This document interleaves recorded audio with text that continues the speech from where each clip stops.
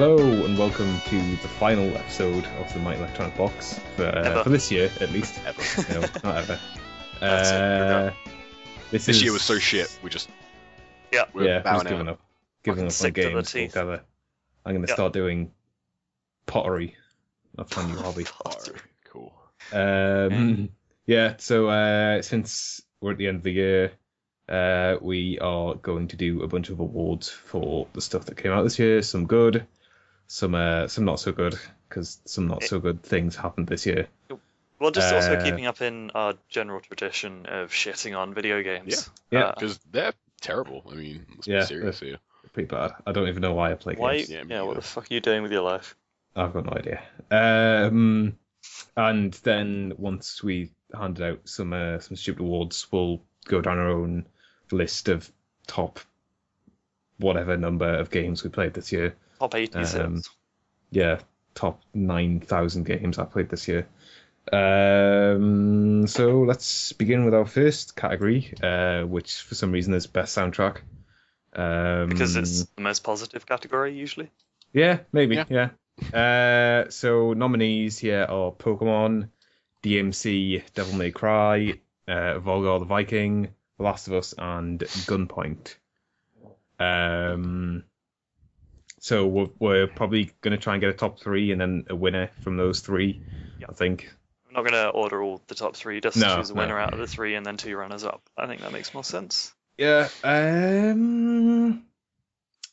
So this is going to be hard because there's been very little overlap in a lot of people's play. I know neither of you have played DMC.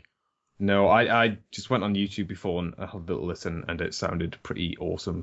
I might have to do the same thing now you mention it. It is good music, but like it's more the way it just fits the game. Yeah, so totally. perfectly. Like, I mean, having not played DMC, it's hard to say, but it does seem it's like that sort of.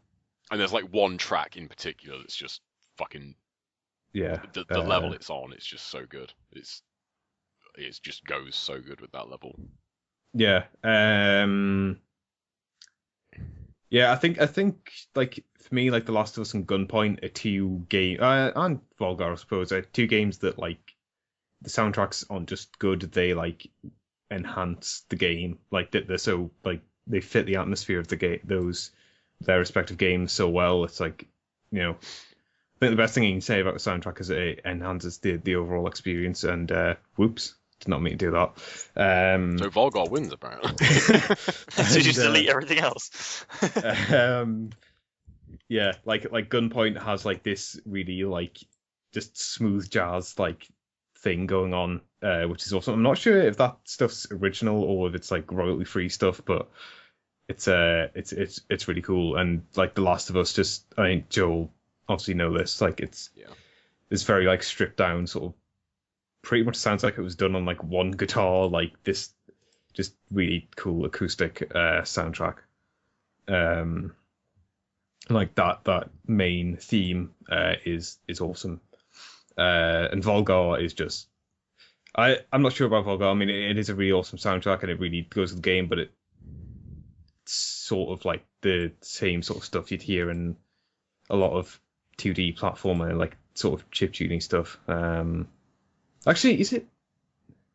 Yeah, maybe just take Volgar off because I can't really remember. I know it does have a good soundtrack. It's just I'm finding it really hard to remember individual tracks and stuff. Yeah, I mean, I've heard Volgar. Sorry, Brad, go on.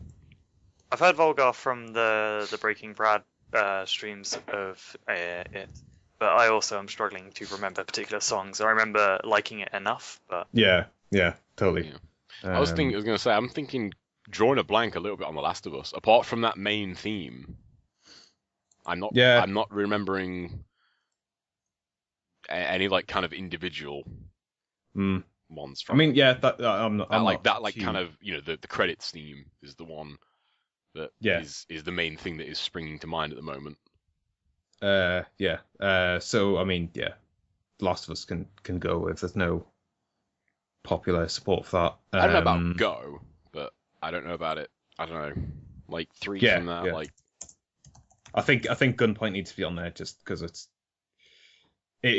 so in keeping with the game that I don't know. It's. I would it's say, awesome. but I'll probably give my choice for DMC. Thinking about it, because there's several tracks from that there is one in particular that stands out, but just overall, like every single piece of music in that game goes with the game so well. Yeah. I should probably justify why Pokemon is on this list. I was thinking because neither of you two have played Pokemon, and I think what's most interesting about what they do with this is it's not just the music in the game. It relies a lot on nostalgia, I suppose. You have to have obviously played Pokemon games before, but right down to all the sort of jingles when you pick up items, which I guess you can count as music, even though they're not like fully fledged songs. They're just sort of short little riffs or refrains. But they recreate them in a modern way, the kind of way you imagined they sounded when you were playing them back on your Game Boy. But with real instruments, and then they also totally redo a load of music that you recognize from earlier games in the franchise in a really neat and upbeat way, and the whole game is just really jolly, happy music. I quite like it a lot. I'm not sure it's the best of the year, but I thought it was pretty good. Seems like Gunpoint can go then, by the sound of that. I don't know. Seems like there wasn't much said about Gunpoint. No. I said everything about Gunpoint. Gunpoint needs to stay. Gunpoint needs to stay. I'm happy with Gunpoint staying. Gunpoint needs to win. Wow. I don't know about that. Good words. Gunpoint is, just awesome. Like jazz is like not a thing you hear in. That's true. Non-Japanese video games very much. And like a lot of Japanese games use it, but they have weird Japanese jazz, which is awful. It's awesome. Oh man, in a year that's not been great for soundtracks like that, it really stands out for me. The more I think about it, I don't know. I'm thinking DMC should win. That soundtrack is so fucking good. It's like the very brief listen I gave to it. It sounded. I just had a quick listen to the club sound, the club tune. Devil's Dalliance. I can't remember the name. That is like the main. It's just that level in particular. Like that is probably the best level in that game, and that is, I would say, the best track in that game. And those two, just that level is fucking awesome. And without that sound, like without that piece of music, that level would not be as good. Okay, the way I'm seeing it at the moment is Gunpoint's obviously on the list because John seems to really, really like it. You seem really into DMC, so that makes the list. What was our thinking? Volgar, two of us have heard it and neither of us could remember it, so we're going to cut that for now. Yeah. And The Last of Us, what did you two decide about that? It's good, it's maybe not. It is mainly just that one, ending piece of music. And Pokemon is solid throughout, I will say that much. I don't think it should win. I think it's probably between DMC and Gunpoint, but I'd be happy to see Pokemon on this list. Yeah. This is super hard because like DMC and Gunpoint just completely like opposing games, and therefore the soundtracks just are completely like Gunpoint's this like laid back like jazz thing, and I don't know. I might be swayed because of that though. Like DMC is like, really is just like good techno rock, and that's not really that original. It's just an example of it being done exceptionally well. So. Yes. I mean, let me just. Is it alright if I just go listen to Gunpoint quickly? I'm just gonna open up Gunpoint and have a quick listen. Yeah. Because I just listened to some DMC. I thought it was good, but I'm not sure if it's going to be a winner. I'll listen to Gunpoint and then see which of the two catches me immediately. Should we just count this as like a break? We can do, but we're not editing this shit. Okay. This is live discussion. So, if you're listening, go and listen to the Gunpoint soundtrack if you haven't already. At this or just point, listen to it anyway. Insert Gunpoint soundtrack. Yeah. Yeah, that would be way too much production. That's what I was thinking like a couple of years ago, was like when we do the soundtrack stuff, like if we come up with a winner or 3 nominees, it'd be like, and here's a track from whatever, and then like insert a track, but that sounds hard. I mean, Maybe The not only thing hard, with that but is like, I don't want to get Yeah, I was copyrighted thinking. by yeah, iTunes. totally, yeah. I mean, if you only put like 20 seconds of it in, like it's probably not gonna. We upload this to YouTube though, so I guess. It does They would have, have us. it Yeah. does have that whole, like acknowledging content now though. Yeah, YouTube's gone a bit crazy. and to be fair, we don't monetize this anyway, so. Oh, that was not what I was expecting at all from Gunpoint. It's very Like, jazzy. what you expecting? You Well, for expecting most hot- indie games are all like, chiptune-y, Yeah. electronic-y. I wasn't expecting a full-on. I think that's what I like. Yeah, because it has that sort of same. theme tune. Yeah, I think it has like the same sort of art style as a lot of those games, but yeah, like the soundtrack is one of the things that makes it stand out from just being another like 2D indie puzzle platformer thing.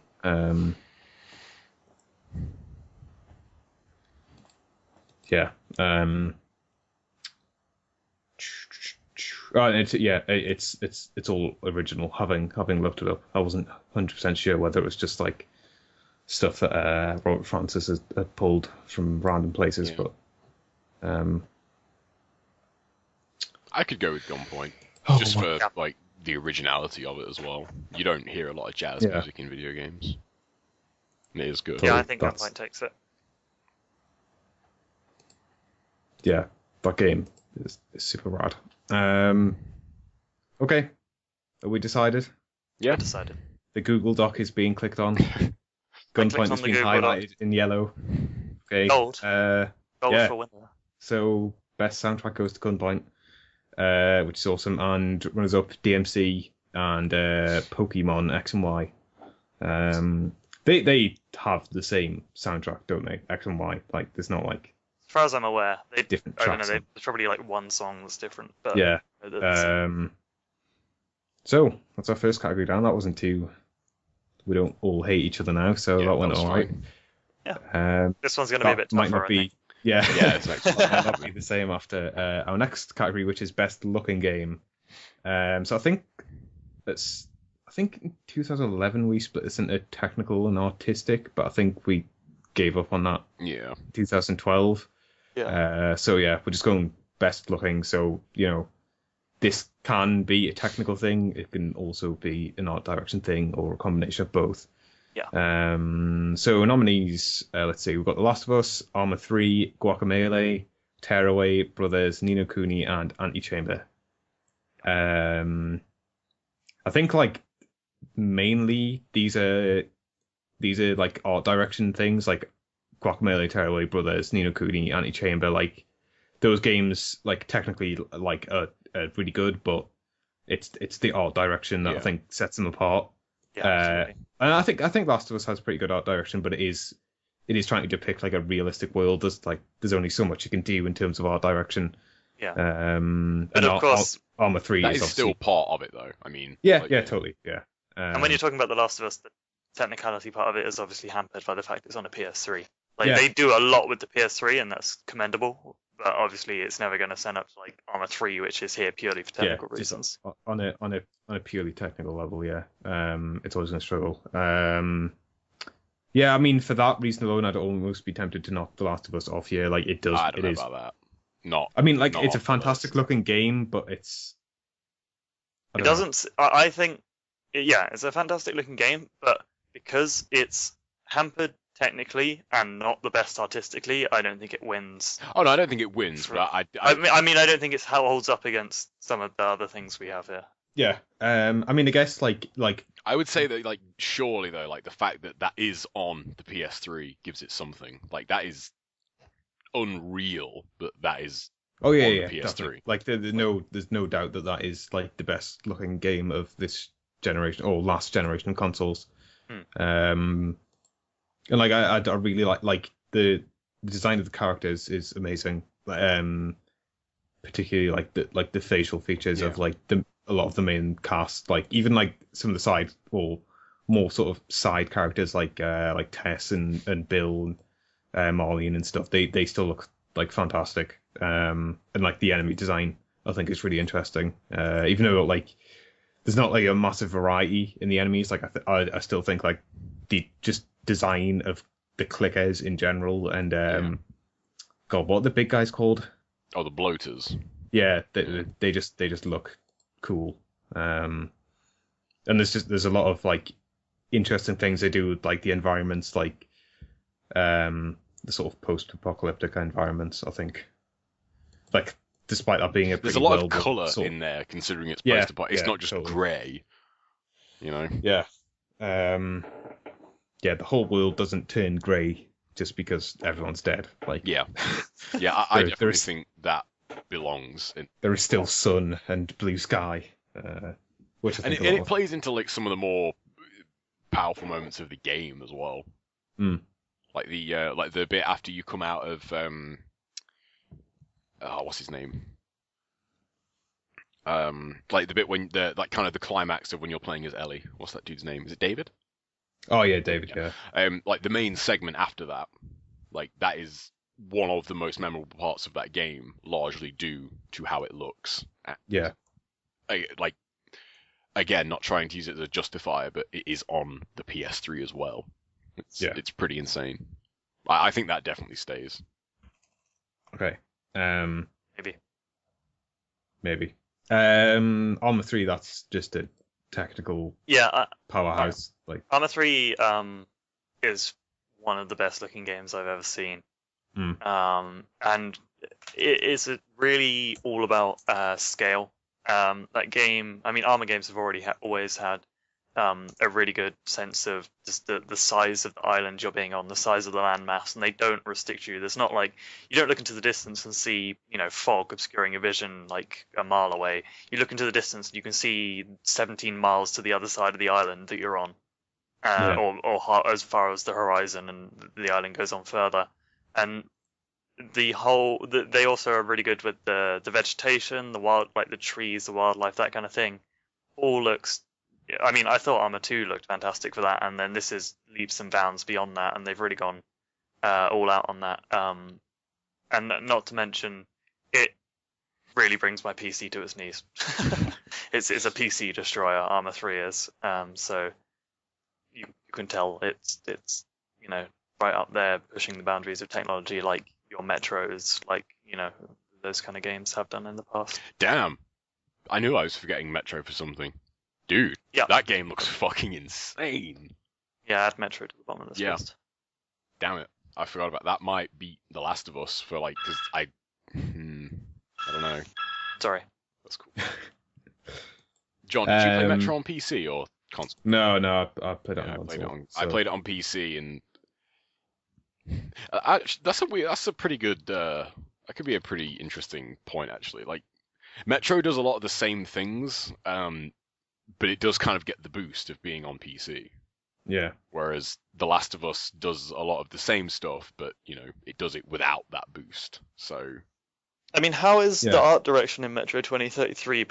Metro Last Light. Because in 2033, I thought that game largely was technically fantastic, but often the environments, like the lighting and stuff, was fantastic, but often the environments weren't that inspiring to look at, especially not on the surface. Really, there's some really good stuff in Last Light, especially when you're outside.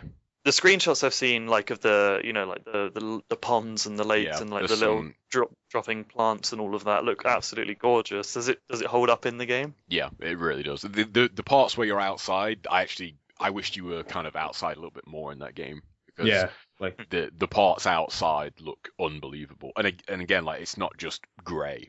There's a fair amount of colour. Yeah. That would be my knock against the game, is like the subway stuff, like the metro stuff, still just looks like grey metro tunnels, which obviously is. Yeah, but I mean, that's kind of realistic. It's like unavoidable, but it's still. And the amount of like the detail they put in there as well. Like, I fucking love the aesthetic design. Like I like the stations, like the cities, but it's like when you're just in the tunnels, it's not. Yeah, the detail they cram into the where all the people gather is fantastic. Yeah, but there is a fair amount in just the tunnel stuff as well. Like there is a lot in there. It's I don't know. I think that could probably take it over. Like, might take The Last of Us' spot, to be honest. Yeah, because it is kind of the same. Like, I thought of it for the same reasons. But, and it is just better. Yeah. let's see, Guacamelee. I guess none of you have played Guacamelee. I've seen it. Yeah, I actually just played a couple of hours of that today. Like, just started it today because it was free on PlayStation Plus, and that game has a really awesome art style. I'm not really sure how to describe it. It's like really colorful and stuff, and it's quite blocky, I guess. Like quite cartoonish. It sort of looks like a show you might see on like Cartoon Network or something from a couple of years ago. It just looks awesome, and I haven't really seen that sort of art style done before. Usually those sorts of games. Yeah. Real quick, I just thought, what about the characters in Metro? Because some of the characters in that game don't look so hot. Character model stuff. That's God, I'm trying to think back. I thought the characters in, apart from the animation quality, the actual visual look of the characters in most of them 2033 really was good. Fantastic. So surely Most of them do look good, but there's a couple in particular that just look weird. They don't look. Like, if you've got like specific examples. The bit with the stripper that like. Oh because that she looks so fucking weird. That looks weird. It's like, get away from me. Like that bit was kind of. That's a bit weird. And it was weird because like it was good what they tried to do with that sequence, but because your guy never fucking speaks, and because she looks kind of fucked up, like whereas like every single character model in The Last of Us is great. So. Yeah, damn, I that's guess. Yeah, that's a tough one. I don't know. But I suppose that's a bit of a nitpick, but it is. But I think when you, as I was thinking about it, like I am thinking of them for exactly the same reasons, and there is, just thinking of The Last of Us, there is one aspect that it does significantly better. Yeah. Tearaway. I don't know how much you guys have seen of Tearaway, but that game is like all about its art style. Like obviously it's on the Vita, so it's not a technical masterpiece or anything, but it's got like this sort of paper crafty like look to it. It's Media Molecule, so I guess if you imagine Little Big Planet, but more of that in a 3D sort of world. It's that game. The stuff it does with like making the world seem like that you could probably build this out of paper if you were a crazy person. And it never really strays away from that. It really sticks to that art style. It's consistent throughout and does really interesting stuff with that. There's not really like two areas that look the same in that game. It's awesome. I don't know, like it's sort of technically not that great, which may like detract from it a bit, but I think just purely in terms of art direction, that game is amazing. Brothers, that's again more of an art direction thing. I nearly bought Brothers just because of a screenshot of that game. Yeah, I saw the art in that game and I was like, I need to own this. Like, I don't care what the gameplay is. It was really impressive. Yeah. Brothers is interesting because it does a lot with art direction in a sort of a 3D like polygonal world, which but while still trying to it's quite cartoony, I guess. But yeah, the character design and stuff and the environments you go through. Again, it's similar to Tearaway. Like there's not many environments that look the same, and they're all pretty interesting. There's like one or two that are maybe a bit boring, but you're going through so many so quickly that it's like you can forget like a 10-minute sequence where the environment isn't that great because the next moment you're going to be in a weird hang glider thing flying around this awesome looking environment. Ni no Kuni is like pretty awesome, but the stuff in like the cutscenes and stuff in that game is awesome. A lot of the character design is pretty awesome. It's all Studio Ghibli, so I guess if you've seen any of those movies, like I don't know, My Neighbor Totoro, or God, I'm trying to think of other ones, Spirited Away. Like imagine that translated into 3D. Like they do a pretty good job of it.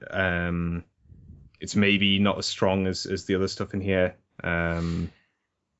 Just because like that it's super hard to translate that stuff into 3D. I think like translating a hand animated 2D style into like computer generated 3D is always going to be difficult.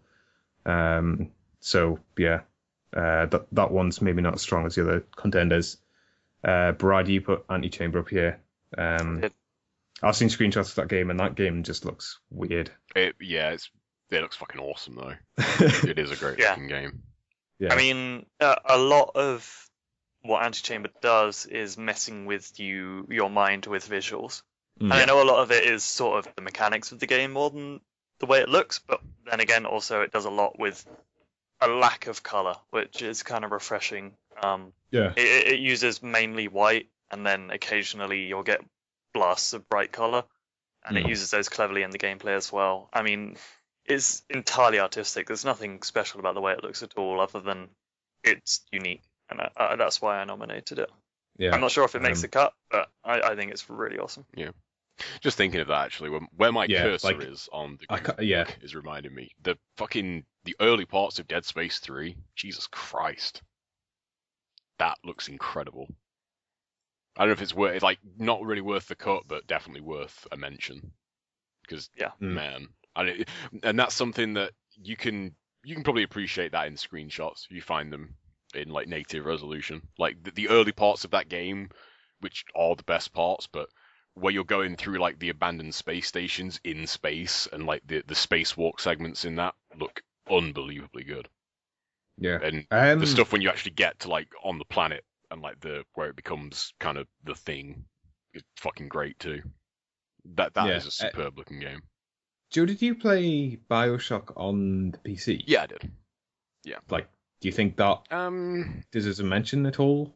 It looks really solid. Yeah. I don't know. It's not blowing your socks off. Yeah, it didn't really. I mean, I'd say it's more artistic. It does look incredible, but it is more of a case of the art style didn't really do anything for me. Oh, okay. It definitely looks really, really good, but not what I wouldn't put it kind of above what we have here. Okay. That's fair enough. So.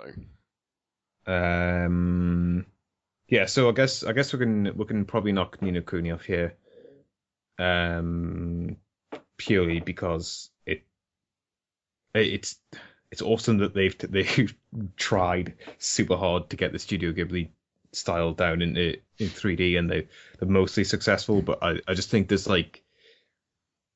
I don't know, there's just a sort of, it's weird, it is a sort of flatness to the characters, which is a really weird thing to say when you're translating from 2D to 3D. But I think that they've struggled to get a lot of the emotion and stuff that you see in sort of the actual animated movies that studio produces. So yeah, it does look really good. But it's not going to hang with the rest of the games up here. I mean, for me, looking at this list, I would categorize it. Arma 3 for me is the best technically looking game. Yeah. Brothers is the game I like the most artistically. And Metro is probably, from what Joe said, from the screenshots I've seen, the game that's most in the middle. Between. Yeah. Yeah, that choice, I gotta admit. Metro, The Last of Us, I'm still not really decided on that. It's you're better positioned to choose that than I am, definitely. The one thing that Metro doesn't have... Well, not necessarily doesn't have. The one thing that Metro falls short on in a couple of examples, The Last of Us not only never falls short on it, it stays rock solid throughout the entire thing. There isn't a character in that game where you think, oh man, he looks like shit. Yeah. Even the regular enemies, none of, they don't have not one of them has really stupid hair or really shitty looking hair or something. And I don't know, that's a really tough choice because and technically Metro, I mean, granted I played it on a PC, but still, technically Metro is better from a pure technical standpoint. The outdoor sections in Metro look unbelievably good. It's one of those games this year, there was a few of them I thought, when you played them on the PC, you really, it really showed how the consoles were behind. Like, there's been a few throughout this generation, but this year for me was I played the most. Even DMC, playing that on 360, like, was, I didn't really like the game that much because of how the frame rate hampered the controls, and not even taking that into account when playing the PC version. Like, the PC version, it just really makes you realize, like, yeah, consoles are, you know, they need an upgrade. They really do. And I haven't seen Metro on console, but I don't know if you've seen it on PC at all, John. But like, it's night and day. I think I might have seen bits, but yeah, like even on the console, it still looks. Oh yeah, still I mean, like Metro see... 2033 still look great on console. Yeah, but it's I'm John, torn on that. whilst Joe mulls that one over, I was wondering, is there anything you wanna? Do you think Tearaway or Guacamelee should make the cut? I think Tearaway is a contender to be up there. Yeah. Guacamelee, I think, is awesome, but it's not. Maybe doesn't hang up here. Okay. It's more, yeah. I think Guacamelee just is unique, but it's not amazing. It didn't blow my socks off. Tearaway is unique, but it's the consistency of it throughout and the different things they do with it is just it's unbelievable, really. Yeah, Brothers. I don't, like you said you really like the art style. Like I do. I'm not sure. Do you think Tearaway is more Maybe impressive? I don't know. It's What hard. would you? What three are you leaning towards at this point? That was a big three. Oh, that's pretty tough. Having not played Arma 3 and Metro. Yeah, I haven't played Arma 3 PC. Either, I mean, if it means ignoring from the those. three I've played or seen, like probably The Last of Us, Tearaway, and Antichamber maybe. Just as a three, I'm not really sure what would win out of them. But man, that's tough. See, I was gonna knock Antichamber off. I didn't. I really like it, but I think Yeah. I think Antichamber better games on the list. It does have a great look to it, but yeah, Yeah. I'm not sure if it's top 3 material. Yeah. Just because of how sparse it is, really. I like what it does a lot, but it other games do more. Huh. I think I'm gonna have to go with The Last of Us out of The Last of Us and Metro. Okay, well, both of you have said Yeah, The Last of Us I now, think The so Last of Us has to make it. I think The Last of Us is going to be on our list, for sure. Yeah. Yeah. I don't know. You guys should look up some screenshots of Tearaway, because man, that game. You say that's on the Vita, John? Yeah, that's on the Vita. You should buy that. It's awesome. Can you get it like physically, or do you have to get it digitally? Yeah. I got a physical copy. I think it's like 20 quid on Because Amazon. I'm sure you'll agree, John, that those fucking like Vita games are awesome. They're just so fucking cool. Yeah, They're like the amazing. They're just so. little memory card things. Although you feel trying kind to of, find- it feels kind of weird to open the Vita case and like just see that and no manual. It's like, wait, what? They're just so small. Yeah, this game does look pretty sweet. Oh wow.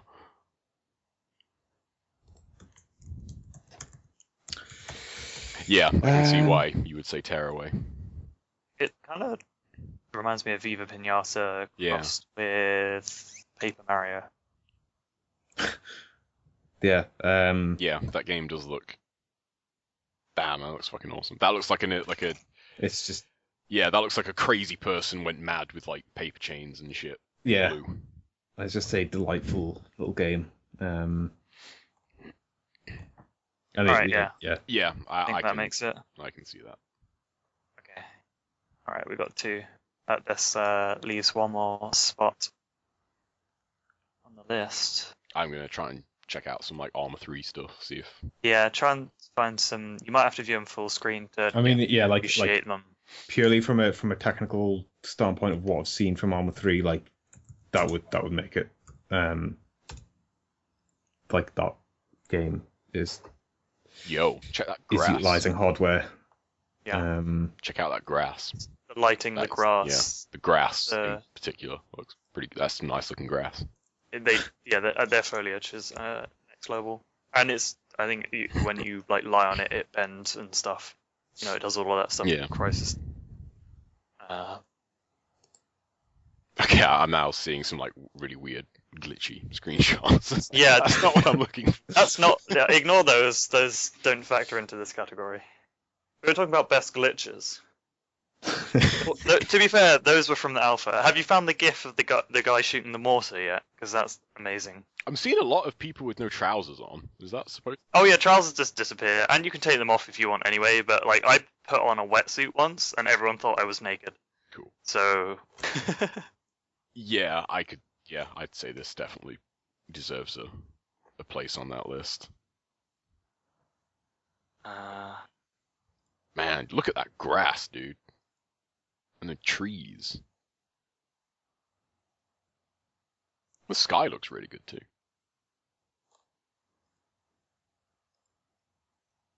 Yeah, that's a nice looking skybox.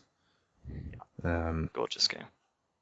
That's an underappreciated thing at games is a good skybox. I agree. Yeah, Good clouds. Cloud tech. good skies. Yep. Right, shall we make it Arma easily- 3 to round out our Yeah, I was gonna nomination? say- Well, runners up. Yeah. Then we just need to choose a winner out of The Last of Us, Arma 3, and Tearaway. That's It's tough. That's tough, yeah, because they're three pretty unique ones in a lot of ways. I don't know.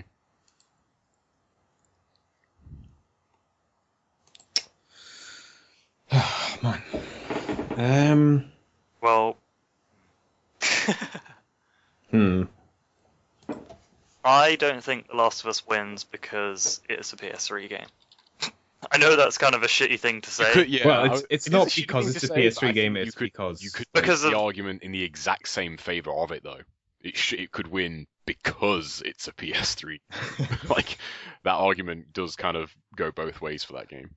I guess. But I mean, if this was like best looking game, Like that game is going to look good in the future. Like that game will hold up. Will it though? oh, Yeah, it will. I mean, come on. Like you can tell like which current gen games won't hold up because like that's just a really really good. What's the word? Like that just uses the hardware correctly. Like because there are some games that try things like hardware wise for visuals and like they look good for the time, and then they don't really look that good anymore. Like that is just kind of raw. That's just like really really clever use of that system's power.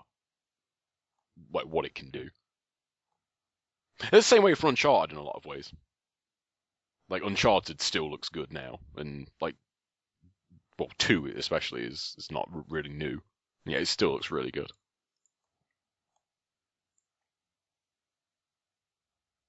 I don't know, Tearaway. I quite like the look of that game. I quite like the I look of really like Tearaway. the look of that game. yeah, Alright. Tearaways. I think yeah, and I also like seeing as we're kind of combining both. Armor is like military shit. Last of Us is post-apocalyptic shit. Tearaway is pretty original. Yeah, That's a pretty true. original look. The other yeah. two have pretty You could. dull There are plenty inspiration. of good-looking military games. Like there are Yeah. good-looking post-apocalyptic games. There aren't many really good-looking dude went Paper fucking craft. crazy with paper-looking games, which is now Yeah. the name for this category. Most paper. Yeah, Most paper game. Alright, so the yeah, I'd be well, happy with Tearaway taking that one. Yeah, obviously I would. Yeah. Cool, I will Okay, then. like that gold. So there we go. That's best looking game over and done with. No, most paper game. Yes, sorry, most paper game goes to Papers, Please. No, goes to Tearaway. And runners up, The Last of Us and Arma 3. We're going to take a small break while Joe does something. And we'll be back with most disappointing game. So get hype. And we're back. Okay, let's get this train moving. Let's get on to the real Most- categories. Yeah. the negative categories. The negative categories, where we get to do what we've been doing all year. Hell yeah. Video games. Fucking dead. So, as I said before the break, most disappointing game. We've only got 4 nominees here. So maybe this year hasn't been all that bad.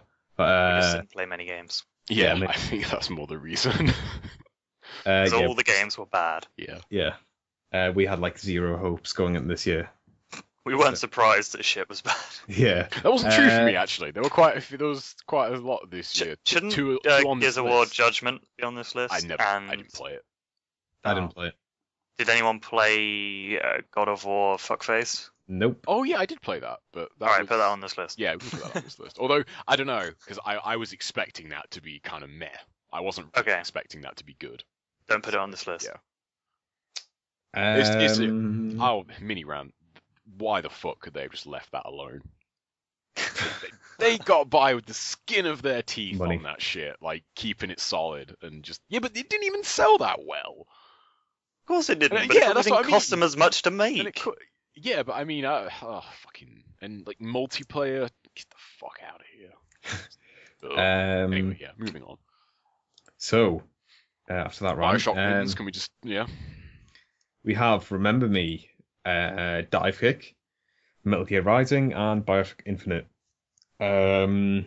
You're not putting God of War on here, Joe? Nah, because as I said, Okay. I wasn't expecting it to be good. Yeah. Okay. Not cool. the game is shit, but Alright, I didn't Let's have talk to real. to it why Yeah. is Bioshock Infinite on this list? because it's not Bioshock and it's called Bioshock, and yeah, I'm gonna hang my hat on that. If you order a chicken sandwich and you get beef, you're gonna be pissed. Like, there's Such a good analogy. I could say more about Metal Gear and actually Metal Gear and Dive Kick, but yeah, oh dude, and like, It's- and the more frustrating thing about Bioshock Infinite is that, like, because game wise it's really solid. Like, the one thing I don't really understand is the people that like critique its combat and its shooting. That stuff is super solid and it's Because it's actually, boring. oh yeah, the layout of it is boring and that, and how it's structured, but there's nothing The best wrong part of with it. Bioshock Infinite was the part where I didn't have a gun. It went downhill from there. I don't know what the best part is about that game. I don't think it has a best part, really. The opening 20 minutes The of that opening game are is- fan-fucking-tastic, and then off a cliff. But yeah, and yeah, like as I said, I really don't want to try and like hang too much on the Bioshock thing, but it's just, that is not Bioshock. It just isn't. It's and I tried. I finished the fucking game. Like, I really tried to get past that, but I just couldn't. Like, that did not give me anything of what I wanted from a Bioshock game, and it felt. I mean, it might have just been me, but it felt like it tried to do it in really half-assed ways as well. Like the floating city thing for a start, like, makes no fucking sense. Like, a city built underwater is believable enough. Like, just enough. Like, you can stretch to that. Like, because yeah, like, that's not realistic either. But there are structures that exist underwater, so you can at least make that connection. A floating city, really? No, like it's too far. Like it's too far, and also the fact that like it's also set further in the past than Bioshock. Yet they can make things fucking float, like, and the story stuff, like how they try and explain that as well. Like, I didn't think was very good. Brad, did you finish Bioshock Infinite? No, I never did. Okay, how far did you get through it? I think I was halfway. Okay. But yeah, and like the pacing of that game as well is terrible. That game, I felt like I was at the end about 4 times. Each of those 4 times lasting about an hour. Man. That is my pick. I could say more, but I know, John, you quite liked it. Okay. So. Yeah. I think, yeah, the thing about this most disappointing is, it's not necessarily the worst game. It's more about like your personal expectations, and personally, like BioShock, I was, I obviously had some sort of expectation that the game was going to be at least competent. But I've never been a massive BioShock fan. So like I wasn't coming into it with like the same sort of reverence that you have for BioShock. So like it not being like, I guess BioShock like didn't bother me. Yeah, I mean that's fair. And I want to be clear. I didn't want the same game. It's just Yeah. there are expectations when, I mean, you straight up call a game, use the fucking same title of the game. Yeah. I don't just want a retreading of BioShock, but there are things that game doesn't have that I was expecting. Yeah. I guess the reason I put Remember Me up here, like I had oh fuck's sake, I had zero expectations going into this game, but like it sort of like reeled me in like right at the start. Like it has a pretty interesting setting. Like the setup for the story seems really interesting, and then it gives you a pretty amazing mechanic right at the start. Mm-hmm. That you get to mess with, and then the combat seems like it's going to be really interesting because the way they've built that, and then the game is just like that first half an hour, like probably it's up there like in terms of just games that came out this year, but like it just drops off a fucking cliff after that. Like it's like, right, here's this amazing mechanic that we introduced, let's just completely forget that we ever did that. And then like the combat just gets really, really just dull after you've done it a few times. It's probably not going to like win, but it's just annoying to see a game throw away really, really good ideas. After, Brad, like, is half an hour. Brad, which is your pick on here? Is it Dive Kick? I can't remember. I'm trying to like. It probably would be Dive Kick. Yeah. I mean, I bought Dive Kick on a whim more than anything else. I wasn't like super stoked for it beforehand. Probably not as much as you were interested in it, at least. Yeah. But I think it was like, for me, not necessarily most disappointing, but most regrettable purchase. Which kind of in a way it disappointed me. It says a lot, seeing as that was only like £7. Exactly. Yeah. Yeah. I just think it's I don't know, it's a bill of goods, man. Like that. I mean, I wish it didn't have the fucking super abilities. Yeah. I just want dive and kick. That's all I fucking wanted. Yeah. And you couldn't even deliver that dive kick. and I've actually got to dive. That reminds me, because like the idea of it, like I might have been at one of the Giant Bomb panels, but they had Dave Lang on there, and he said about like fighting games. Oh, everybody likes fighting games, and then he said like his pitch thing. I'm sure you guys have seen that. Mm-hmm. It's like, oh no, wait, no, nobody does, because once you actually get into, the problems and the minutiae of it, that's when people kind of tune out. Dive Kick has that problem. Granted, it's not as bad because it's literally one thing you have to look into, but still, Yeah. it still felt like it was kind of put across that you wouldn't have that. Yeah. It was Dive Kick. And also this brings up another point I did want to mention. I remember before it came out, there was like the tail end of this, like I think it was a Street Fighter tournament. Before probably Would Be Injustice came on, they actually like you can turn off a lot of the stuff in Street Fighter, and like they go into training mode, and there's a character that has a dive kick, and you just mirror match one hit kill. That's kind of what I was expecting from Dive Kick. Yeah. Like I wasn't. Because I remember when we played, like the first few games we played, Kung Pao's Dive Kick was, I can't remember who you were playing, it was just flat out better. Like there was, it was, like I haven't played the game enough to really comment on like matchup stuff, but like, it seems like, I really wish I could remember the name of your I was playing first... Dr. Scholes. I didn't play it enough to remember the fucking characters, but like basically like the angle of my dive kick was just ridiculous compared to yours. Yeah. Like, if you whiffed any sort of movement, I basically won the round. Like, because her dive kick was so good. And that's just, that's not going with the whole, you dive and you kick. Because, my kick is way better than yours. There should be a game mode in that game, which is this fucking, his dive and maybe kick. Well, I suppose Like- like, you could solve it by doing like mirror matches and just turn off and never use the super system. But then again, you're not.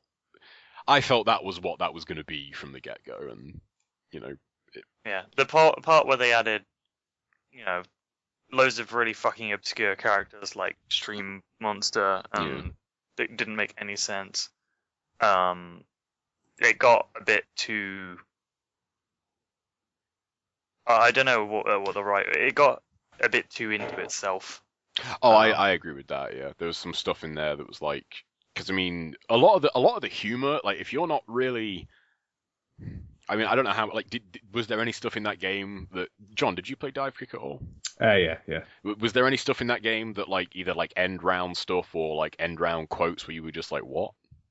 Probably about 90%. Yeah, like I got a lot of that stuff because I follow fighting games, but Like there was stuff like that I was like looking up, and then I was like, oh, that's sort of funny, but not. Like, I mean, don't get me wrong, I really like Dive Kick, but I think the humor side of it didn't do anything for me. Yeah, and that is only going to do something for a very small group of people. Like there's a when you like a Kung Pao win quote is like a blatant riff on Kung Lao's 2-4 low hat nerf from MK9.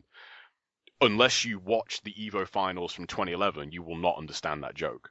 You won't, and even if you look it up, you won't get it. Like it's that stuff I felt was kind of weird, and like the inevitable like discussion of matchups, like if you want that, then if you want a really, really simplified version of that, then yeah, fair enough. But it feels like it would have been better for it to just be that mind game of, dive and kick and nothing more. I haven't played that since me and you played it, Brad. Like that's the last time I played that. I haven't played it since. Me too. I actually, I played it with my nephew yesterday on my Vita, like. One person holding one side of the PS Vita and the other person holding the other side, and how does that work? It works really well. How is it like? Is it touchscreen? I'm guessing. Or... No, it's like he was using the D-pad and I was using the the face buttons. Like the D-pad. Yeah, cool. That's fun, yeah. That sounds pretty cool actually. Yeah, it was. That sounds like a recipe for like destroying a Vita though. If someone gets really annoyed. No, he actually beat me, which was really annoying because he's like 11. Damn. He only beat me one round, but yeah. Did he fraud you at all?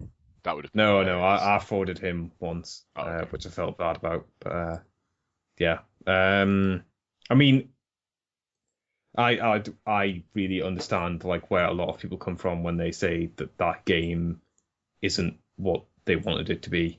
Did you play it much? Because I feel that's. I played a decent amount of it. It was fun for the period of time I played it. I didn't play it for that long just because there wasn't that many people playing it online.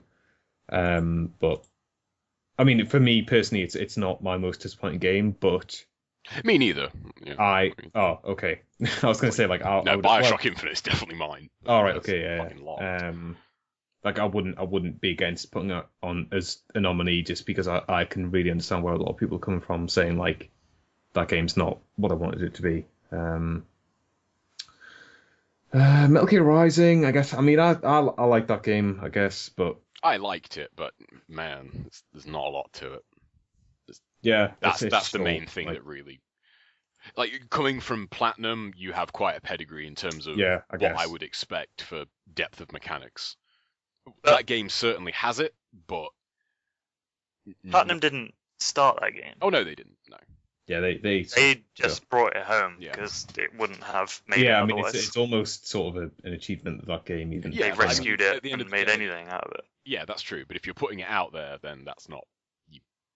That excuse only kind of goes so far. Like when you release the game. Like if you release the game, it's kind of unfinished. And put your name to it and stuff. Yeah, then sorry, then you shouldn't have put it out. Like if you didn't think the game was good enough.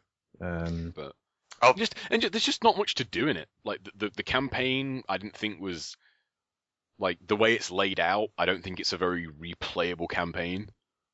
Couple of the boss fights are fucking garbage. Granted, there are like, let's say there's only maybe 2 boss fights that are terrible and the rest are pretty fucking good. But The final boss is just really, really annoying. I think the mission mode felt kind of shitty. Like, yeah, I don't know. That game definitely, and like the actual gameplay stuff in it is really cool. Like I really like the counter system. Like the actual combat system is really, really fun. I just don't think the game ever really lets you use it to its full potential. Like this, there's not many like really large scale encounters in that game. Like most of them are just kind of like 3 or 4 dudes. Like you take them out, and then like a big dude will turn up, you kill the big dude, and then depending on the difficulty, like that's the end of that encounter, or you'll have some more dudes. Yeah. Maybe that is more in the mission mode though. I didn't go too far into the mission mode, so if like the later mission stuff, that stuff is in there, then fair enough. But I should probably mention SimCity because people are probably wondering why it's not on the list. That's because I liked it. So there you go. Oh my god. Someone liked SimCity. well, They didn't work for EA. You're sick. Yeah. So that game didn't disappoint me. So I mean, the only disappointing thing about it is the city sizes, and I can live with that. So I've played 42 hours of that game. I guess that means I kind of liked it. Unless you're kind of weird. Like Yeah. 42 hours of game. Man, this game fucking sucks. Why am I still playing it? I feel that's a pretty good case for those, but All right. I'm What are thinking, we doing, guys? I'm sorry, BioShock has to make this fucking cut. Like,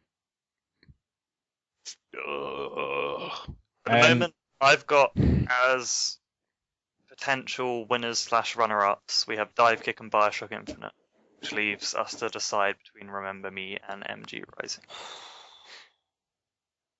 I don't know. I really wish I'd played Remember Me. I felt the same way John did. Like that, I think that game has a very interesting premise and setup, and if it really kind of pisses that away right out of the gate, it really does. like It really, Metal really Gear does. Rising, like its gameplay works and it's really fun. It's just I don't feel it really gives you like it feels kind of like they never really let loose with it. Yeah. Yeah, I mean, it just feels sort of constrained, but I think like it wasn't as big a bummer as Remember Me, like for me personally. Sounds like And MG it's- Rising was actually good. Oh yeah, and Entry Remember Rising Me is possibly it's wasn't it's as a good game. good. It's a good game. I was No, like- expecting a great game. I was expecting a lot more from that. Yeah. Metal Gear Rising is by no means a bad game. Like, Purely in my opinion, Remember Me is a far worse game than Metal Gear Rising, and and Remember Me more disappointing. is original IP as well. And Yeah, I guess it's always that, a shame when they come out and it's like. Yeah. Okay. All right. So I guess got our nominees.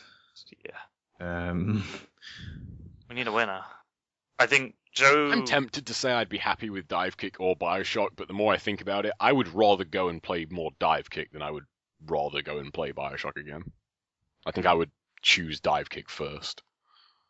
I would choose like the kick to the balls before the knife to the balls. I have a feeling John is leaning towards Remember Me. Yeah.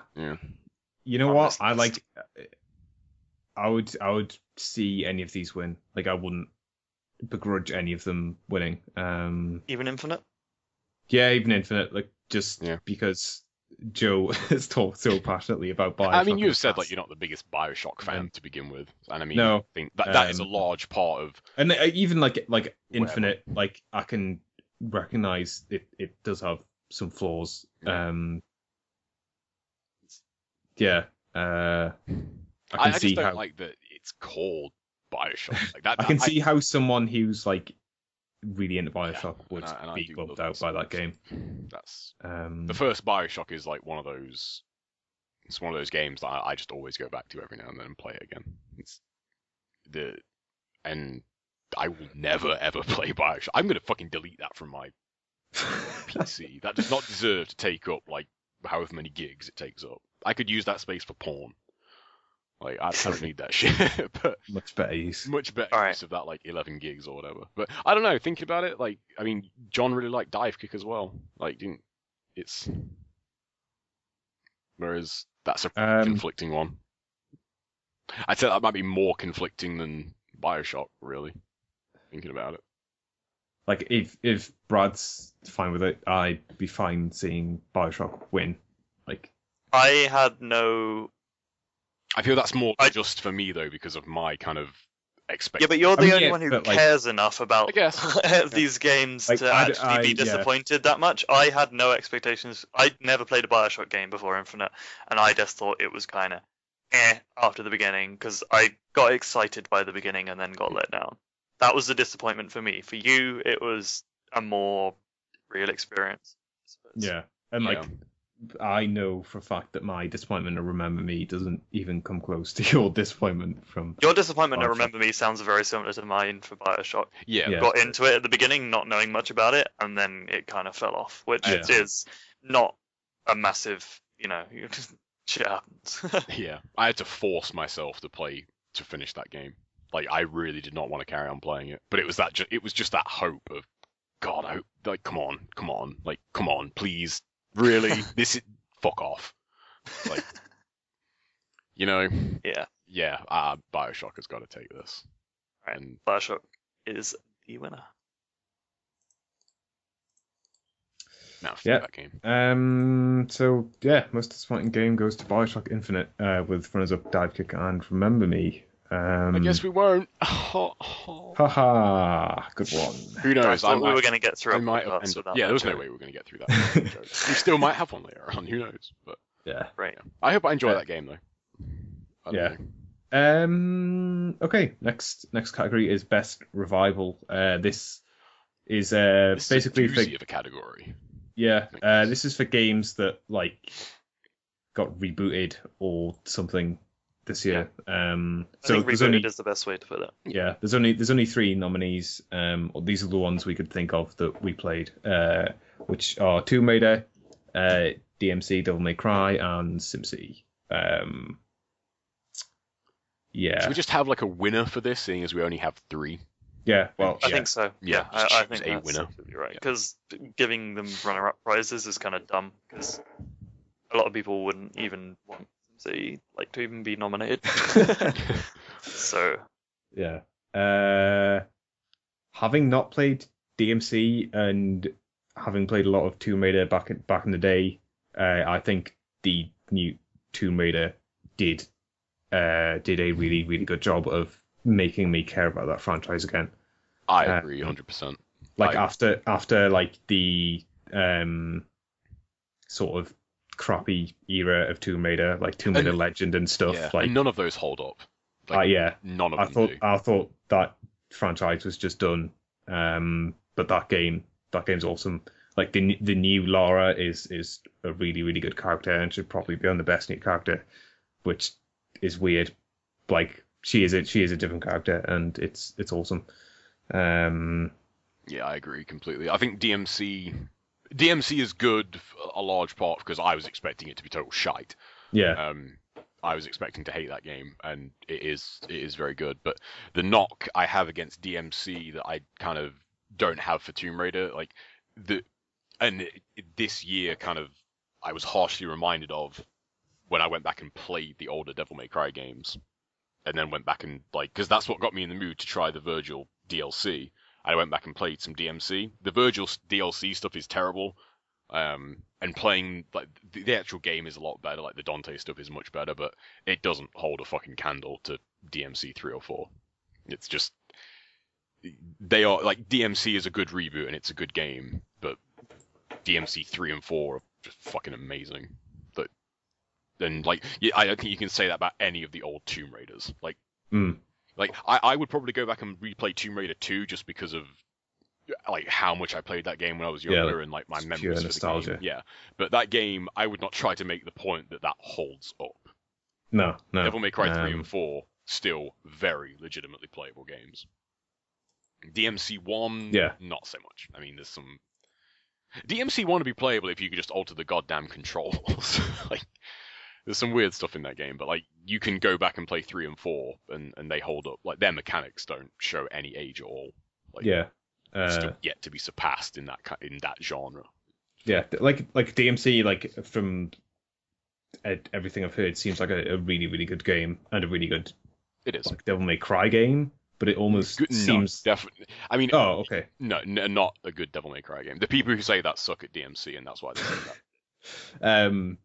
Because I mean, but like, don't get me wrong, it's a good action game. It's a great action game, actually. I take that back. It is great. It's really, really good. It's the only thing that it doesn't really have that the old Devil May Cry games do have is like the depth and the skill ceiling, I guess, for lack of a better phrase. Like DMC, the new one, to differentiate, is not hard. Like it's very, very easy. That's largely due to the enemies kind of being very one-dimensional. It's and the way that kind of factors into how the weapons work.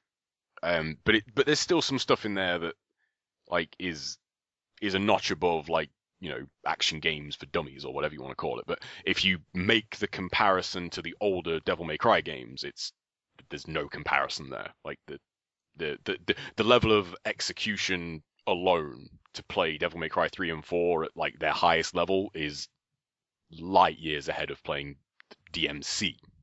Yeah. So yeah, great action game, like great revival, and the franchise is still around at least. Hopefully they might go further with the new ones. But I wouldn't say it's a, you know, and to be honest, I don't even think that's a bad thing. Like Devil May Cry, I like it. A lot of people don't. So yeah, you know, it's not necessarily a bad thing that it's not a good, you know, quote unquote Devil May Cry game. And it does have some of the tricks of Devil May Cry. That's one thing that did kind of bug me about the criticisms of that game. The people that seem to like come out of the woodwork, it was really weird actually. I don't know if you guys agree about this, but especially on the Giant Bomb forums, Devil May Cry is not really, especially by the staff at least, it's not really a beloved series. None of them really have a lot of love for Devil May Cry. The original, you know, the original series. None of them really have a lot of love for that, and even on the forums, a lot of people don't really seem to care that much about it. And yet when this came out, everybody seemed, oh, the old Devil May Cry is fucking amazing, blah blah blah blah. I'm now gonna post all this stuff that's completely incorrect because I'm an idiot. Like there's one mechanic in that game that is like fucking the backbone of like DMC 3 and 4's combat system, and it's in the goddamn game. So it's got something there. Like that argument for me, like that point and that argument was always a bit weird. But you know, the old school Devil May Cry just wasn't working anymore, and it sucks because I really would have liked to have seen a Devil May Cry 5 purely because of what Devil May Cry 4 brought to the table. But there wasn't enough of people like me, so you have to accept that to a certain extent. Like, you know, that argument, and like the Dante stuff with the character as well. That again, I really like the old games. That didn't really bother me. You know, it's a reboot. You're not going to have the same fucking character in it. Looks exactly the same. Yeah. Brad, are you going to make a case for SimCity or? I don't think it wins over Tomb Raider, to be honest. What I've seen in Tomb Raider seems like a much more solid entry and actually a vast improvement over its predecessor. Like the last SimCity, by all regards, is probably a more detailed game than the current SimCity. I think what SimCity does is it's really addictive in a good way. Like once you sit down with the city, you kind of in one sitting will build up, you know, a city, and that's partly because of the limitations due to the city size, but it's also kind of a good thing because you can kind of see your achievements in more real time. But I don't think it wins this category. Okay. I'm for Tomb Raider all the way. Yeah. But you said, John, like that again, that makes me care about Tomb Raider again. And I haven't really cared for Tomb Raider since Tomb Raider 3. So okay. Like it's just a great game. It's just a really, really well made game. Like totally, yeah. And I was a little bit sketchy going into it, I gotta admit, like the character stuff, that's one of my few problems with the game, you know, like the way Laura just kind of gets beat up on for, I don't want to say for no reason, but with no real consequence. Like, Mm. you know, the the bit right at the start of the game, like Yeah. when she just gets impaled like through the fucking gut. It's like that's not a wound you can just kind of shrug off, like, you know. But the rest of the game, it you know, it's not enough to hold it back. No, definitely not. And it has a decent ending. I think that's definitely worth a mention. Yeah, it's got It has a really good ending. So best survivor goes to Tomb Raider. As we said, there's not going to be any runners up because there's only 3 nominees. Next category, best new game. So this is just basically anything that isn't a sequel or a reboot that was good that came out this year.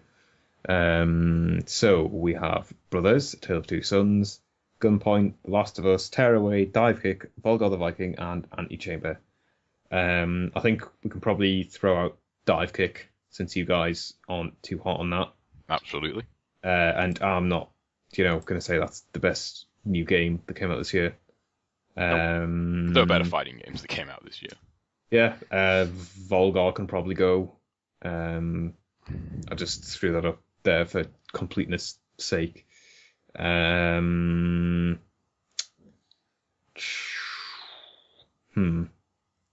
is where it gets a bit tough. I think The Last of Us has to be up there. Maybe. I agree. And just to make this even more like kind of frustrating, I actually thought of an addition. I knew I was forgetting Injustice for something. I want to put Injustice in here. Definitely. That is man, I'll get into that when we talk about it, but yeah, I'm gonna put Injustice in this shit. Rob, what do you think of Antichamber? I think it's my game of the year, but we'll get to that later. Okay. So you're probably gonna want it to be up here. Yeah. I'm going to fight for Antichamber, but okay. Do you want me to talk about it now? Yeah, go for it. Okay, so I mean, I feel this year included, the last 3 years, I've been pretty lucky when it comes to games because every year there has been a sort of, is it the last 3 years or am I miscalculating that? There's been what I'd call a Fez moment, if you know what I mean. There's been a game where there's been, a sort of unique puzzle platformer that has, I suppose it's not the last 3 years, I'm thinking of Braid, I think was the one before that. So it's Braid, Fez, and then now Antichamber have all fallen into the same category. Whilst they're all, not necessarily very similar games, they all have a sort of community getting together aspect to understand either the true meaning of the game or to find out, all the kind of crazy hidden secrets that they have in them. And I find that kind of thing probably the most enjoyable part of video games for me at the moment, and that's why these games keep popping up as my game of the year. That's why Fez was my game of the year last year, and why Antichamber is this year. I don't know why I enjoy it so much. I just really get into that kind of thing. I mean, Antichamber, I actually got quite a bit more into it than Fez. I ended up obsessing over this one puzzle. There was a series of probably the hardest puzzles in the game, like one after the other. There was this hard puzzle, like off of an offshoot from it was nothing to do with completing the game. You can do a bare minimum number of puzzles to actually complete that game. Some of the speed runs are really interesting to watch. But there was this offshoot just with some extra puzzles, and you did these hard puzzles one after the other. There was about 7 or 8 of them in a row, I think. And when you got to the end, there was just this fucking empty room. And when I say an empty room, I mean it was just bare white walls, just nothing in there, nothing at all. And that is really exciting because it's like none of us could understand, is this another puzzle or is this the reward for, completing those really hard puzzles? Because normally in a game you do a bunch of really confusing puzzles and, you're rewarded with, I don't know, an achievement or some bullshit like that. And then in Antichamber it's just like, no, an empty room. You get nothing for solving all these really hard puzzles, pretty much. And it obsessing over that for ages, eventually it got to the point where someone was just like, I turned on NoClip, there's nothing, because it's an Unreal Engine game, so you can just go open the console and turn on NoClip, and then the dude was like, yeah, there's nothing in there. And then there was also Did you guys ever in Antichamber find the little pink cubes that rolled away? No, You don't remember those? no, I don't remember them. Basically, in a few places in the game, you'd come across like a cube in the wall. You could hear it, and then when you see it, it sort of would roll over onto its side and then just roll off the screen like into a tunnel and disappear. And they appeared Oh yeah, all I over remember the them. place in the game. Yeah, I didn't actually I didn't actually get to obtain any of them. I didn't actually know you could. Well, as soon as you see them, that counts as that checks it off. Oh, Like if right, you go back, it's not there anymore. That counts as they're basically sort of like again a little hidden secret, and people for ages obsessed over what those actually meant, how many of them were there, like what happens when you find all of them, until eventually the developer did come out and say they have no point at the moment. It was effectively what he said. He was like, I ran out of time, like just making the main game. I put these in. I can't even remember how many there are. I think at one point he said I think there's about 20 something of them just hidden around in the game for no reason whatsoever, just for fun. But yeah, just sort of finding out those puzzles, what they really mean. I think he eventually said he was going to patch in some reason for them. I don't know if he ever did. I never went back to it after paying initially. But that was a game I obsessed over. Like as soon as I got it, I played that obsessively, like 12 plus hours in the day or two after that it came out. And yeah, that style of game is just, I find really exciting. And I not to mention, like I haven't even talked about what the game's about. The whole non-Euclidean physics geometry madness that I hadn't ever seen. I don't know if we ever will see again in a video game. It was very unique, and that's why I think Interchamber is fantastic. That's definitely on my list of games I wish I'd played more. I just didn't get around to it. Yeah, it's fucking amazing. Yeah, I just never played that game. Oh my god, that ending. Ending's so weird. Huh. So, man, Brothers can probably go. It's a really awesome game, but it doesn't do anything amazingly new or fresh. Right.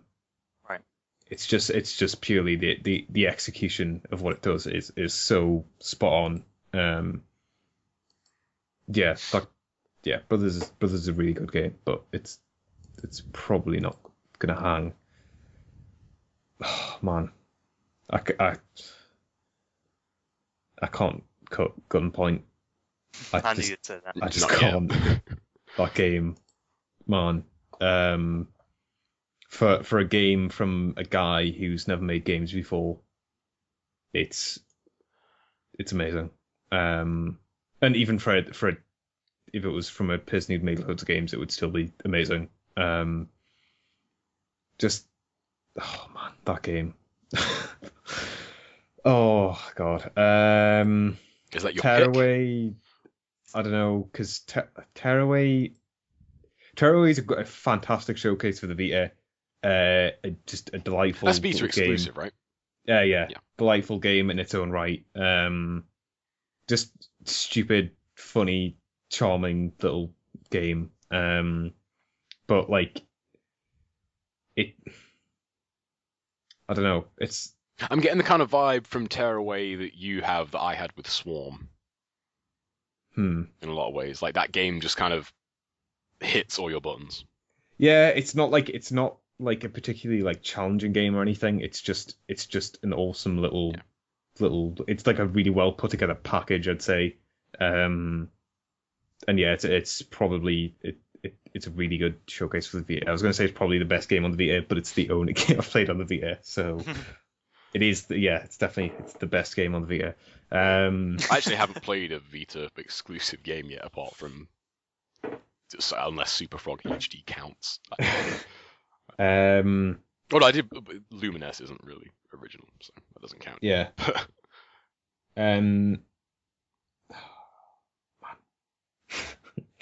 Yeah. So yeah, brothers can go. Tearaway can go. So we have Gunpoint, The Last of Us, Injustice, Volgar the Viking and No, Antechamber left. Volgar can go as well. Okay. So we have 4 games. Man, Antechamber, Injustice, This The is a Last good of 4. Us. I guess right. The only thing I would say about Gunpoint over The Last of Us is that Gunpoint does more new things. Maybe actually, yeah, Whoa. that's okay. Yeah, what, Brad? Where did all the other games go? Oh, I just deleted them just for So we can keep a good I list. knew what was what. Yeah. Okay. Oh, Since- I like having the nominees there, but could you change color maybe? Oh, Sorry. oops. Oh. Yeah, sorry. I can do it whilst you talk about Gunpoint and The Last of Us if you like. Okay, you do it. Yeah, so yeah, like that's the only way I can see Gunpoint like beating The Last of Us is like it's a better new game, I guess, if that makes sense. Yeah, I mean, The Last of Us doesn't really do Like anything The terribly Last of new. Us, like in my personal opinion, is a better game than Gunpoint, but Gunpoint is a better like debut game, better like I want to see more from like the developer and from that series. Like I think everyone sort of already knew what Naughty Dog were capable of before coming into The Last of Us, and like while they did execute on that like probably better than some people would have thought, it's still like it's a third person survival horror sort of stealth. I think that might go in its favor actually. Yeah, Survival, I mean that is a survival horror game. Yeah. Like and how long has it been since? I mean, there have been games that have been billed as survival horror, which just are not. Yeah. I mean, Dead Space 2 is considered survival horror by some people, which is ridiculous. I almost I don't want to boil down The Last of Us down to just because it's still a fantastic game, and it's not like I'm not saying like Last of Us doesn't do anything new or innovative. Like it just it executes right on. I think The Last of Us for me it's an example of like execution can be more important than your content in some ways, because like the story in The Last of Us isn't really that original. It's post-apocalyptic, zombies, whatever you want to call them. A child being forced to grow up faster than usual, because of these extreme circumstances. That is not a terribly original story, but they execute on it arguably better than anyone has before for games. Yeah, I like it that it's sort of the same point I was making about Brothers. Is like Brothers isn't an amazingly new or different story. It's purely down to the execution that makes that game what it is. And, like as well as again for The Last of Us, like they make you play as in, I would say undisputably the villain of the game in a lot of ways. Like Joel is not,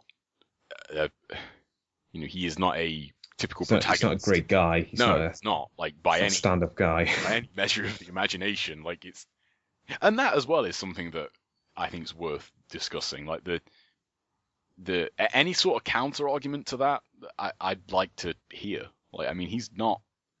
No, I don't. I don't think. I think a lot of the people who played that game, aren't under the impression that like Joel is like the second coming of Jesus. Like he's not some good Samaritan. Yeah, like the bit where he's straight up torturing those dudes. Yeah. And then at the end of it, kills them both anyway. He's not. Yeah, he's not a good guy. But you're not that doesn't kind of hit you immediately. At least it didn't for me. Like it was kind of more on my second playthrough where I was like, yeah, man, this guy's kind of a dick. Like if I wasn't playing as him and didn't have justification of protecting Ellie and all this stuff, like you would kill this dude in a heartbeat in any other game. Yeah. But it sort of doesn't have the problem of like for me personally, like God of War is like I just didn't care for Kratos' like motivations at all. Like The Last of Us, like definitely wears thin once you get to like God of War 3. Yeah, like Joel is not a good dude, but you can because of the strength of the writing, you can totally see from his point of view, like, why he's doing. Like, you might not agree, but you can see why he's doing the things he's doing. And he's not like, I don't know. He's not always like, oh, this is a fucked up situation, I'm just gonna sort of whine, like, oh god, this is so terrible. It's like, he's a man of action. Yeah, he just goes out and does stuff. Man, I'd almost be tempted. Oh man, no, I'm not gonna. Never mind. We'll do it next year. I was about to put the Wolf Among Us up because that game's awesome, but I think like once all the episodes are out, that probably makes better sense. Yeah, I think to do that. I'd have to veto that. Yeah. Man. God. I guess that kind of leaves Injustice as the one that hasn't been talked about. Yeah, mainly just going to be me.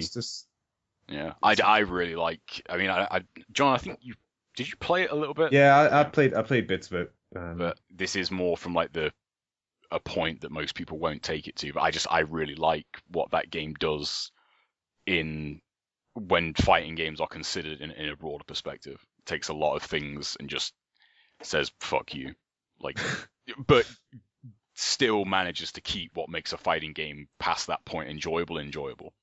It's like the trait system in that game is fucking amazing, but when you look at it on paper, it's retarded. Like, I don't know how many characters did you try in that, John? Like, did you try many, or did you just stick to like the ones in story mode? God,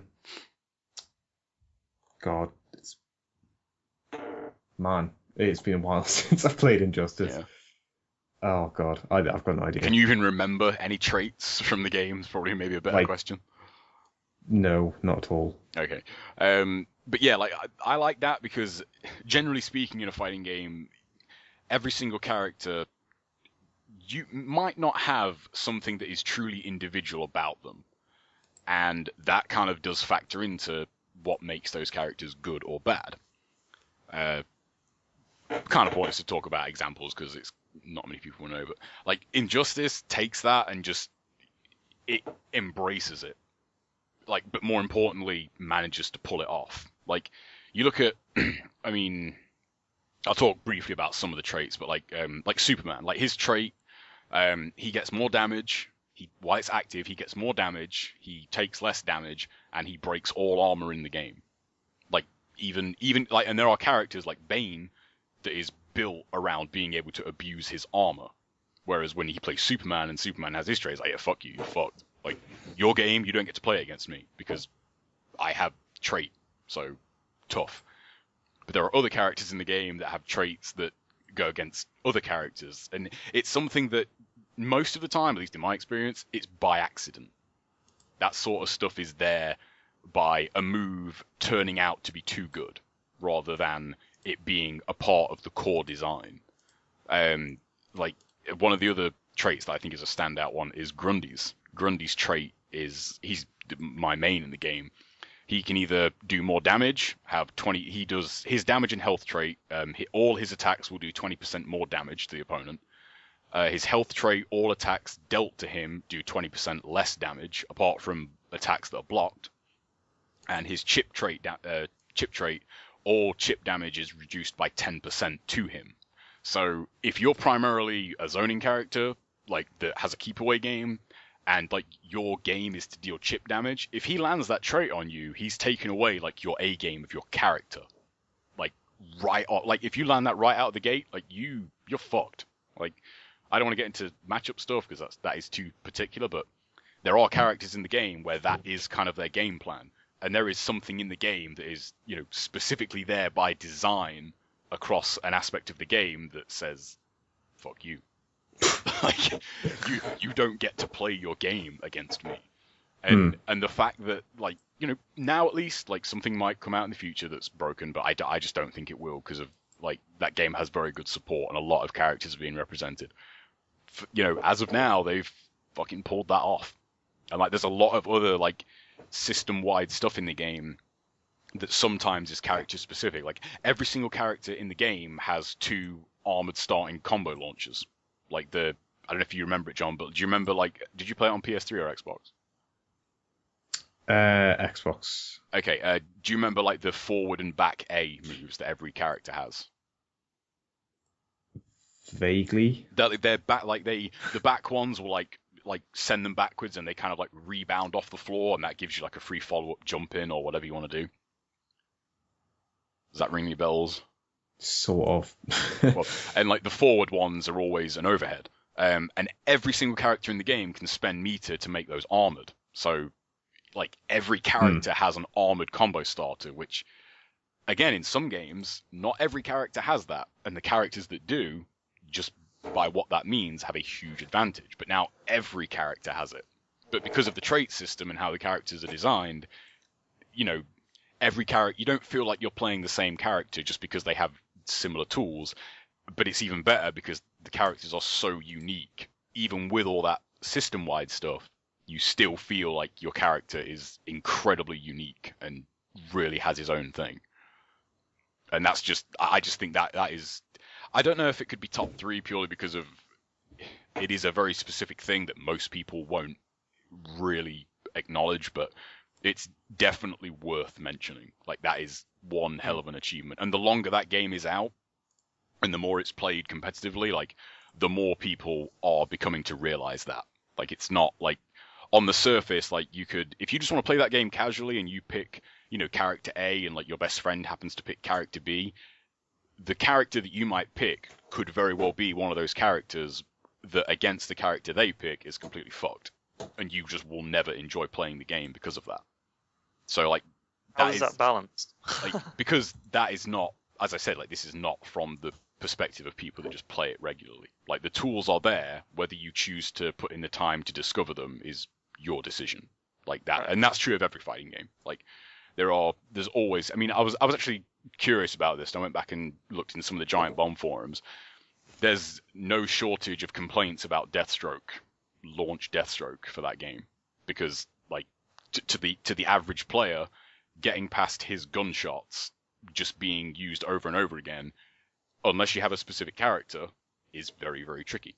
That's not something that every character can deal with right off the bat if you're not interested in putting time into it.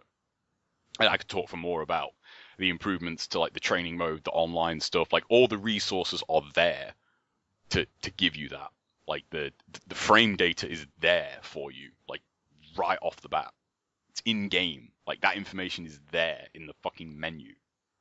It's, you know, every single tool that you would need to be able to get past that stuff is there. And I guess kind of what does bring it down from a top 3 is that it is kind of dependent on it being a fighting game and you wanting to do that and having the choice to do it.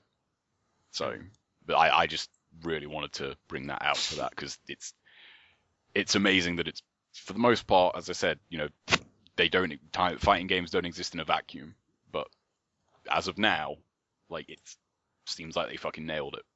It's like following the competitive scene, like the tournament scene, there's been some really good tournaments this past couple of months, and I've finally been able to watch them live because of, like, you know, they always happen in the US.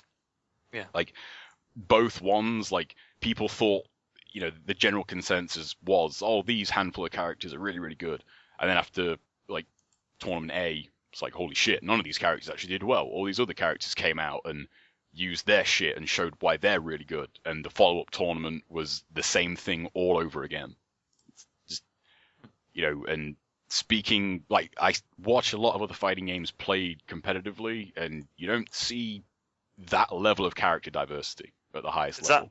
Is that because most fighting games, you have your tiers of characters? You have, like, generally this character is going to always be good. I mean, there's But still talk of that for Injustice, Injustice. there's more of a sort of counter to characters. I think there's more like, usually in, I mean, MK is an example I can talk about more because I followed the game a lot and played it a lot. Like, Cabal is the best character in that game, hands down. He is the best in the game. There, like, no question. He's unquestionably the best character in the game because of the tools he has. Like, he doesn't even have, I mean, it's disputable, but for the most part, like, if you look at the tools on paper, he doesn't even have an even matchup. Like, when compared against every other character, he only has winning matchups. Like, the general opinion is. Like, you know, there are people that do think that about Injustice, but the game is a lot younger. Like, I mean, it's only been out for like 8 months. It's not that old. So, you know, there are people that have that opinion about some characters in Injustice, but not at that level. Like, there are characters that are considered, like, you know, maybe like a group of the best, but not at that level. Like, it's nowhere near that good. And I just think that speaks to the quality of the design of the characters and the systems in the game. And it's awesome. It's amazing that has been pulled off. And they're probably, if anybody listens to this that hates Injustice, they'll probably disagree with me, but I'm willing to bet they don't play the game. Because a lot of the hate for that game comes from people that don't play it. Like, they see, like, I mean, like, I have that perspective on Marvel for a lot of the time. Like, when I watch Marvel played, I enjoy watching it because it's fun and, like, it's fast-paced, there's a lot happening, but I don't really get what's going on. And I see a lot of Virgil in that game. See, I can't remember the name of the character, I think it might be Doctor Doom. I see a lot of Doctor Doom. I see a hell of a lot of Wesker. Like, those characters are very, very common to see played at the highest level. Same way with MK, you'd see a lot of Cabal, you'd see a lot of Kenshi, but you know, with Injustice, you're seeing characters that, like, from 1 week, like, they can go from being considered like the worst in the game, and then the next week, oh, holy shit, like, I didn't know this character could be played that way. And I hope it lasts. You know, I hope in 6 months this isn't all undone by something being found that, you know, puts a handful of characters head and shoulders above everybody else. So who knows? But yeah, looking at the other two, I don't know. Maybe Injustice does deserve top 3. Maybe it does deserve a place. I don't know. Man, I was thinking about it, like, because my first kind of thought was The Last of Us, but then John brought up a good point. It doesn't really do anything new. Injustice I think does all the other games new shit. do new stuff. Yeah. Gunpoint, like Injustice, Antichamber, and definitely. Antichamber are all new in varying degrees. Yeah. It's a super specific category for me to bring it up in, because I probably wouldn't expect nobody listening to this is, you know, really understands what I mean, but it's still there. Like, the fact that it's not kind of right out of the gate, I don't think disputes it existing, you know. What do you think, John? I mean, I I'm really happy wish to John had see. played more of Injustice. I know you have played it. Yeah, I just kind of wish I played more. If you could remember. I'm happy to see like Gunpoint, Injustice, Antichamber as the 3 if Sure. there's no objections. I'll say this as well. Like, for someone that does not give a single shit about DC, I want to see another Injustice fighting. I would like to see a sequel to this. Whereas going into this right out of the gate, it was kind of, I viewed it as, I can play this until Mortal Kombat 10. Whereas now I will stick with it. It's, you know, I'll stick with it alongside, providing the support is there, but that remains to be seen. I don't really want to see another Last of Us, like, at all. Like, is the story DLC for that out yet? I don't think it is it? For The Last of Us, sorry. Yeah, there was that trailer, but it's not actually out, is it? No, I think that's next year at some point. Yeah, I don't really. It's not. I don't consider it a knock against the game, but I have no desire to go back to, you know, that universe. I feel very satisfied with how everything wrapped up at the end. Yeah. Okay. Sadly, we need to choose a winner. Yeah. Damn. So Antichamber wins, right? So Antichamber, maybe? I don't know. Looking at that, you know, looking at it like highlighted in those 3, I don't know. Like, I don't know. Maybe Antichamber is it's more accessible, I guess. I'm well aware that like 99.9% of what I've said, I mean, that probably means nothing to either of you because you don't play. You know, it is a very specific example. Yeah. But, you know, just because of that, like, you know, it doesn't dispute it being there. It's just my argument for it. Like someone could talk for a day about competitive StarCraft, I wouldn't understand a fucking word of it. Sure, Brad would, but it's still there. Like, that doesn't, just because I don't understand it, wouldn't dispute it existing. Yeah. Sadly, I can't put Heart of the Swarm on this list because it's not a new game. I'd be happy with either of them, any of these three winning though, to be honest.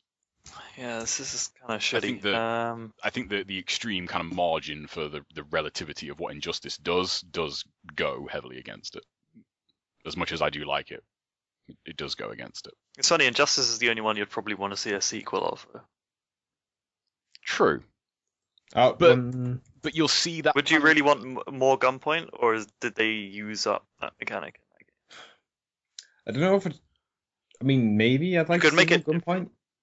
I mean, yeah, there's certainly things you can do with it. And I don't know if it's more I'd like to see more Gunpoint or more I'd just like to see more from that guy. From Tom Francis, yeah. I mean, I would say the same about Antichamber. I wouldn't want to see another Antichamber. Yeah. I would want to see more from what's his name? It's Alexander Bruce. Yeah. Oh, Bruce. Yeah, Demrith is his Twitter account. Yeah, I would definitely with an Injustice sequel. I mean, they probably would never do it just because of the notoriety of certain DC comic book characters, but I'd like to see a completely new cast. They more than have the catalog to do that. It's just that, how do you mass market a DC fighting game without Superman or Batman? But for me personally, you give them different costumes. Yeah. Well, Superman already has about 12,400 costumes in Injustice, so that's all right then. He's good. I guess he's yeah, but that's kind of that sucks that would still be a problem. But because if there was going to be a sequel to put Superman in there with the exact same trait, it'd be well, okay, this works the same way. And it'd be interesting. And for the most part, the traits also work for the characters that have them. Superman being able to have something that breaks armor, which is an attack absorbing kind of system. He's Superman. You can't absorb his fucking attack. If he punches you, he's Superman. That makes sense for Superman to have that. It's and a lot of the traits are like that. So yeah, I'd like to see it with a new cast, not even the same people coming back, except Grundy, because Grundy's awesome. But yeah, when you put it like that, that's a good point. Injustice might have to win, but man, it's just so specific. Yeah, and I realize I'm arguing against my own choice here, in a way, but it is so specific. Yeah, it's because out of the gate, a lot of that stuff does seem very, very broken and unbalanced, and that's why, that is why a lot of people don't play it. It's because you do have to do the digging for your character or whatever character you're playing against.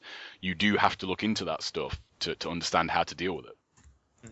And a good majority of people are not going to do that, even though all the tools are there. But yeah, I just think,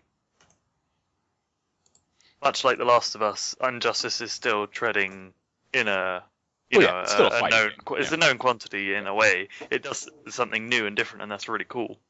But I think Gunpoint and Antichamber are a bit more unique. I think Antichamber does something just that I've never seen before. Yeah.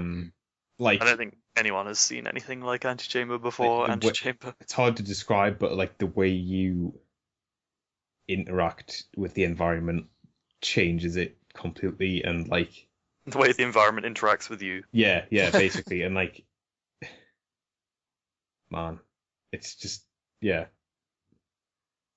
it's like that. It's got that weird impossible geometry thing going on, the non-Euclidean geometry, which is just insane and hurts my brain to try and think about it. It sounds like Antichamber might be the winner here.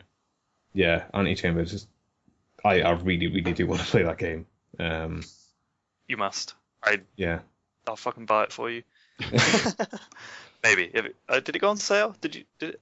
Probably. I don't think it's that expensive, is it? I think the Steam sale's probably still on. Yeah, I think it might have been actually in the sale, as in £3. Yeah. Yeah. I'm happy to see Antichamber. Yeah, happy to see Antichamber win, which Brad has already done, or Joe's already done. I did it. Yeah, that was bad. Preempted. My cursor's still on Volgar. Which Yeah, So I really Volgar wanna play wins. that. Volgar wins. I kind of want to play Volgar actually. Yeah, I do. Volgar's really really good. It's a really good one of those games. Yeah. John, do you still Meat have Boy, Injustice yes. by any chance, or did you just like borrow it? Or No, I was playing it on my friend's Oh, okay. Xbox, I was gonna say we should like play it so because that'd be fun. Do you want to wrap that up? yeah, I haven't played a fighting game in ages, unless you can't dive kick. Okay, so best new game goes to Antichamber. Runners up are Injustice and Gunpoint. We're going to take another break, I believe, and then we'll be back with the EA award for Yo, This Shit Is Straight Up Broken, which is going to be a fun one. So Yeah, that's gonna be a good one. yeah, see you then, I guess. And we're back again. So that's what, 5 awards down and like 1 million to go. So this is going well. It's gonna be a long night, guys. Yeah. So the next award is the EA award for Yo, This Shit Is Straight Up Broken. This is basically recognizing the shitty brokenness of a lot of games that came out this year. And also EA's loving hand over Yeah. watching all of these. Well, actually, no. There's well, not as many EA games in this Yeah, category not as every I game on here is expected. EA. But it's still dedicated to you, EA. Yeah. For the record, this category used to be called the Fallout New Vegas Award for Yo, This Shit Is Straight Up Broken, because we created the category purely for Fallout New Vegas. Yeah, so let's get into it. The nominees are Battlefield 4, SimCity, State of Decay, Rocksmith 2014, and Batman Arkham Origins. I feel like we're missing some. Yeah, I feel like more broken games. there's this another year. EA game. Well, I mean, NBA Live. I don't know if that's broken, but it doesn't seem very good. I think it's really broken, from what I've heard. But don't know. It's kind of weird because some of these we haven't played, like Battlefield 4. I don't think any of us have really No. spent time with at all. It I've sounds just seen enough out there on it though for it to be on the list. Yeah, it's like this kind of category is not just going to be limited to stuff we played, I guess, but also stuff that we have been exposed to Yeah. by virtue of it being that broken. That seems to make the most sense. What about Xbox One? God, Ashes Cricket. That game. Does that even count as a game anymore? Well, yeah, I suppose considering it's been deleted off Got Steam. absolutely murdered. That game didn't seem well put together at all. I mean, we can just leave it at this, and then if we're thinking of anything, Okay. yeah, like Battlefield 4, that's really bad. Like, like for I'm for a not sure game anything's of, going to top that. I don't know. for a game of like that size and Yeah. from EA and DICE, like you expect a lot better than that. And it was heavily put across as as one of the like go-to titles for the new consoles as well. Yeah, I guess, yeah. I bet Sony and Microsoft are like super pissed, Yeah. like at the way Battlefield turned out. Like just in like kind of like the big shops like Asda and shit, like they've all got like Battlefield 4, like Xbox Yeah. One, PS4. Yeah, and then and like in smaller writing, like, also on 360 and PS3, but Yeah. So I guess like just in case anyone hasn't seen, like, I mean, there's been loads of just server issues and stuff in that game.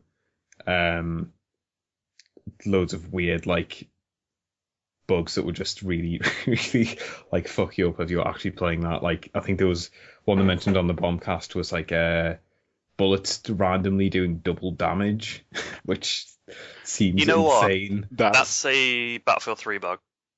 oh Really? right, wow, Yeah. that makes it worse. Yeah, that was a bug that was in super early on in Battlefield 3. There were certain guns that would one-shot you. You just be like, why am I just dying instantaneously as soon as I get hit by this gun? It's because they just randomly do double damage, and I'm very surprised that's still in Battlefield 4. I didn't know that was one of the bugs. You could also call that Gears of War syndrome. The Gears of big War one, host syndrome. yeah.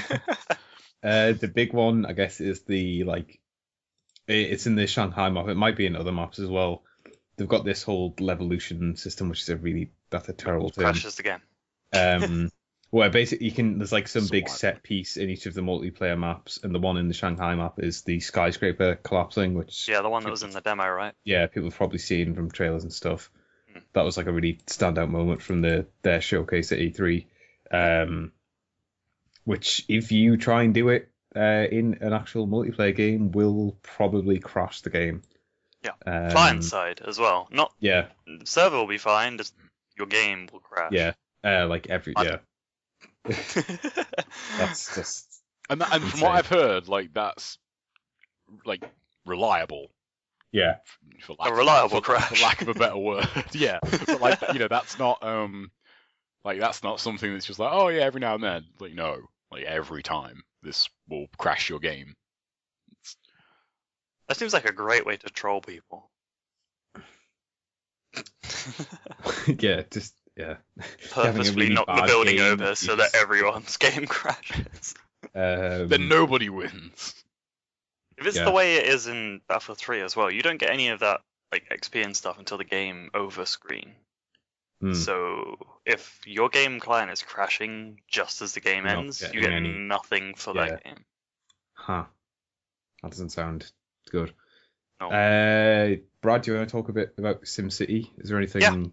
Yeah, I can talk about that. I mean, the SimCity stuff is mainly to do with the really rocky Diablo 3 like launch that it suffered. Hmm. I mean, I in the end ended up liking SimCity. We've obviously talked about that, but let's talk about the problems it had, I suppose. The biggest problem was just servers on the month of release were beyond spotty. There are periods of time when I literally could not play that game. My girlfriend was visiting one weekend after it had come out, within, I don't know, 4 or 5 days of launch, and wanted to play some SimCity, and we literally couldn't. Just none of the servers would connect. Just no way to actually physically play the game for almost a week, I think. It was pretty much unplayable 90% of the time, unless you got really lucky. And then, of course, the way that they've set that game up, that you, when you choose your server, that's where it saves all of your cities to. So if I were to say get on to Europe East 1 on one day and do some stuff, but then the next day Europe East 1 doesn't work anymore, I have to start again from scratch because all my cities are on that server. To compound those issues, they also ended up turning off cheetah speed, which was the fast forward, like the super speed mode that the game could run in. So you had the slow mode, the medium mode, and then cheetah speed was the top one, which allowed you to, fast forward time so you can add a bit more cash, or whilst you're waiting for, I don't know, some event to happen, which was a pain in the ass. I want to point out, in the Giant Bombcast, Jeff mentioned multiple times that their Game of the Year podcast that cheetah speed was only turned on last month, whereas actually it was turned on in April, which is a slight difference. Yeah, so it was cheetah speed was out of the game for a month and a bit, depending on whether you live in Europe or America. Which it sucks, but honestly, cheetah speed isn't even that much faster, so it doesn't really matter. Like, the game was still playable at normal speed, Yeah. like kind of not the end of the world. What was more annoying was so the way they built SimCity is it heavily relies on the interaction between cities in a region, because obviously the whole thing is the cities aren't that huge. Your city might need extra power or water, and you're supposed to, make other cities in the region that are able to support your other cities and so on. The problem with that was, because the servers were absolutely fucked, you could not transfer resources between a city. For example, if I wanted to, say, send money from one city to another to help my new city get started, say I made a really successful city already that, raking in the cash, wanted to set up a new city, give it a little starting fund to get it boosted. So I'd send that money, and the money would just go from your account and not appear in the other city for upwards of a day. And it would do that with, like, the electricity wouldn't sync properly, like tourists traveling from region to region, or workers commuting from one region to it. It was absolutely completely balked at the beginning, and that lasted for as I said, a week or two of really, really spotty stuff, up to a month to get it back to full working capabilities. So I think that the SimCity Fiasco was more just a bit like Diablo last year, where things got slammed, bad things happened, but in the end, I would say the game is pretty much as it was intended to be. Well, now, but also, by the end of the summer, it was perfect, like the way they wanted it to be. Yeah. Yeah, State of Decay. That's so for people who don't know, because we haven't really talked about State of Decay at all, because I just started playing quite recently. Is a open world third person zombie action game. Actually, with some like really interesting ideas in it. Some of which it executes quite well, some of which it doesn't. But it is also sort of broken.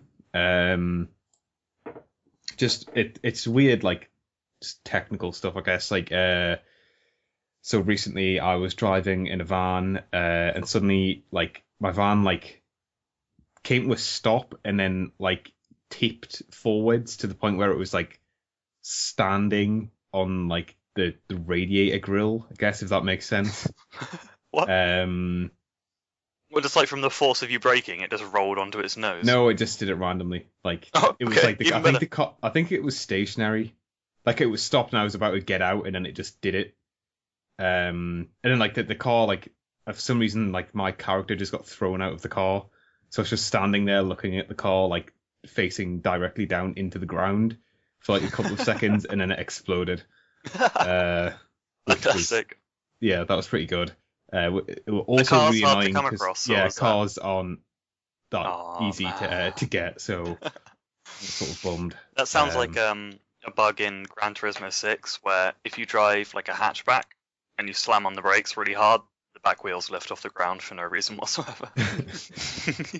Great. Just the back wheels? Just the back wheels. They do like a proper stoppie. Pretty much all of the hatchbacks in Gran Turismo 6. God, I'm trying to think of it. It's just weird stuff like zombies like emerging from the ground, but not in the like crawling out of their graves. They just sort of like rise, like they're doing like the. They were probably animation. Underground and just got pushed up by the physics. And they just slowly sort of come up from the ground. It's really weird. I once had the game tell me a character was dead, and then like I went back to where I was like, oh shit, how's that person died? And then went back and they were just standing there fine. Which I don't even understand why that would happen. Like why? Like, yeah, that was weird. Yeah, it's just we've got weird broken stuff going on, which is a bit annoying because that game's been out for quite a while, but it is made by what I gather is quite a small studio. So maybe that stuff's a bit more excusable than something like Battlefield being broken. Just because they obviously have the resources to fix that shit, whereas the people who make State of Decay probably don't. Actually, I think State of Decay like ended up being like one of the best selling games on XBLA this year or something crazy like that. People still love zombie games, yeah. Yeah. For the entirety of the Steam sale, fucking DayZ has been the most. Yeah, DayZ isn't even on sale, and it's like. I don't even understand why DayZ is still a thing. Can anyone else? I still haven't played it actually. I got bored of it a long time ago. I thought by the time because of how long standalone has taken to turn up. Like, oh sorry, this is a bit off topic, but because of how long standalone has taken to turn up, I thought everyone would have just been DayZ, but nope, that game is hella popular. Yeah, zombies. I think it's the sort of YouTube Let's Play thing. Like, it was sort of the same thing with Minecraft. That game took off in a big way on YouTube, and that like cycle helped make that game what it was. And I think that same thing's happening with DayZ. Like when it was just a mod for Arma 2, like it was a big thing on YouTube, like of Let's Plays and stuff, and just the weird stuff that can happen in that game. And that sort of made it into what it is. And that's like that like the YouTube videos of DayZ, like started sprouting up since the standalone's been made available on Steam. So it's just one of those games. Just grabs people. Yeah. I mean, I'm actually still interested in playing it, having been interested in like the mod initially and playing a tiny bit of it on a friend's PC. It's one of the reasons I want to actually build a PC, which I'm probably going to end up doing next year at some point. But Join the dark side. yeah. Well, not really.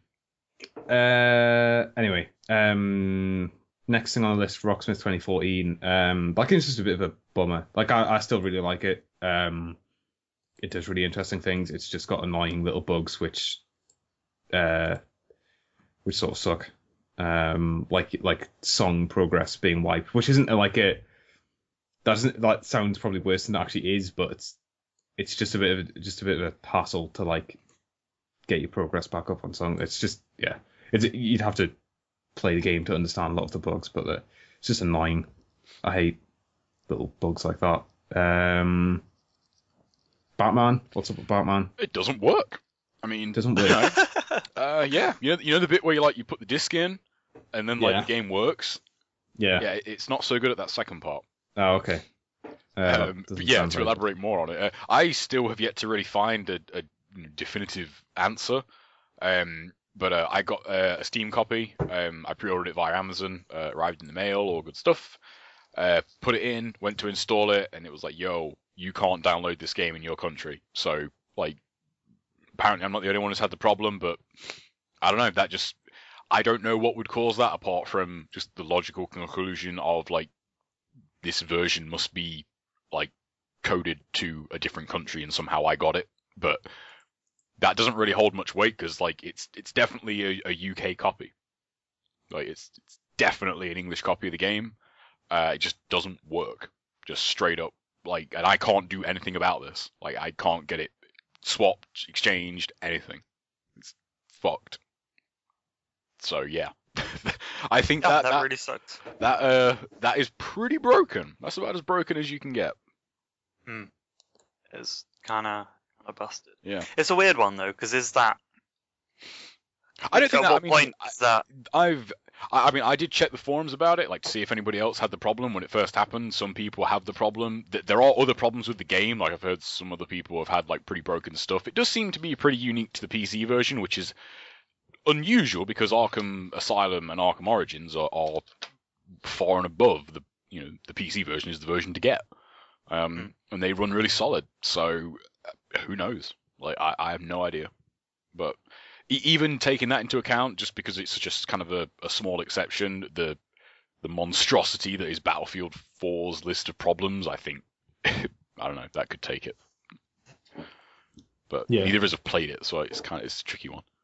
I don't know, but like the fact that it's EA and DICE just that Shouldn't happen. Yeah, that sucks even more. Like Yeah. I don't think that it should really happen shouldn't like happen. regardless. I mean, oh yeah, but that definitely makes it worse. But the fact that they it's can't be still like, oh, broken, we didn't like, know Battlefield was a big deal. It's like, no. yeah, No. To be fair though, You knew what to This is- expect. the fact that it's still sort of broken now is crazy. I mean, I went to play Battlefield 3 co-op. God, was it with my cousin or with a friend? I can't even remember. It was with a friend over the summer.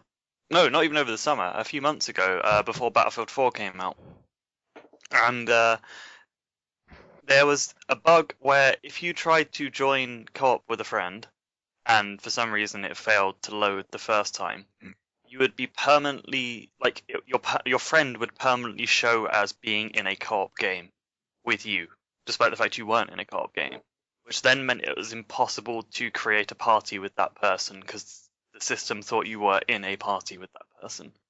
And Yeah. you deleting your cookies did nothing. Like, all the normal stuff you would expect to fix it did absolutely shit all. And there was a several hundred post long thread on their forums with no official response from EA or DICE of people who had the same issue. This And sort of shit I'm takes 99% sure. I'm 99% sure it's probably still broken if me and my friend went and tried to play co-op in Battlefield 3, and they just didn't give a shit because Battlefield 4, I guess. But yeah. Yeah. That kind of stuff was already had made me wary of DICE at that I'm point. always, like it's getting to the point now, like this sort of stuff is not even a surprise. Like when the SimCity stuff, I heard about that, I was like, yeah, not really surprised.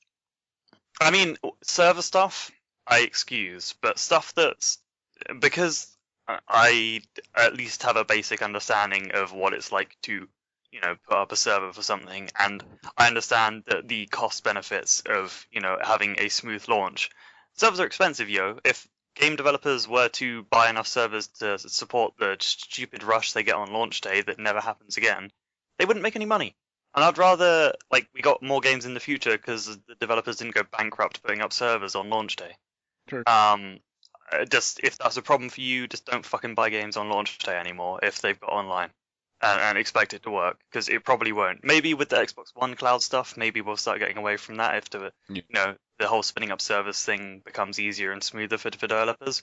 But at the moment, that's not a solvable problem. Like, too many smart people have already tried and failed. Like, look at the number of games that have had shit launches because of network stuff. It's just not going to happen.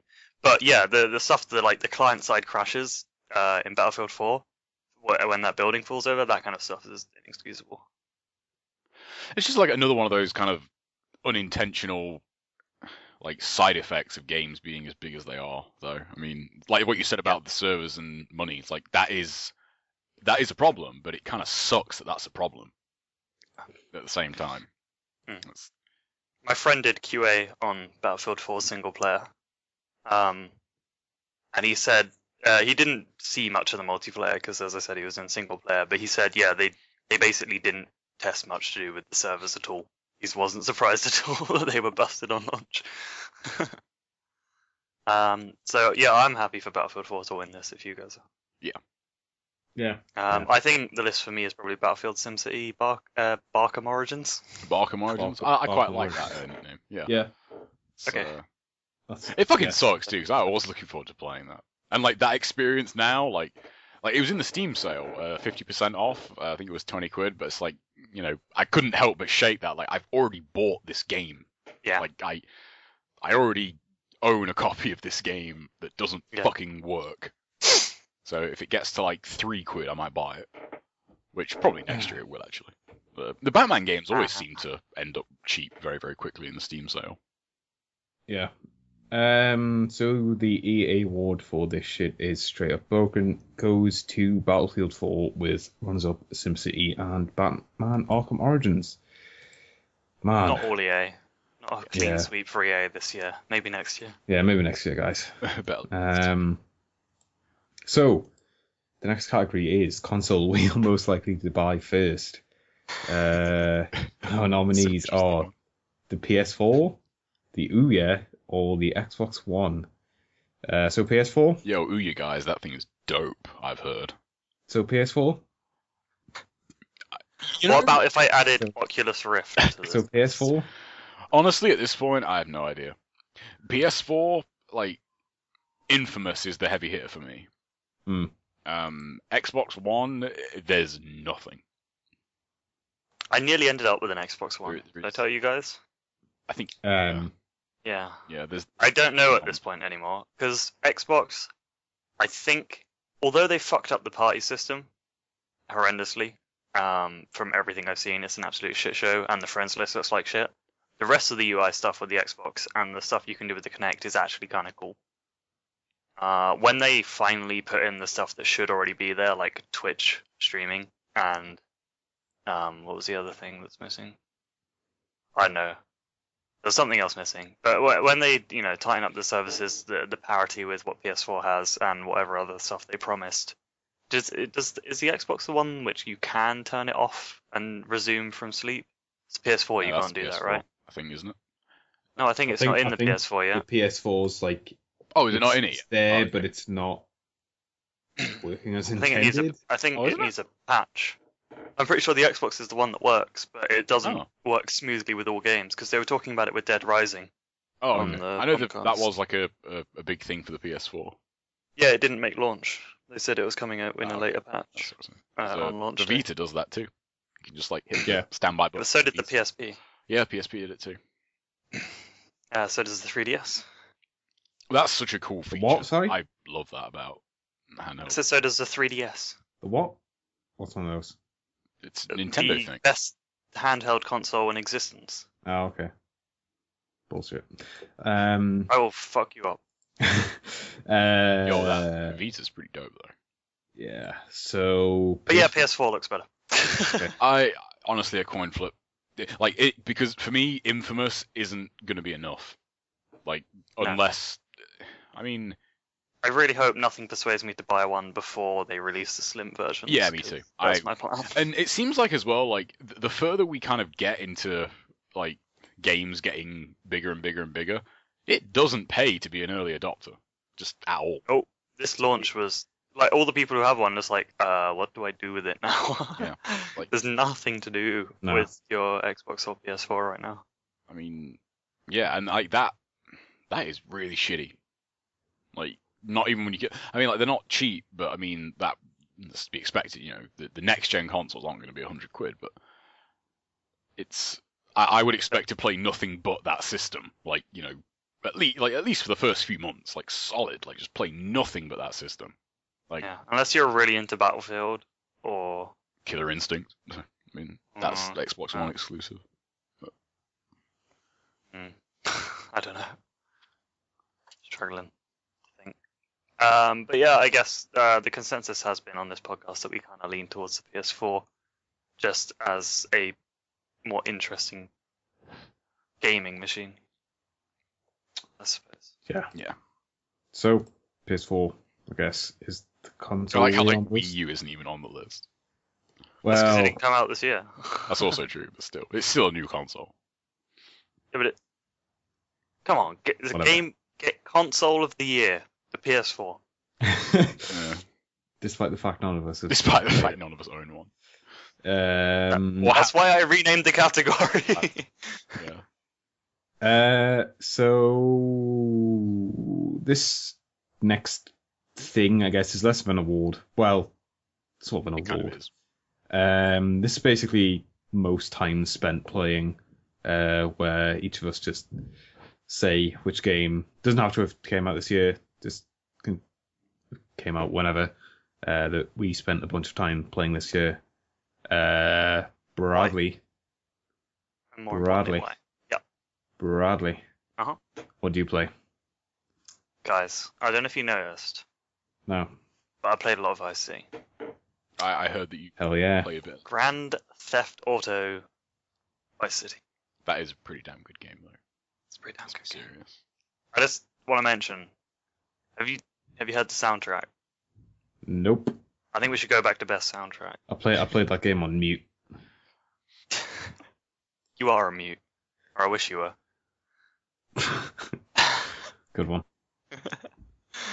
So yeah, I played a bunch of Vice City this year, for obvious reasons if you listen to our previous podcast, but I started in about August or September learning to speedrun Vice City after stumbling across a bunch of San Andreas speedruns on Twitch and the growing popularity of Grand Theft Auto as a game to be live streamed while speedrunning. I stumbled across Adam AK, who is a prominent streamer from Speedruns Live, doing some Vice City, and it reminded me how fucking awesome Vice City is, and that I totally have a disc with Vice City on it that I can put in my computer and play. And so I busted that out, tooled around with it a bit, and then decided, you know what, I'm going to give the speedrunning thing a go. And since then, I've probably played like 200 hours, I guess, of Vice City. I'm just guessing, because obviously I don't have the Steam version, so it doesn't actually tell me how much I've played. But it feels like 200 hours. And that kind of, even though I only started playing it the second half of this year, that's definitely taken up the most of my time out of anything that I played this year, really. Dark Souls came a close second, but Vice City, where it's at, yeah. You guys go check out Vice City. I have. It's an alright a game. good game. It is really good. Mm-hmm. Fuck GTA 5. You know what pisses me off? Go for What's it. that? GTA 4, they revisited Liberty City. No, it makes sense. GTA 5 has a fucking V in the name. It has a fucking V in the name. And when they first released that, you know the V in the dollar, like Yeah. dollar V logo. I was like, yeah, that screams Vice City to me. That seems like it. Fucking San Andreas, fuck off, Yeah. bastards. Man. I'd like. Would Fuck you you, want them to like go back? I want Vice City too. I don't care. Do you If want it's them to got go Tommy like Vercetti in 80s it. again, or like modern day Miami? 70s? Like 70s yeah. in the UK. That's what I want. Yeah. That would actually don't- be kind of cool. I think they've like definitively said like they don't want to do anything in the UK, which But That's understandable. It just the not, London games were pretty good. yeah, but they wouldn't. The setting is pretty iconic. Like, yeah. got your mods and all of that shit, you know? Scooters and gangs and violence and all the good stuff that you want in a GTA game. Yeah, I don't know if they're shifting like more like away from doing like period stuff and just doing like modern day. That sucks because Rockstar that's their forte is period Yeah. stuff. Mhm. When they do a period setting and they nail it, like a lot of that's the music, and that's why Vice City is such an amazing game because they fucking all of those stations pretty much in that game they hit the nail on the head for that period. But yeah, I don't know. That's my favorite thing about a Vice City game is going to it for the atmosphere, and you know of that period. Damn you, Rockstar! Modern day sucks. Boring. Current music is awful. Joe, Yes, Injustice. definitely, without a doubt. And I only really started playing it in July because, not a secret, when it first came out, I wasn't too hot on it. That's partly because of my focus for MK at the time. And then after Evo, kind of Injustice definitely clicked with me after that. Mm. And yeah, there's no way to check my time on it, like my exact time. I have well over a day logged just in practice mode, which is a lot. Saying I only started in July, like that doesn't count all the time in matches, like, and not even, and I played two versions of it because the first version I got was the US version, but then to play the DLC characters I had to buy a Europe version to have the DLC compatible with my copy, which I think is kind of weird. Like the PS3 being region free but DLC being region locked is kind of silly. But yeah, I don't know what kind of ballpark figure, but definitely in the hundreds of hours, without a doubt, for that game. And I've also got it on Vita, so playing that. That's mainly just used for like training stuff though, and looking shit up on the go, which is fucking awesome. It's great that you can do that. Yeah. I wish I'd played more Injustice. It's pretty damn good, yo. Yeah. Pretty good. Yeah. Pretty damn good. Yeah. Have you got like a favorite DC character? Not really. I guess No, me neither. Batman, but Batman is really good in the game. I don't know. I'm not really a comic book person, I guess. I'll say Injustice, for one thing, it definitely got me more interested in like the DC cast. Like having played this game, like looking into a lot of the characters' kind of origins and like, you know, I didn't know really anything about, you know, any of the characters apart from really Superman and Batman. Yeah. Until I played this, and like looking into some of the others, it's pretty damn cool. Like I had no idea who Doomsday was until I played this game, Yeah. and like he's kind of like what Bane is to Batman for Superman. Like he just fucks up Superman, and I really hope. I know that they're doing the whole, again, not to get off topic, but they're doing the whole like Batman Superman film. I really hope like they do Doomsday, because Doomsday, like with that kind of Superman setting and the way they're going with like the new one, that'd be fucking sick. To have Doomsday as the villain, that would be amazing.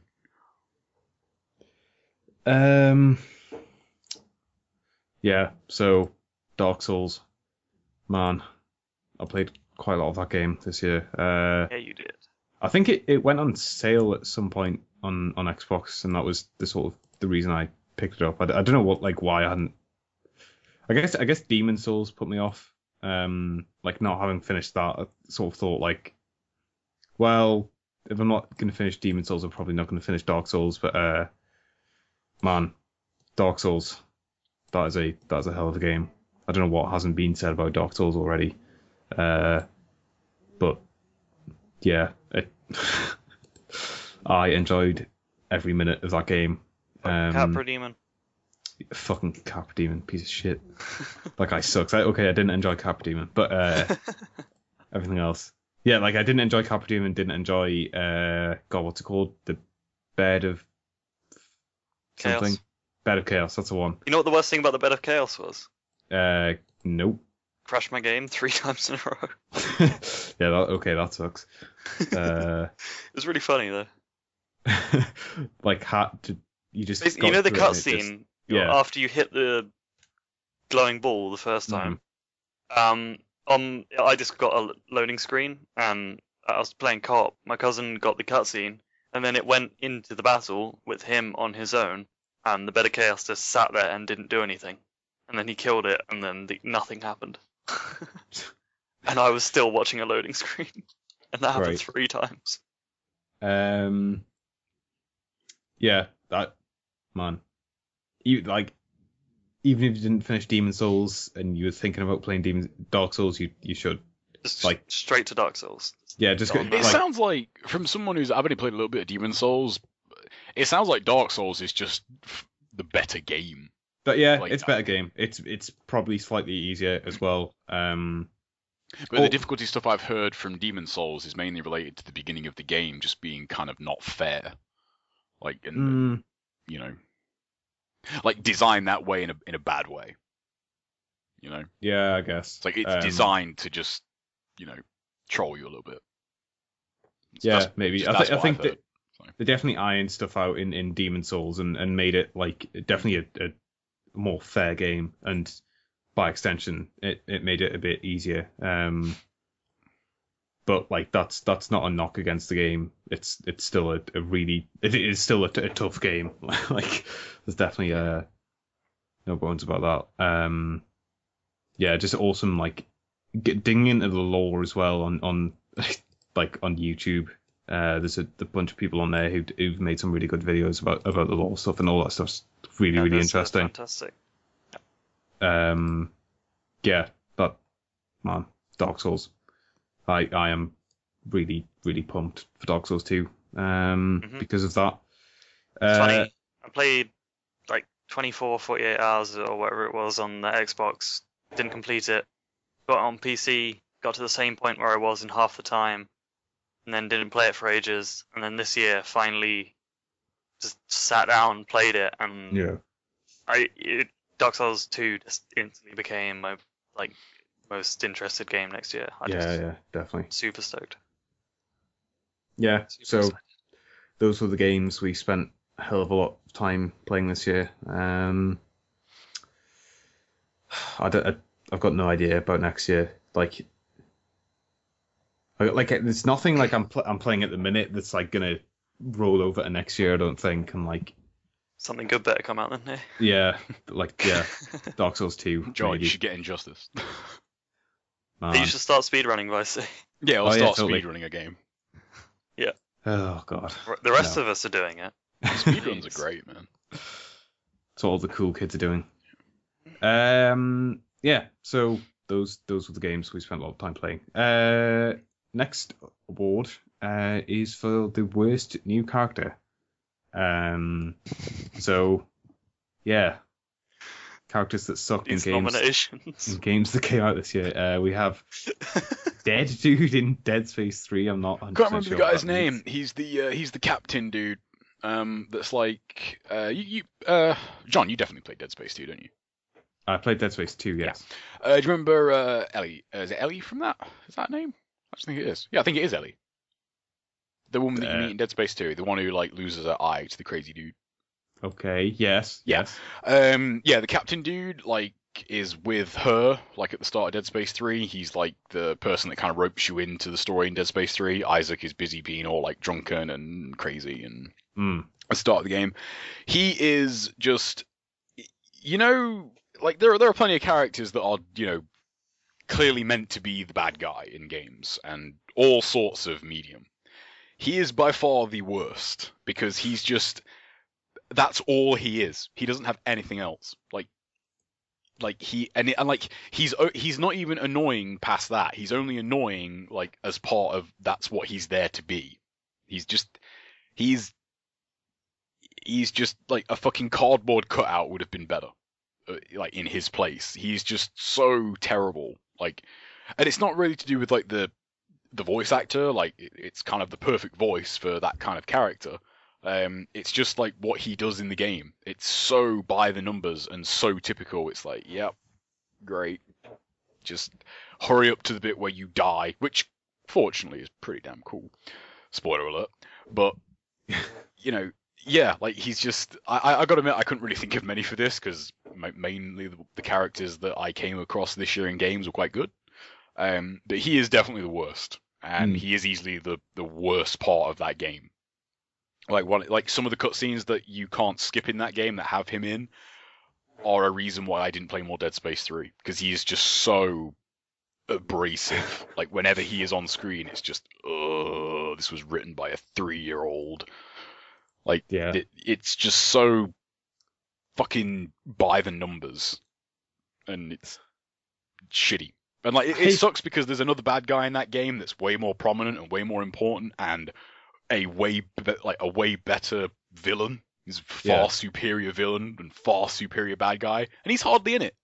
Like it's like, no, we'll give you this fucking cardboard cutout douchebag instead of this, you know, actually pretty interesting villain that we have. You get this douche. So yeah, he is kind of my only pick really, but he is really fucking bad. I hate bad villains. So do bad villains are terrible. He's worse though. Like he's not just a bad villain. He is like the most bad villain because he's just there's nothing more to him than that. Like even if, like, I'm trying to think of like a really stereotypical bad guy in a game or film or whatever. They usually have something. Like they usually have something about them that is just a little bit more that makes them, you know, that makes them like enhance whatever conflict is going on. He doesn't. That's all he has. It's just like when he dies, it's like, yeah, great, because now I never have to see that motherfucker again in a cutscene. I never have to endure him. And like, it's not a compliment to like, you know, how that character is fulfilled. It's kind of the opposite. Like, I was thinking about it last year when we were doing the Walking Dead stuff, and we talked about Larry. Like, I think he ended up taking like the best character because he did that character so well. Yeah, you hated him, but he did it right. Like the voice actor and the writing did it right. It's like, yeah, like he's a good villain. Like you clearly are meant to not like this guy, but they do it correctly. This is the exact opposite of that. So that's why he's my pick. I'm gonna look up his name real quick just in case he wins, because otherwise we're gonna need to know his name. Next on the list is Trevor from GTA. I put this up because I'm the only person that's really played GTA 5. Trevor is. Yeah, Trevor, obviously one of the three main characters in that game. I guess my issue with Trevor is he's sort of this like crazy, unpredictable psychopath, but he sort of has there's like a weird, twisted internal logic to a lot of what he does. And it's the bits when the story sort of forgoes that logic and he just does something dumb to advance the plot or to create some kind of new conflict, or doesn't do something that you would expect him to do, where it really just, I don't know, it damages the story in a weird way. And it's like super annoying, and it really sticks out when it's like, yeah, well, that Trevor wouldn't have done that according to like everything else he's done in the game, or Trevor totally would have done something else. It's just, I don't know. He also has a bit of like, I don't know, generic sort of psychopath stuff going on, which is a bit, I don't know, it sort of wears thin by the end of the game. like, oh, look at this guy, he's crazy, he's on drugs. It's like, yeah, like that's okay for like a couple of gags in like the first few hours of the game, but it starts to sort of wear thin by the end. So it's just he's inconsistent. Yeah, he's feels like, I think Jeff said it best when he said it felt like he was written by like more than one person. Right. Like it's just inconsistent. That's the word. I'm not gonna. Yeah, Lance Vance is not a new character, Brad. You suck.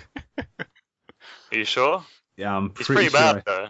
I actually Yeah, thought he was kind of funny. You can be as bad as you want. He's not new. Do you know what's awesome? see. Deleting Lance Vance off this list. So spoilers: Lance Vance dies, Okay, That's great. true, he does. but you can Uh, actually kill him way earlier. So he dies at the end of the game because he betrays you because he's a piece of shit. But I saw an awesome glitch in the new world record speedrun where. Do you remember the mission where you go get the fast boat for Diaz? Yeah. Okay, and do you remember the mission after that where you have to drive and then you shoot people whilst Lance drives the boat poorly? Not specifically, but I take. Okay, you basically you stand on the boat. Lance drives into things and you shoot people because he's shit at driving. At the end of that mission, you can shoot him in the head, and in the next cutscene, he is dead, lying in the water, and the boat has no one in it. But it's still playing all its lines of VO, and then the boat drives off on its own at the end with no one in it. It's fucking amazing. Pretty good. So Lance Vance, he wins, right? No. Nilin from Remember Me. Suck. She's the main character of the game. This sounds pretty bad.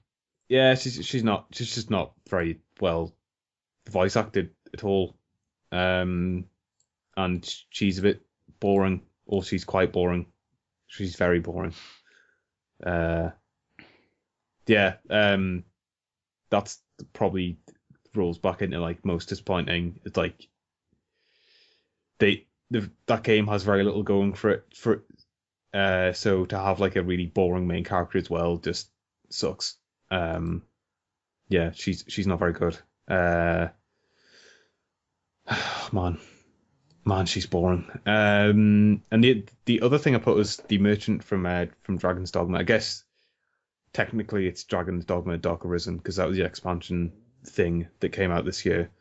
I guess it's not really an expansion. It's more of like it's almost like a re-release. It's like the like Super Street Fighter 4 version of Dragon's Dogma. That merchant, basically every time you see him, he repeats the same line and you can't skip it.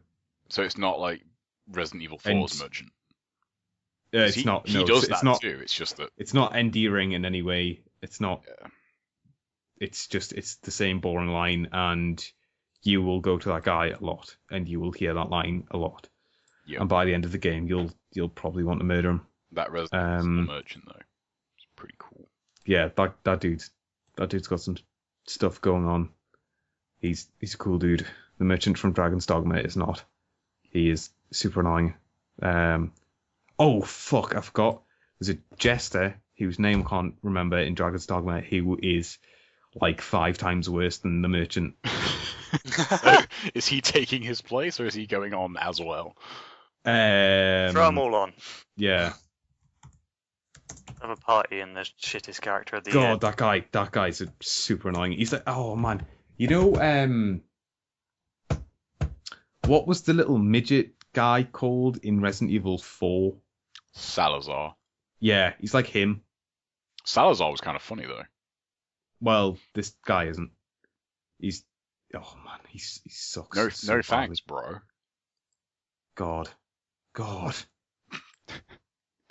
But there's so annoying. fucking dialogue between them two in that game. Yeah, Salazar. I remember. Yeah, I played a lot of RE4. There's some good exchanges between him and Leon in that game. Yeah, that stuff's sort of dumb but funny. That jester guy, man, I should find out his name. He's poor. I feel like this should be Norton, Trevor, and the Jester. Yeah, I'm happy with that. I should probably find out the Jester's name. Yeah, like Trevor, that's a one that really annoys me because I quite like GTA 5, and to have like one of the main characters sort of mess up the plot in a weird way is that really, really sucks. Similar feeling for Dead Space. Like, he doesn't mess up the plot or anything, but he is that bad. Like, yeah. Okay, the Jester is called Feste, Feste. I guess that's how you pronounce it. I typed in the Jester, Dragon's Dogma, and like the first thing that came up was like a forum topic. Does anyone else want to punch the Jester in the face from Dragon's Dogma? So someone out there agrees with me. Well, I feel. I guess that means he wins, right? You got all votes. Yeah. Anyone else? I don't really have strong feelings about the winner for this category, really. Yeah, that Norton dude, just from a personal point of view, like bad villains, man. Yeah. Like Handsome Jack in Borderlands 2. Jesus Christ. Brad, have you played man. Dead Space 3 yet? Because I'm pretty. Oh, I'm still waiting to play with you. Yeah, I was gonna say, yeah, we really need to do that because I really We want to do. try the co-op in that game. I think I've got it installed now as well, so anytime you're free, give me a shout. Yeah, we'll try and play that this week. Sounds like a plan. Because you can like put flamethrowers on the end of plasma cutters in that game. Can I put flamethrowers on my flamethrower? Yes. Okay. Yes, you can. Game of the year. If you think Game of the year. if you think your flamethrower needs another flamethrower, then Dead Space 3 has you covered. I was joking, but that is Can awesome. do that. And I'm now on board for Dead Space I had 3. a similar reaction when I found out you could put the buzzsaw on the end of another buzzsaw. And I What was like, happens? you just have 2 floating saws instead of 1. Wow. God, that game is fucking awesome. That weapon. That's pretty bitch. The weapon stuff in that game is so good. You can create some really, really good shit. Oh jeez, I'm tired. Man. I just looked at a video of Fest, the Jester, and Jesus Christ. That guy's as annoying as I remembered. So first wins? Nah, Or does Norton win? Fest isn't in the game enough to. He's bad. He's like. Does he get nominated? I think he gets nominated because the merchant's Okay, less of runner. a character. It's just an annoying, like. It's Thing. almost like a design oversight. Like, why am I hearing the same line over and over again? What is the line? Like, what does he say? It's oh god. Fuck. It's just some generic like bullshit about how good his swords are or whatever. So it's not what are you buying? No, it's not what are you buying. Damn it. Yeah, and Nillen's just boring, rubbish, not very well voice acted. Just yeah, but she's not offensive It seems quite. or I don't know, egregious. maybe it's more a thing about the game, but seeing as she's the main character, it seems a bit. Yeah, she but I mean, should make the list. I I think maybe I would have her if like I'd played the whole game and it had like been exposed to everything she had to say, but like Okay. having only played like 3 or 4 hours of it, it's like I wasn't exposed to enough of her to be like, God, I want to murder her. So yeah. Yeah, so I don't know, Trevor and Norton as the other nominees. Yeah. Okay. Would probably make sense. Who wins? Man, I feel like this is between Trevor and Norton just because they like from what Joe said, like Norton seems to be fairly prominent Yeah, he's oh god. and like really bad. Yeah, and he doesn't. He takes his time dying too. If they'd have introduced him and like immediately he gets like ripped in half by a necromorph, like that would have been amazing. Like great. Yeah. Like fantastic. But it feels like it took them half the game to realize, oh, this guy's kind of annoying. We should probably kill him off. Yeah. I'd be happy to concede to Norton just because Trevor has good things about him. It's like Norton just sounds like there's nothing across good the about him board, other just than like there's the no fact he redeeming dies. quality. That's it. Yeah. The best thing about him is that he dies. Okay, that's probably that's a good reason Quite for someone to be the spectacular, worst new character. Yeah. So I'm happy to Alright. give it to Norton. I'll give it. From Dead Space 3. So worst new character, Norton, Dead Space 3. Runners up, Trevor from GTA 5, and Fest the Jester from Dragon's Dogma Dark Arisen. That guy is awful. So best new character. Let's have a look. Diaz. Turn it up a notch. It's positive. Yeah. Tommy Vercetti. We have Drippy from Tommy. Lamar from GTA 5. If you're gonna do Vice City characters, it's got to be Diaz. I know, Tommy's pretty good. The dancing dude from Pokemon. I don't know what that means. I don't even know what. Joel/Ellie from The Last of Us.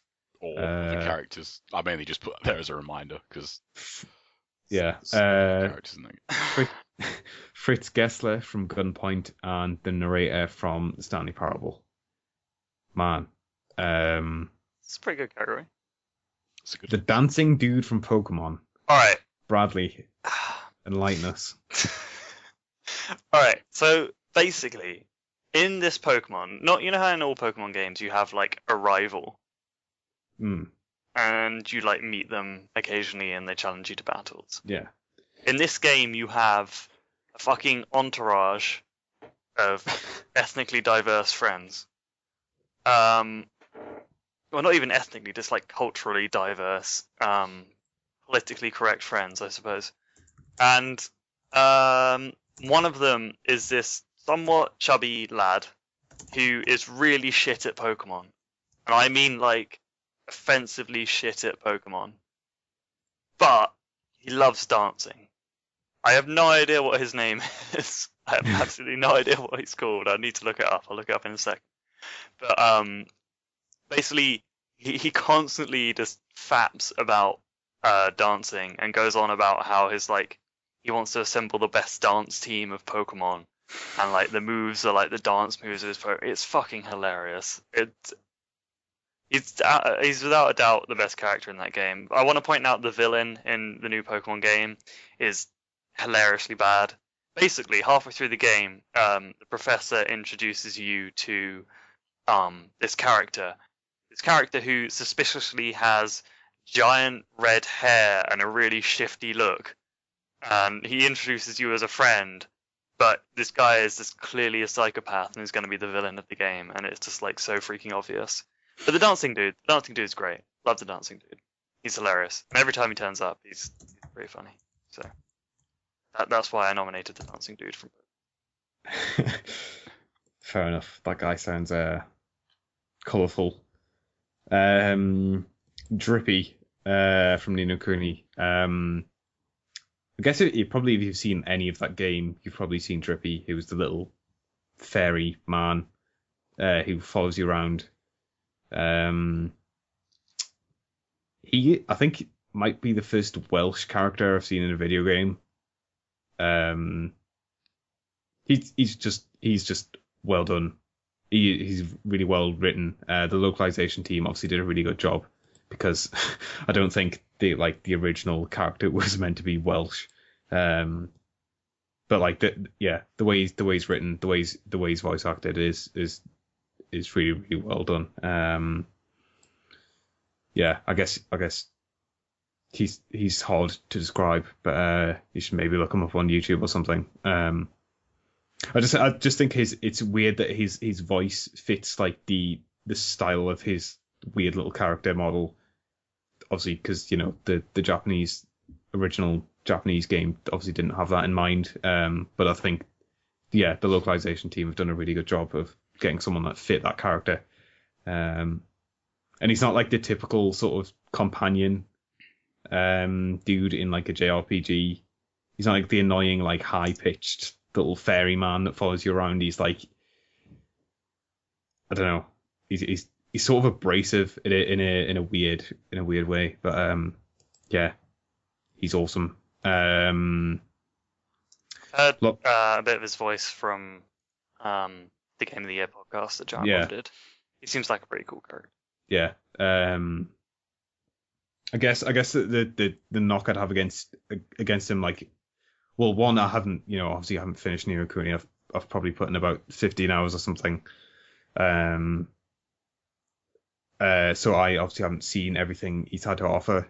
He might get really annoying, like when you're in the 100th hour of the game and he's, maybe still doing the same thing. Like I don't know where that character goes, I guess. Like from what I've seen so far, like he's fairly, like, he's sort of one-dimensional, but like it hasn't sort of worn out its welcome so far. I would be interested to see where he goes, but obviously I just don't know. So maybe because of that, it wouldn't be right to put him up here. Lamar is yeah, Lamar's funny. That guy has some of the best lines in that game. In like it, I don't know. He serves a really interesting purpose, and he sort of he feels like what would happen to CJ from GTA San Andreas if he'd never got out, like, from the Grove. Yeah. Like he's this sort of like, he's like a 40-year-old man who still, like, thinks he's like hot shit, basically. Like he still thinks he still thinks he's 20. He still thinks, like, pulling off like small time heists and stuff is like living the life. But he also just has some really good lines. I guess almost the same criticism against him that I had for Drippy is that his character doesn't really go places. Like he's very, I don't know, he doesn't change massively over the course of the game. Stays relatively the same, which you probably couldn't say for like Joel and Ellie, which one of the other nominees. I don't know what to do about this. Do you want to split them out, or? I don't know. As I said, it's more there as just kind of a reminder for The Last of Us, but Yeah. I feel there are other characters in that game that could fill this. I really do. Yeah, I mean, Can I- yeah, go for it, Brad. I was before you move on from Lamar, I was going to ask a couple of questions. I've only seen what they showed of him when Vinny played GTA 5 and the quick look. Yeah, Admittedly, I found the interaction between him and Franklin Yeah. in the car shop really funny. yeah, But he seemed like a character that relies heavily on the people around him for humor. mm. Is he that, like, do they flesh him out any more in the game, or is he purely just a gag machine? Yeah, I mean that would probably be my knock against him, is he doesn't really have a dramatic arc, I suppose. It's more like he pops up in the story at good times and provides some pretty good comic relief, but he's not, like, I don't know, like in terms of like dramatic character arcs, like he doesn't really have one. Yeah, not all characters need to be, super fleshed out. Yeah, I guess. Serves a purpose. He's definitely. He definitely serves a purpose, but I don't know if he's strong as like some of the other characters on here. Like tier. Yeah. Oh, man, going back to The Last of Us, that's tough. Yeah. I mean, I would say, like, of Joel and Ellie, probably Ellie for me. Yeah, I agree. That is fucking close though. I will Yeah, say yeah, that. totally. It's very, very close. Yeah. But I just think like Ellie's backstory, I think, is more interesting. Left. I will maybe add a cheeky kind of qualifier to that, like, if left to the imagination, purely because of like the DLC is like, oh, ever wonder how this happened? It's like, no. It's like, well, yes, I did wonder, but I didn't. That was the fun part. I don't want to explain. Yeah. Being informed of it is not what I want. Yeah. Yeah, like I mean, there are so many strong characters in that game. I just think that, like, a lot of them are in and out of the story in a couple of hours, which isn't a knock against the game. It's just the way it flows and the way the narrative is. But it's maybe not enough time to. I mean, it speaks to that game that like you're thinking about characters that like aren't really in the game for that long. Most of them, like, it's just one chapter, isn't it? Yeah, like I think Tess is a really strong character, and she is not in that game for that long. Yeah. Bill is another great character. I really like David too. David. He's very, very good character. That's Nolan probably. If we had a best villain award. Or favorite Nolan North performance, that you don't actually. You have no clue that it's Nolan North. Yeah, up front. Yeah, he's great in that game. He's a man. That Dave chapter, well, the Ellie chapter. That's pretty fucking good. Yeah, I think I would just leave it at Ellie. Like, there's no doubt that The Last of Us has a really strong cast of characters. I think of those, like Ellie stands out. Fritz Gessler, God. I don't know if Fritz is going to stay here for long, but he probably gave me the biggest laugh of any game this year, which is weird considering Gunpoint is all not actual dialogue, it's just written stuff. So, the way Gunpoint works is you, in between missions, you're on a phone or something, and you get emails of someone with a mission, and you work for Gessler at some point, and then sort of fuck him over, by working for one of his competitors, and then he finds out and sends you in an email that the subject header is just "go fuck yourself," and then the content of the email is what I've just posted in the Skype chat there. It's just it's such a good line. He does have some other stuff that I can't 100% remember, but I almost just put him on just to talk a bit about the writing and Gunpoint. That game manages to characterize dudes and ladies really well, without any actual dialogue, which I think is hard in a game. Mm-hmm. It's the writing in that game is really funny, and it actually pulls off some of the more dramatic parts of the story as well really well. Fritz Gessler has some good lines, such as that one. Brad, do you want to talk about the narrator from Stanley Parable? Yeah, I can do. Yeah. So, I mean, I have said multiple times that I think the demo for the actual full Stanley Parable game is arguably more entertaining and better than the full game. But that doesn't detract from the fact that the narrator puts in a stellar performance in both of those things. I don't.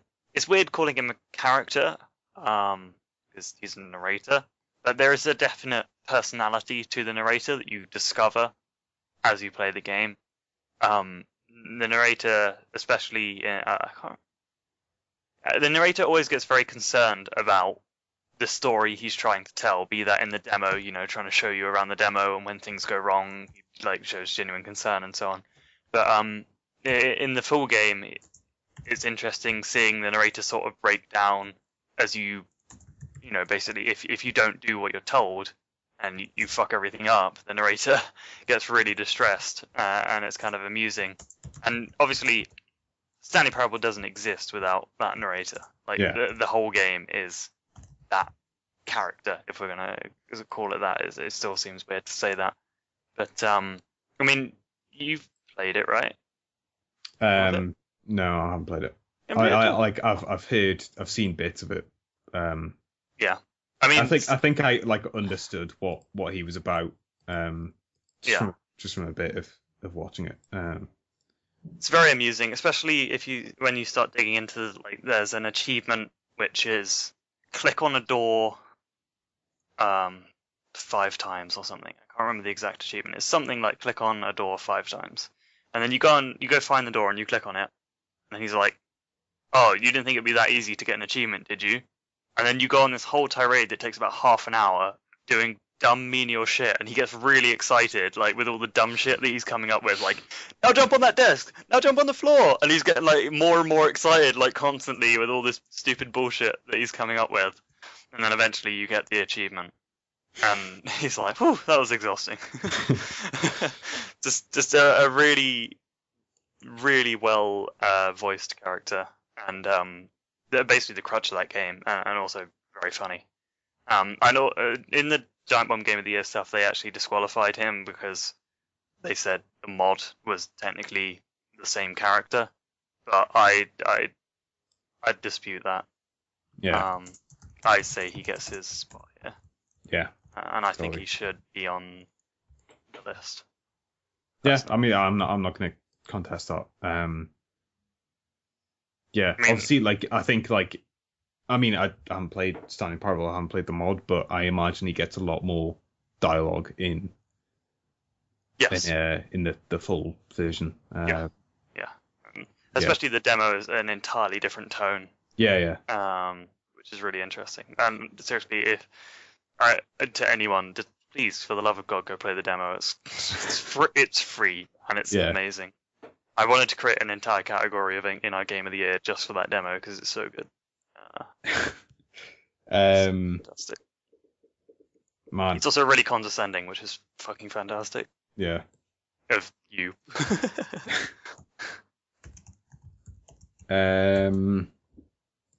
Yeah, I'd be happy to see the narrator as at least one of the 3 at the top.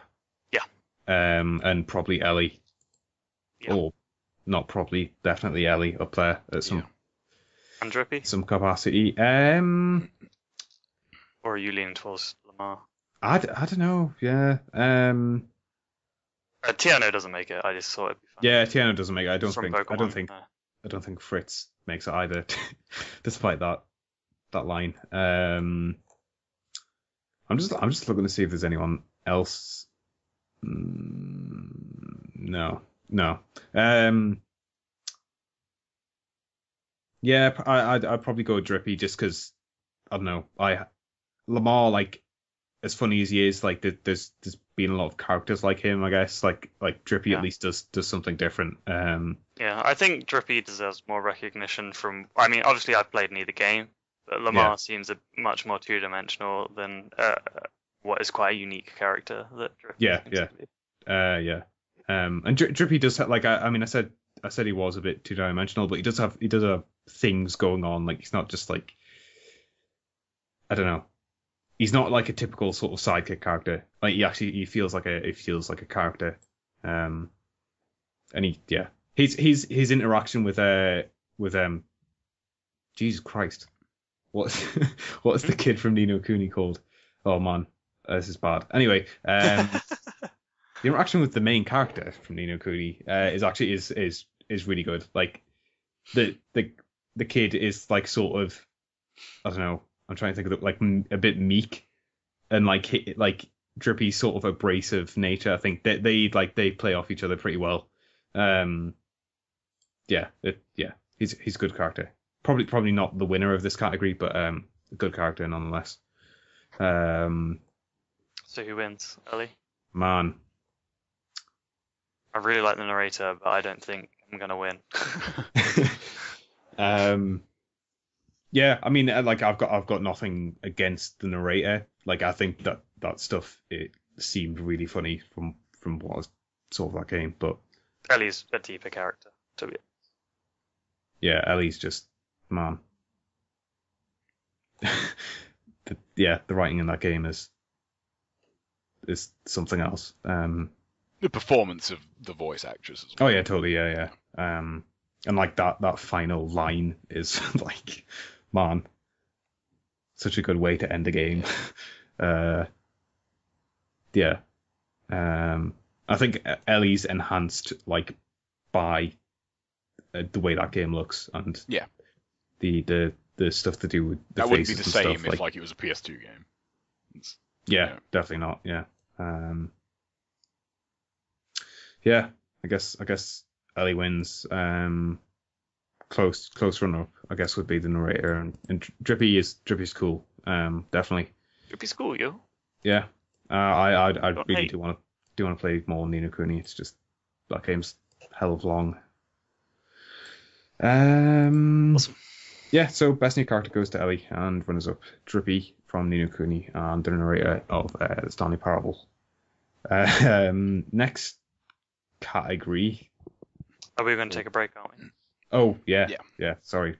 Yeah, break first. Then best game that didn't come out this year. So, yay for that. Okay, and we're back.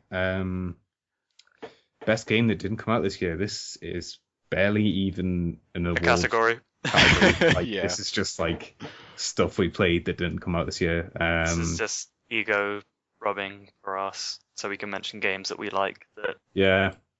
this I mean, year was a lot of playing games that didn't come out this year for me. I don't know Me about too. you guys. It was. Yeah, I mean, I played it. I don't know. I just played a lot in general. So that rolled into stuff that didn't come out this year, and a bunch of stuff that did, which is awesome. I guess Dark Souls. I mean, me and Brad played that this year. Yeah, absolutely. That's a pretty good game that didn't come out this year. That is a hell of a game that didn't come out this year, and thanks to Vinny for showing the world how not to play Dark Souls. The wrong way to play Dark Souls. Yeah. Yeah, the complete fucking God, most disgusting way I've ever seen anyone play Dark Souls. man, that He guy. trivialized that game. Yeah, sort of sucks. It's like, fuck. I put in so much more effort. Yeah, I know, right? Fucking makes me angry. To be fair, by the end of that game, I was fucking wrecking bosses. I did 8 bosses in 10 hours Yeah. at the end of that game. Absolutely trashed it and the DLC, and had an absolutely fantastic time doing it. It's a glorious game. I kind of want to start messing around with some of the dumber shit, like the cheat engine stuff, where you get a different weapon every The 7 weapon minutes. swap mod, Yeah, Man, that would be dumb. that would be. But I don't know if I will. I probably won't. I'll just wait until Dark Souls 2 now. Yeah. I'm like I said, pumped for that game. Not that far now. Yeah. Call of Duty 4, Bradley. I put Call of Duty 4 on this list. Yeah. I just, before we carry on, what are we doing with this category? I don't know. Going over what we picked, I think, pretty much. Yeah, but I are don't we know. choosing a winner? I think so. You don't think so? No. Okay, Yeah. fair enough. This is just an Well, you honorary go over, like, category. I don't know. Go over why it's your pick. Or Yeah. why. I mean, I've got multiple games here, so Yeah. I should probably narrow down to my personal Why it's the best game that didn't come out this year. Yeah. Okay, Call of Duty 4 is on this list because fuck, Call of Duty 4 is still a good game. With all the people talking about, game of the generation and all of that nonsense, I thought it was only fair that I went back and played a game that I spent 13 days of my life on. Yeah. And spend more of my life on it, really. I think that was the only suitable thing to do at that point. And yeah, I got the PC version, which I've been looking around for ages. I've had that on my Steam wish list for about a year. Finally picked it up. Got to play Pro Mod, which I hadn't played before. Got to play some Hardcore Search and Destroy, which is still absolutely fantastic. And yeah, it's just all around a super tight shooter. And I don't think anything has interested me in shooters as much as that has since. I don't think I'll ever be that into shooters again. No, definitely not. And I don't even know if any game can have that much. Just momentum, sway, everything about it. It would just hit at the perfect time. It did something new and just absolutely wrecked the game industry for the rest of the for the rest of the generation. So yeah, I think COD is a pretty exciting game. Yeah. Should I mention the last one that I've picked on here? Yeah, go for it. Yeah. Okay. The last one I got on here is Crusader Kings 2, which is really cool, and thanks to Woodaloft Giant Bomb for gifting me that. Really appreciated. He introduced me to Crusader Kings, which is kind of like if you took something like a Total War game, but took out the war part and replaced it with politics. Yeah. Which is kind of sweet. I got to become the King of Ireland. Nice. And then I tried to conquer Britain, and then the French killed me. Yeah. Except it wasn't the French, because France was taken over by Cornwall or something. So it was the Cornish French. Yeah, it was the Cornish French came and ruined my day. It's really dumb. It's really dumb. Kind of French. It's really hilarious as well, looking at the map and seeing like the entire of Germany being France, and just that kind of alternate history stuff is really fun. Yeah. And exciting. And the ways that the sort of random events in Crusader Kings 2 are just really exciting. I mean, I told you that story about the gay anti-pope that got murdered at his own wedding. It's like, that game is insane, and props to the guys who made that. I can't remember which studio is behind that at the moment. It's Is it Paradox? Must be, right? That up? It has to be. Who else would it be? I don't know why Paradox popped in my head. Yeah, it's Paradox. Yeah, and that makes sense. Yeah, props to those guys for making those kind of games, and Europa Universalis, which I know Woodall played the fuck ton of, that came out this year, and I haven't tried yet, but maybe one day I will. Paradox are insane. Yeah, those kind of games need to exist, and they're fucking fantastic. Yeah. So I guess the best, obviously Vice City is included on that list, but it already won most time spent playing. So I guess the best game that came out this year, the best game that didn't come out this year and wasn't Vice City is Dark Souls for me. Yeah. Do you agree? I'll go down. Yeah, you go through yours first. My stuff. Yeah, obviously other than Dark Souls, Persona 3 I played a bunch of this year. I'm still trying to chip away at that game and just get it finished. Yeah, that game's awesome. I've talked about it so much on this podcast that there's nothing really else to be said. It's rad. I bought Persona 4 Golden for the Vita, so I am gonna have to finish Persona 3 at some point, because playing 2 Persona games at the same time just seems maddening. And there's a Persona 5 coming out soon, hopefully next year, which will further compound the problem. So yeah, I'm gonna have to take a week off work or something and finish that. Dust and Elysian Tale. That was you that put that. Yeah, I bought that off the back of Joe's recommendation. Is he right?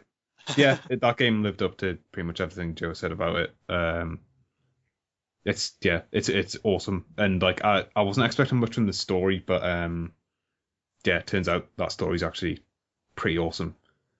Mark of the Ninja, I think I picked that up at the same time as Dust.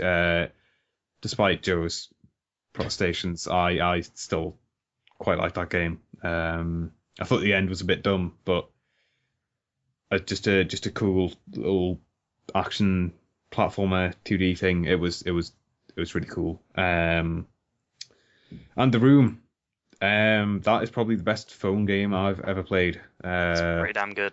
Yeah, my mum's been addicted to it.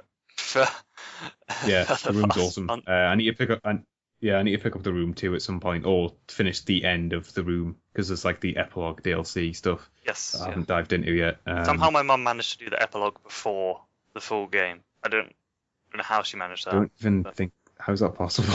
I don't know. Yeah, it's like for a game that's like seems like it's like deceivingly simple, like to have like a weird, like interesting backstory and to create an atmosphere, I think on a phone game is awesome. Like what they've done with like the sound design and stuff, and like the design of the boxes that you're puzzling your way through. I think it's awesome, and that The Room 2 is, I really need to play that. Yeah, so my best game that didn't come out this year would probably have to be Dark Souls. Yeah. It's a good game, man. Man, that game's awesome. Yeah. Joe, you've got one thing up here. On here. Because I took it off originally, but then I remembered I actually when I traveled over to America this year, I got to play that like obviously it's not multiplayer, but me and a few of the kind of dinosaurs from that community met up and played it kind of just as the spectator kind of offline thing. You just playing it in a group, and that experience alone would put it on this list because that was really amazing to that was the first time I'd met those people as well. But to all three of them were just they're I'm part of it because I'm part of that group, but they were the people that got me into the game to begin with, way back in 2005. So to finally meet them after 8 years of not 8 years of solely playing the game, because I did kind of stop at 2011. I can't remember. I'm really bad with dates. But it's only over the past couple of years I stopped truly stopped playing it as a regular game, and just being able to finally meet those guys and play it with them was an amazing experience, and something that I wondered if I'd ever get the chance to do. But that kind of got me back into the game all over again, on a different level. Not as competitive as before because I don't really have the time, and there's not really much left for me to do on the game. But I did try some speed runs on it. You still found time to set the world record? Yeah, 2 of them actually. Okay. Yeah, the normal and Master Ninja speedruns. They're I did them this year because there was I think Speed Demos Archive did a charity event of speedruns. I don't know if Brad, you might have seen that actually on YouTube. There's shitloads of them up, yeah. Uh-huh. And there was one for Ninja Gaiden Black, and I thought, I'll give that a go.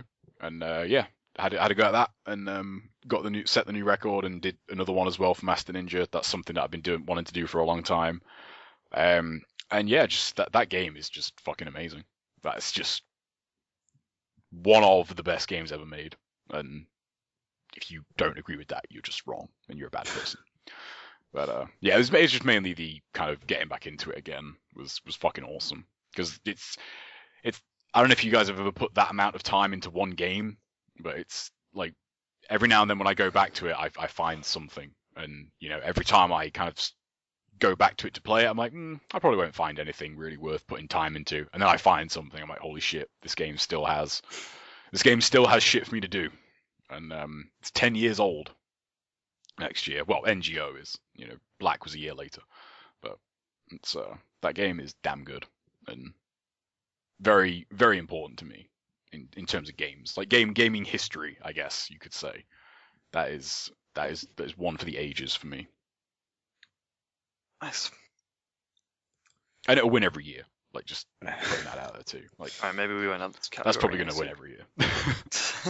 But I did put Vanquish on there as well, actually. I took that off, but yeah, I put Vanquish on there. That's for similar reasons, but yeah. I haven't got the time to put into Vanquish that I did NGB.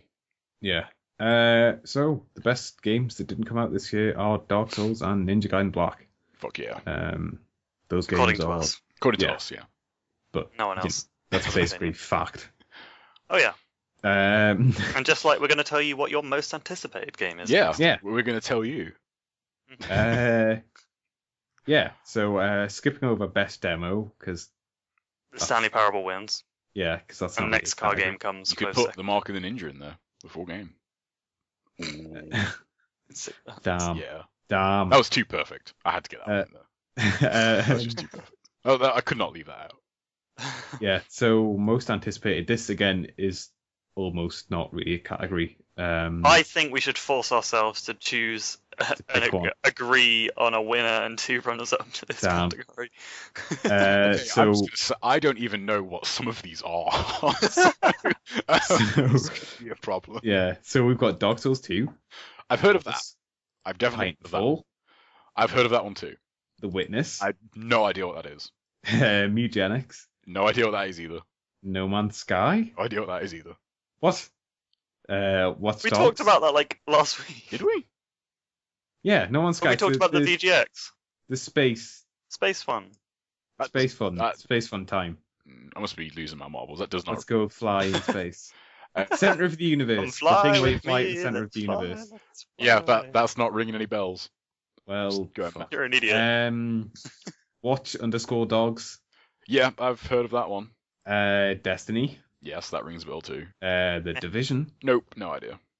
And Infamous. Wait. You got the name of that one wrong. Sorry, what? You got the name of the division wrong. Was it what? What's Tom wrong? Clancy's the Oh, division. Tom Clancy. Tom Clancy. Sorry, Tom Clancy's The Division. Do you know it now, Joe? Yeah. Okay. Just good. Sorry. Glad we cleared that up. Yeah, totally. That was my bad. And Infamous Second Son. Yeah, heard of that one. So Quite familiar with the Infamous games. this is dumb. This is really dumb. That's why I want to do it. The only one that I'm even looking like, I'll be honest, like Watch Dogs, I'm still not sold on why people give a fuck about that. I'm becoming less and less sold, actually. So. The I hope it's good, but I'm so not do holding I. out But much hope. that like the first time they showed it, it looked super strong. Like it I definitely. will probably get it only because it gives me an open world game I can run around in that isn't Assassin's Creed. Yeah. But I don't know. That's not enough for me to dump. Right. Well, we can take Watch Dogs off then. Yeah, I think we can take that off though. Okay. What else can come off? You guys need to. I'm kind of anyone- excited for The Division. I would put that on my. I probably wouldn't put it top 3 actually. So yeah. Okay. Go. Well, But I wouldn't I'm put it still top- interested in it. I'm keeping an eye on The Division Yeah. because it seems like it could be fun co-op. I wouldn't put it top 3 either. I don't think. Just Destiny, yeah, Destiny. I mean, I am excited for that, but top 3 though. I'm definitely interested, but I'm not that. out of the things you got though, would you put it top 3? Just looking down the list. Shall we Since leave Destiny for now and go on to some of the ones that you haven't even heard? Like the remaining 3 of them, I don't know what they are. Then yeah. Okay, why don't we go through these slowly for you, Joe? Okay, The Witness. Yeah, what is The Witness? The Witness is Jonathan Blow's Blow's new new game. puzzle game. With the tiles with the grids and you draw the Things. lines. You're on an island. You're on a fucking island. It's like there's puzzle boards. You walk around and do puzzle boards. That doesn't really pique any interest. Fucking Jonathan Blow's new game, you piece of shit. I'm actually sort of excited for The Witness. The reason I'm excited for The Witness is you remember how I talked about Antichamber as my Fez moment of the year. That will be my Fez moment of the year next year. I can already tell. It sucks. What? Man, that could be winning for most disappointing next year if it doesn't. If it sucks, it will hands down win. It will win. Most disappointing, most disappointing, and the most disappointing game ever. So it will still win, really. I mean, it can't lose. It will win. It will win every bad category I can possibly invent. It's in a for win-win situation. Yeah. Mugenics. Yeah. What's this? Okay, Mugenics is fucking sick. So Team Meat. Well. Team Meat. You know Team Meat? Oh yeah, they made that Meat Boy game.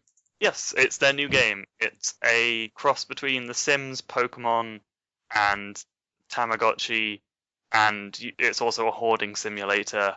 And there's cats, and you breed them, and then you get more cats, and they have mutations, and you can put them in cat shows, or you can fight them, and you can hoard furniture, and your cats can get AIDS. Yeah, I don't care about that. that sounds kind of random. That it looks awesome. Yeah, I'll take your word for it, but no, I'm not going to add that to my list. That's in my top 3, but I'll grade that one out for you. The Witness. By the way, my top 3 is The Witness, Mugenics, and Dark Souls. But let's move on. Should I grade out The Witness, even though I don't really want to? I'll leave it there for now. Hold on. I would leave it maybe. Yeah. No Man's Sky. I am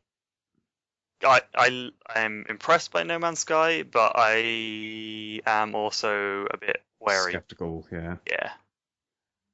Yeah, I think I feel the same. But then if you take it off, then I'm not sure what else on there. I'm like. Well, Dark Souls wins. We already know that. Like Dark Souls 2. Dark Souls 2. I am excited for. Okay, Dark Souls 1. All right. Now we just need to choose the 2 runners up. The Witness, I guess, and Destiny. Maybe. I'm more excited for Infamous than Destiny, definitely. Is anyone else excited? Oh well, then I'll go for that. I don't really give a shit about Titanfall. I didn't think anyone gave a shit about Infamous. Ow. So that's the only thing that Joe. That's the only thing I give a shit about on this list. Oh, okay. Right, well then. Titanfall, like it looks. What are you doing? It looks cool. I did the wrong thing. But I don't know. I'm anything with a gun in it. I will buy Titanfall. That doesn't mean I'm excited for it. Rephrase that. Anything where like shooting people is the main thing, I'm just like, I don't care. I don't care for like the next 5 years. Okay, and now the choice is between Destiny, The Witness, and No Man's Sky. The Witness. Yeah. Sure, why not? Very committal of you, Joe. Yeah. I'm for the people, you know. The people want. The people actually want The Witness, so I'm all for it. So, winner of most anticipated. This is the most anticipated game of the year. No, hang on. I'm going to rename this category. Prepare yourself. All right. This is going to be on front and back of box of Dark Souls 2. If it actually was. Your number one source for telling you what your opinion is. Yeah. Your most anticipated game of 2014 is Dark Souls 2. Well, there could be like a few people listening to this that would be true for. So, yeah, maybe. Like, these guys understand me. For the people that it isn't like your opinion. I want to know who, if anyone listening actually thinks Dark Souls is their most anticipated game, followed by The Witness and Infamous Second Son. If that's your list, email us in. Yeah. Because we know things about you. Strange things. So Dark Souls 2 is your most anticipated game of 2014, followed by The Witness and Infamous Second Son. Everything else sucks, according to Joe. Yeah. And our last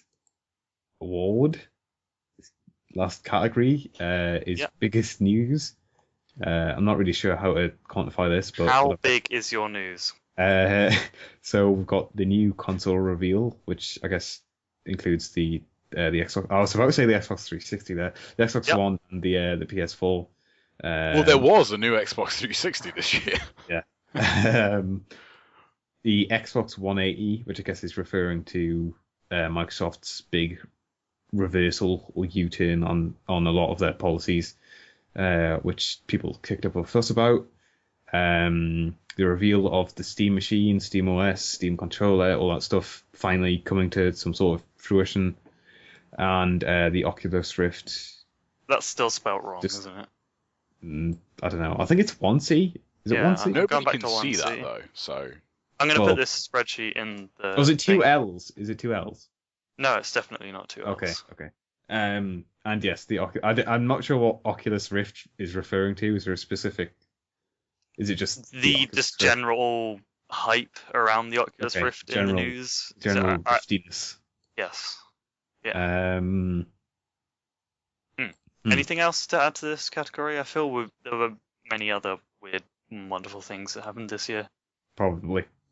I don't really remember. No, me neither. I don't. This year was pretty shit for news. Much of this knowledge.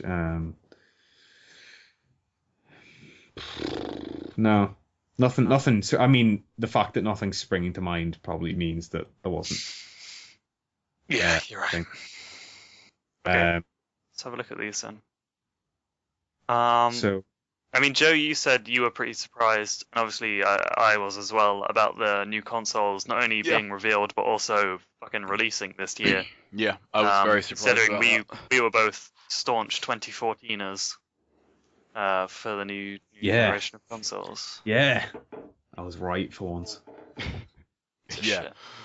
But I really didn't think they would come out this year. I really did not. Like, if we were to go back a year and, like, you know, that would have been revealed, I would not have believed anybody.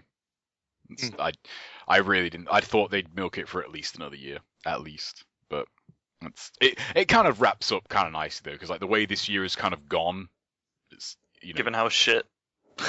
Given Gears of War Judgment and... Gears of War Judgment, yeah. God of War... And I think that sucks as well. Like, yeah, like, this last year, it's like... Like, it is like, imagine, like, it would have been way cooler for, like, the last Gears game to be Gears of War 3. Like, easily the best one in the series. Like, I mean, that's just one example, but yeah, like, Gears of War Judgment, like, who the fuck cares about that game? Like, seriously. Like, if anybody does, let me know. Because even like die-hard Gears fans I know haven't even played it. Like they haven't even bought it. Yeah. So myself included, I just do not care. It's it sucks that like they couldn't have gone out on the high. Instead they had they got one last thing out of it. Like God of War Ascension, the same thing. I only bought that because it was super cheap. It was on sale on Amazon, and online shopping is terrible. And I'm bad at not buying things. But yeah, that like God of War 3, in my opinion, it does wrap it up, like just barely. It strays pretty closely to just going a bit too far, but I think all things considered, that is a very, very good send-off for that series and that entire storyline. And God of War Ascension is like, hey, there's the thing happened that no, it didn't. Like, it's never like you had 5 games to fucking put in a clue about this, and you didn't. So no, like, and you've now like the last game in the God of War series is now entirely forgettable. Yeah. So, and God of War 3 is fucking great. I fucking love that game. But like, the final God of War is Ascension. Yeah, great stuff.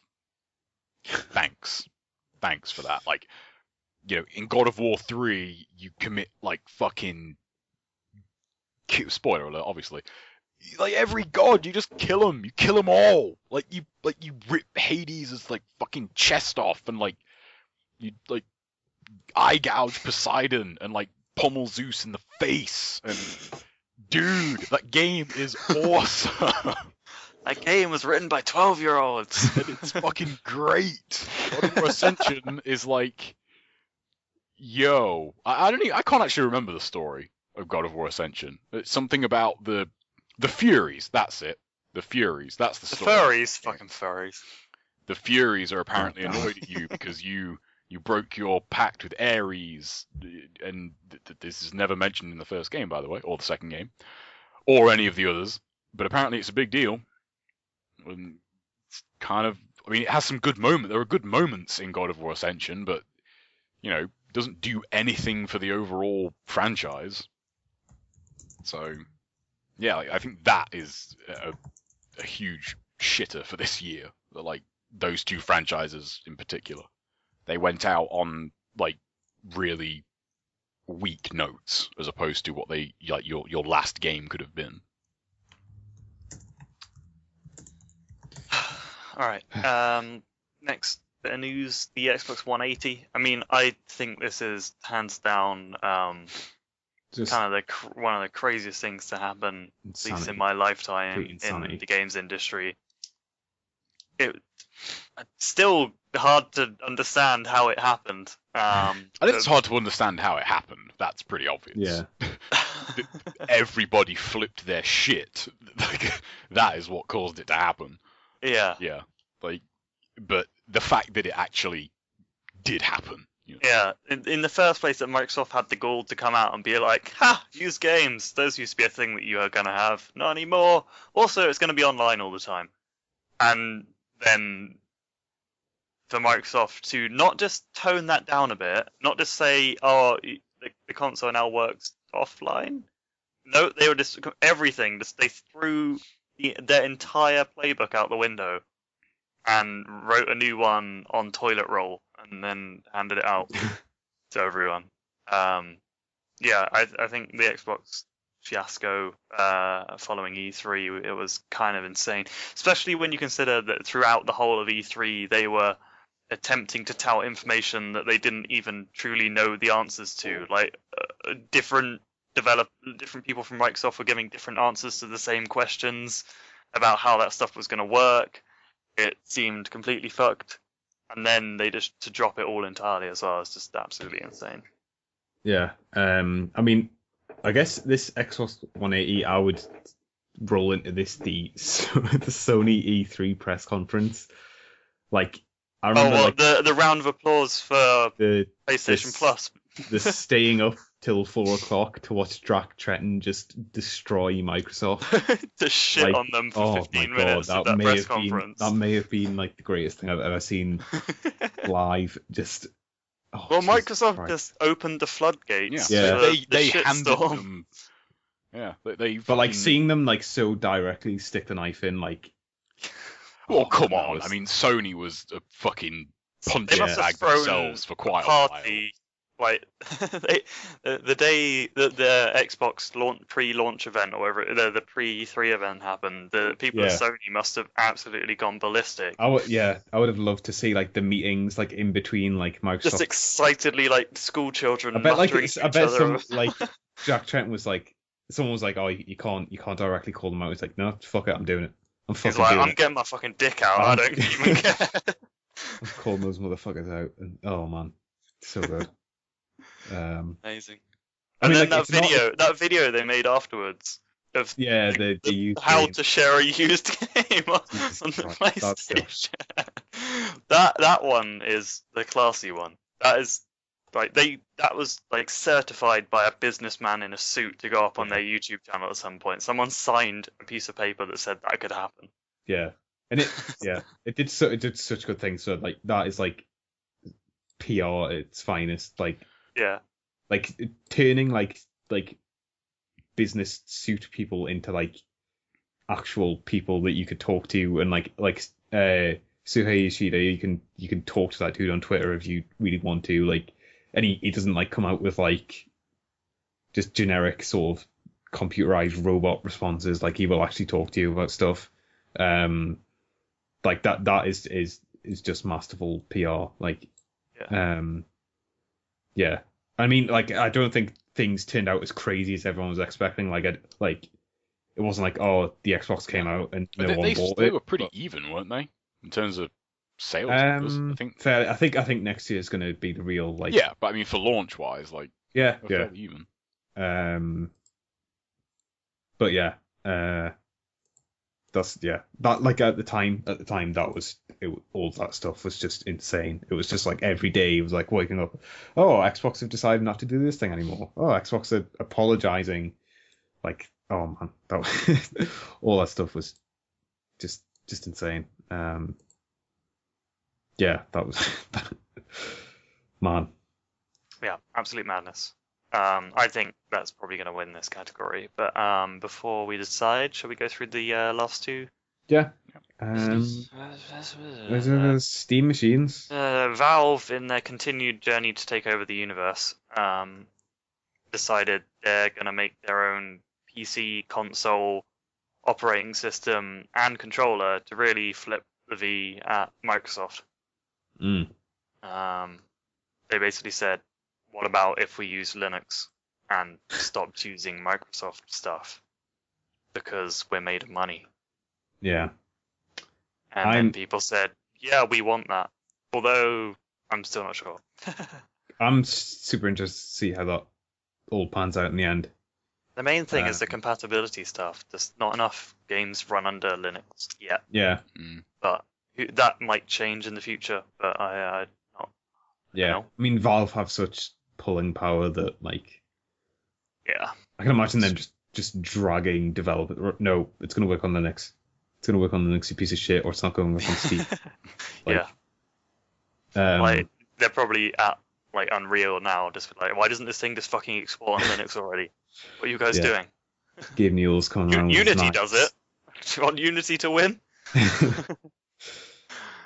Literally grabbing Chris Cliffy by the balls. It's funny because it's came at a weird time where a lot of publishers are starting to try and branch out with their own like specific download services.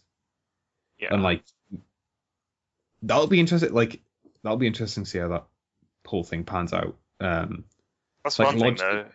Logic would dictate that the retailer that has like the most different games on it would probably prevail, but yeah, I don't know. I mean, Origin stocks on EA games. Like the other services are also trying to grow, but I mean, yeah, when Valve is going to this Linux-based closed system, effectively, you can't run Origin on SteamOS. You can't run Uplay on SteamOS. That's effectively busting you out of, two major publishers' entire game catalog if you decide to go the Steam OS route if you buy a Steam machine. Not ideal, really, is it? But yeah, I'm not sure. I'm not so sure, really. It's just, I still want to play with one of those controllers, mind you. Yeah. I'm still not out. 100% sure on those. I think the analog stuff is like not really sold on that yet. I think it's only really going to be that interesting if you're the kind of person who wants to play their PC games on a TV. True. I like playing my PC games at a desk, and if I want, I like playing games at a desk. Just in general, more comfortable. I'm in a good chair. Yeah. I can't play on a TV sitting down. I have to stand up. So playing at a desk means I get to sit down, which is like infinitely better. I guess the other bit of news we got written down, Oculus Rift. Not necessarily news per se, but still. It's been in the news. I suppose is a better way of putting it. It's garnered many a headline this year. Exactly. That's why it's here. I mean, I've been lucky enough to have the chance to use one this year, and thought it was one of the most profound experiences I've had playing video games in terms of immersion, in terms of something that really seems like it's advancing the medium. However, it made me feel sick as fuck, and I don't know if it's actually feasible to use one of those. Yeah, I didn't have that at all. I was very comfortable when I used it. We talked about this, so I'm not going to retread all of this. Yeah, but, it's going to be like a person-to-person basis, I think. Yeah. Which it will suck if it's like it just doesn't work for certain people. Like, that would suck. I think what Carmack has said is it's all about the latency. That the dev kits have pretty poor latency by what he wants to get out of that thing. That's probably the reason why they still haven't released the damn thing to consumers yet, just because they're going to keep tweaking that thing until you can play that for 7 hours and not want to vomit. I guess the coolest thing to come out of the Oculus Rift stuff for me is just seeing that stuff just works. Yeah. Like, there was a lot of talk about it, and like I don't know.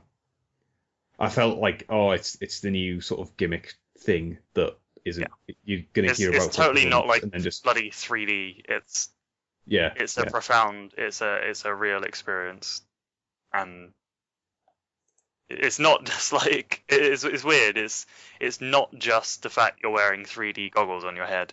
It's the whole. When you have those things on, the outside world might as well have fucked off. Like, people could come up to you and do whatever the hell they want if you're wearing a pair of headphones and an Oculus Rift, and you will never fucking know because you were in a different world at that point, and it's weird. Yeah. I'll be. I really want to get my hands on an Oculus Rift at some point. If they can do, I was gonna say if they can do 1080, but I still think if it's like a bit higher resolution. I think it has to be. Like, it needs to be like a freaking 4K panel glued to your eyeballs, and the latency has to be 0 for that thing. And at that point, maybe then it'll be perfect. And then we'll get rid of TVs. Fuck TVs, man. What's TV? Just have all the hardware plugged directly into the face. Yeah. This is the only way. Mm-hmm. It's just really interesting seeing like tangible, like real advancement of like the industry. Like seeing like the next step happen. Well, hopefully, what is the next step happen is awesome, because we've had a lot of false prophets like motion control and stuff, and like a lot of that stuff's just sort of spun its wheels and then nothing's happened. Have you ever really that hype for motion controls? I mean, not really, but I think that's the big difference. It's like, I think a lot of people were like, oh yeah, it's where the industry's going, and you know, it's not really. Like the Oculus Rift doesn't change like entirely how you play the game. Like, no, but not 100%.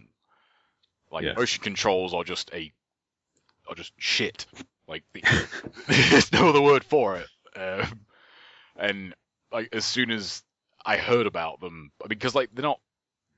I mean, this generation is probably where they've been more brought to people's attention. But like as soon as I never thought they were a good idea. Like the idea of them, it's like no, just no. I don't want that ever. Like the method for controls is fine as it is. And you don't have more control with them. In a lot of cases you have less. So, like motion controls, I'm glad that like hopefully that kind of fad is over. Like the end of this generation can mark that, I guess. Yeah. So, what wins? I think it's the Xbox stuff. The 180. Yeah. Yeah, that seems. I don't think there's much point in having runners up or anything. Nah. There's only 4 nominees. It's another small category, but well. Yeah. I think all of the news stories here are pretty big. Pretty big, yeah. Yeah, the Xbox stuff is... I mean, it's all like, it's pretty much all hardware stuff, except for, I don't know, I guess the 180 is almost not really hardware, but, yeah. So the biggest news of the year is the Xbox 180. That stuff was crazy. Man. Shit, crazy. Yeah, so I think we're gonna take another small break, and then we'll be back with our personal Game of the Year lists. So get hype. Yeah, and we're back. So yeah, that's all the awards done. Congratulations, everyone, especially Bioshock Infinite. Yep. Yeah. Battlefield 4. And Norton from Dead Space 3. Yeah. So even his name is stupid. And Diaz. Diaz. Fucking shut up, fucking Vice City. Dickheads everywhere, yo. So yeah, we're gonna dive into our personal Game of the Year list. Like we said, we're not gonna do like an overall Game of the Year list, just because I think the crossover has been minimal, to say the least. And in terms of stuff we played, and it would just be impossible. And Brad is posting Stuart Vice City comment stuff in the Skype. So who wants to go first? Bradley? Sure. Go for it. I don't have I've got a top 6 sort of. Okay. And I've ordered them, and I'm only sure about the first 2's order. So take numbers 3 through 6 with a little bit of a pinch of salt, and I'll explain my picks on the way, obviously. So in at number 6 we have SimCity. I only call it that because it's funny. I actually really like SimCity. It's a game that I've already said I've spent 42 hours already with this year, and I'm going to keep on playing. Mainly with my girlfriend, because she enjoys The Sims and has really enjoyed. This is the first SimCity that she's ever played, and I mean I've only ever played on the Game Boy Color, like SimCity. Was SimCity 2000 on the Color or the GBA? I have no idea. I would say Color, I think. Okay. Well, I remember playing SimCity 2000 on one of the handheld platform, which is probably not the best way to play it, to be honest. And having a decent time, but this is the first time I've spent a lot of time with a SimCity game.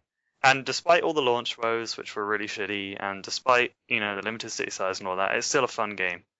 And I would say, even though people shit on it, if you are interested in playing SimCity, and considering the price now isn't like offensively, like it's not 45 quid still, it's actually worth checking out, and I would recommend it. Following that up, in at number 5, I have put Monster Hunter. Oh god, what's it called in Europe? 3 Ultimate. There we go, I got it. Monster Hunter 3 Ultimate on the 3DS is in at my number 5 position. Monster Hunter was a game I was super hyped about earlier this year, but it would have ranked a lot higher on my list this year if I'd actually had someone to play it co-op with, because, as always, Monster Hunter really shines when you play it multiplayer. And this year I hadn't really had a chance to play much multiplayer, any multiplayer Monster Hunter, so sadly I've let it slip. Haven't played it much since I put in an initial burst of gameplay. Maybe I'll go back to it.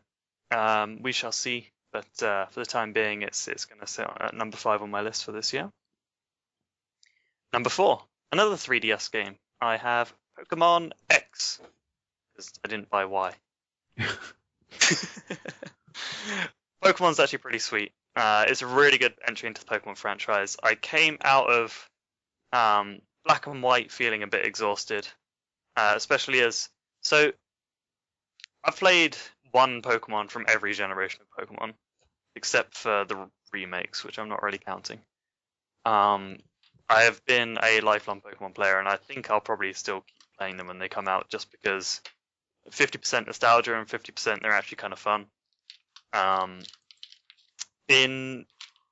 So 2 generations ago, there was Pokemon Diamond and Pearl, and then they always do like a bonus one. Platinum was that one.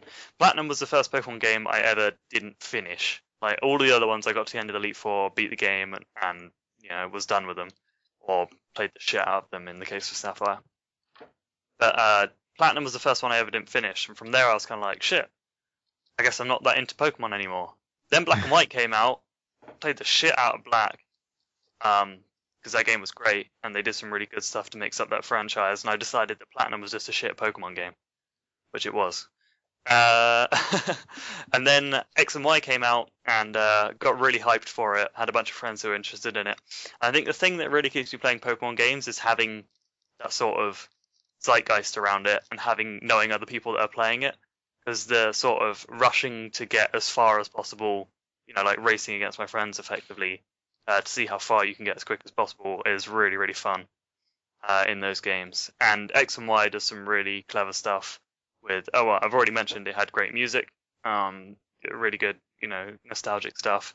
Additionally, they streamlined a bunch of stuff, like the stuff they did with Experience Share, which I think I've talked about in previous podcasts, just to make it a bit more approachable and a bit more fun. Plus, it looks goddamn gorgeous. It's the first fully 3D Pokemon, and it looks really nice on the 3DS. It's a shame they didn't make better use of the actual stereographic 3D on the 3DS. It's just, when I say 3D, I mean it's polygonal 3D. But it's still, considering what they're doing with that hardware, it's hardly surprising that game chugs in some battles, because those graphics are pretty insane for the 3DS. Next up, in at my number 3 slot, getting near the top now, we have Arma 3. And the reason I was a bit unsure about my numbers 3 through 6 is because Arma 3 is a game that I haven't played since it came out, which doesn't sound like it makes much sense. But what I'm trying to say is, I played the shit out of Arma 3 when it was in alpha. I bought it earlier this year, at the beginning of the summer, and played an absolute crap ton of it with people from Giant Bomb, doing all kinds of silly hostage missions, crashing helicopters, shooting each other, running people over, all kinds of fun stuff that you do in Arma. Very serious military stuff, of course. Yeah, obviously. 100% serious and not silly at all. And that game's fantastic. That game's fucking fantastic. I love Arma. And I really wish I had played it since it properly released. When did it come out? October time, I think, was roughly when it came out for realsies. And I haven't played it at all. I didn't play it. I haven't played the full version of Arma 3 ever. But it reaches number 3 on my Game of the Year list. I'm not sure how that works either. All I know is I played a lot of it and it was fun when I did play it earlier this year.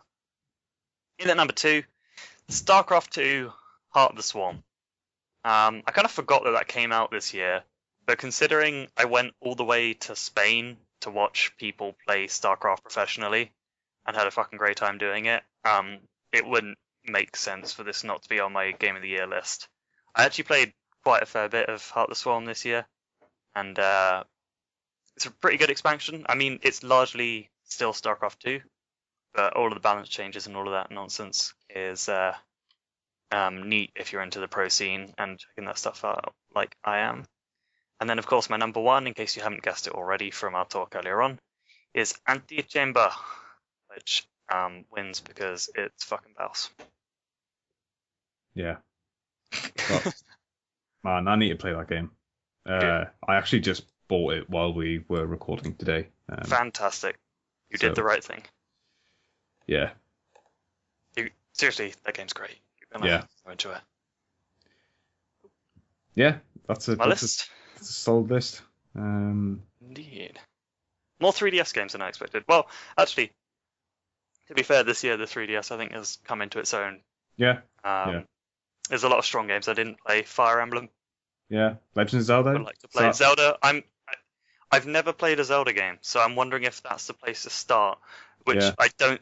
The reason I haven't bought it yet is I don't think it is. It seems to heavily rely on knowing how fucking Zelda works, and I have absolutely no idea. So I don't want to pick it up and be like, "What am I doing?"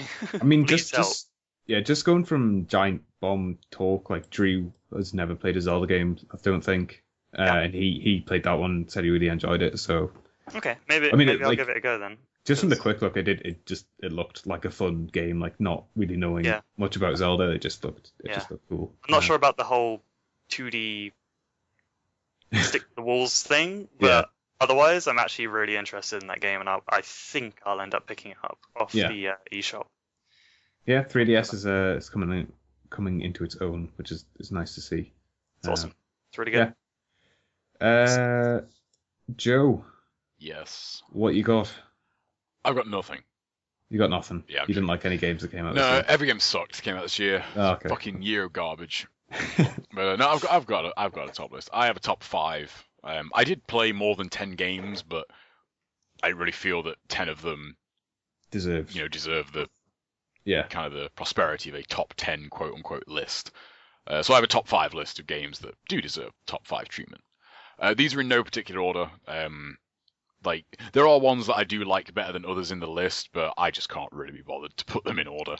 And I think with the top 5, like, it becomes harder to kind of quantify them from 1 to 5. Yeah. You don't really have a lot of room to play with. So just going down my list as it is in order. DMC is in there. Don't really need to talk any more about it, but I was very pleasantly surprised that game was not only good, but pretty damn good. Like, that is a very, very good starting point. I was surprised that you liked that game. Me too. I was expecting to go into it and hate it, like, from top to bottom. The really kind of saving grace of it is the PC version. That is the version to play, unquestionably. Believe it or not, there is a difference between 30 and 200 frames a second. That does make a little bit of a difference. So if you feel the console version's a bit sluggish, play the PC version. It's definitely the version to play, and it makes me hopeful for where they go from there. I really hope they add a little bit more depth. Be nice. But if they just kind of want to stick to the mechanics they stuck with, that's fine. I'm definitely looking forward to where they take that from here. Moving on, Dead Space 3. Man, I fucking love that game. It's great. It's got a couple of problems that I think mainly my biggest problem with that game is how slow it is to get going, especially when you consider how Dead Space 2 kicks off. That wastes no time in starting up the shit, and largely the reason why I think that is the most replayable Dead Space is it just gets right into it. It doesn't fuck around for even a heartbeat. You are just thrown in head first into the deep end, like with a sack of bricks attached to either foot. It's just an amazing start to that game. Dead Space 3 definitely starts out a lot slower. The actual first chapter, I think, is largely pointless. It's my only real problem with the game is when I start to play it over again, I keep meaning to make a save past that first part so I can just go from there all the time. That first chapter is very limited and doesn't really add anything to the game at all. It just seems there for the sake of quote unquote cinematic opening. But regardless, still an amazing game. Going down the list again, The Last of Us is next. Doesn't really need much explaining. That would probably make a top 5 list for the generation. So I don't really think I need to say much more about that. That game is just unbelievably good. That is an incredibly good game. If you haven't played it, you should. Next one on the list is Tomb Raider. Again, another quite pleasant surprise. Going by what they'd shown before I really got my hands on it, I wasn't really that impressed. After playing it, I really don't think they showed the sections of the game that really showed that game at its best. A lot of the stuff from that game is quite early on, and the bits that they show later in the game, I think, are a bit far removed. But that's an amazing game, and I'd say probably the best Tomb Raider, and it just makes me really care about Tomb Raider again. I really am looking forward to a sequel and to see what they do with that and where they take Lara from here on in. I think they've really done an amazing job bringing that franchise back. So I hope to see more Tomb Raider. And the final one on the list, probably not a surprise to anybody, Injustice: Gods Among Us. That is a damn good fighting game, and pretty revolutionary in a lot of ways, in my opinion. So that is my top 5 for 2013. Yeah, Injustice really seems to have snuck under the radar. I mean, or maybe not in the fighting game community, just in terms of the wider sort of gaming community. No, it kind of has the fighting game community too. Oh, really? Yeah. A lot of it comes from. A lot of that comes from it just being from the developers of Mortal Kombat. Yeah. It's a lot of people, wrongfully say, "Oh, it's just Mortal Kombat with DC characters." And yeah, I mean, from the 2 hours or whatever I played of it, I could tell that it wasn't that. Probably mainly because I was terrible at it, and I'm at least half good at Mortal Kombat. So. Yeah. And as well, Injustice is far more knowledge based. Not to get into the particulars, but fighting game basics get you a lot further in Mortal Kombat than they do in Injustice. You really need to know the characters in that game to do well at it. Past a certain point, and kind of one of the turnoffs for some people. It's people that just want to pick up and play and have a good time straight away, that is a bit of a problem for them. Yeah. But yeah, that game, I agree, definitely feels very kind of underappreciated. Because it did well when it came out. It hasn't got the kind of single player hooks that Mortal Kombat had, though. We'll say that for it. The main draw of that game is, the playing other people on it. The story mode I felt wasn't that great. And there's not really much other single player stuff to keep you busy. Yeah. I do want to play more Injustice. I just need to actually get around to doing that. So yeah, that just leaves me. I actually managed a top 10 this year. I ended up playing a bunch of stuff, which is awesome. I think I barely played 10 games last year, so it's nice to have a good list of things to pick from. Number 10 would be GTA 5. I really liked that game at the time. Looking back on it, there are things that could and probably should have been different. I've already mentioned Trevor being one of my main issues with that game. But apart from that, I remember talking back when I first played it just about the world that Rockstar had created, and it's still amazing. Just the amount of detail in the environment, and a lot of the story stuff, even some of the stuff with Trevor and still really works well. It's just a really good GTA game. It brings back some of maybe the sort of dumb fun of the older ones, which I guess is something a lot of people complain about with GTA 4 being so self-serious. I think GTA 5 just finds a really good balance between really good narrative stuff and then hey, here's a mission where you try and kill a Sasquatch or something. It's it does some really interesting stuff. 9th is Dragon's Dogma: Dark Arisen. That game took me a while to understand it, and to get into it, and to want to actually play more of it. But once I did, the ride, the 20 or so hours playing that game was really awesome. Possibly one of the most intense boss fights I've ever had was in that game. Man, yeah, that it requires patience getting into that game, but once if you commit yourself to it, you will be rewarded. The end is crazy, maybe not as great as everyone made it out to be, but still really weird in a way only Japanese games can be. But yeah, Dragon's Dogma, Dog Arisen is really cool, and I would really like to see a sequel to that.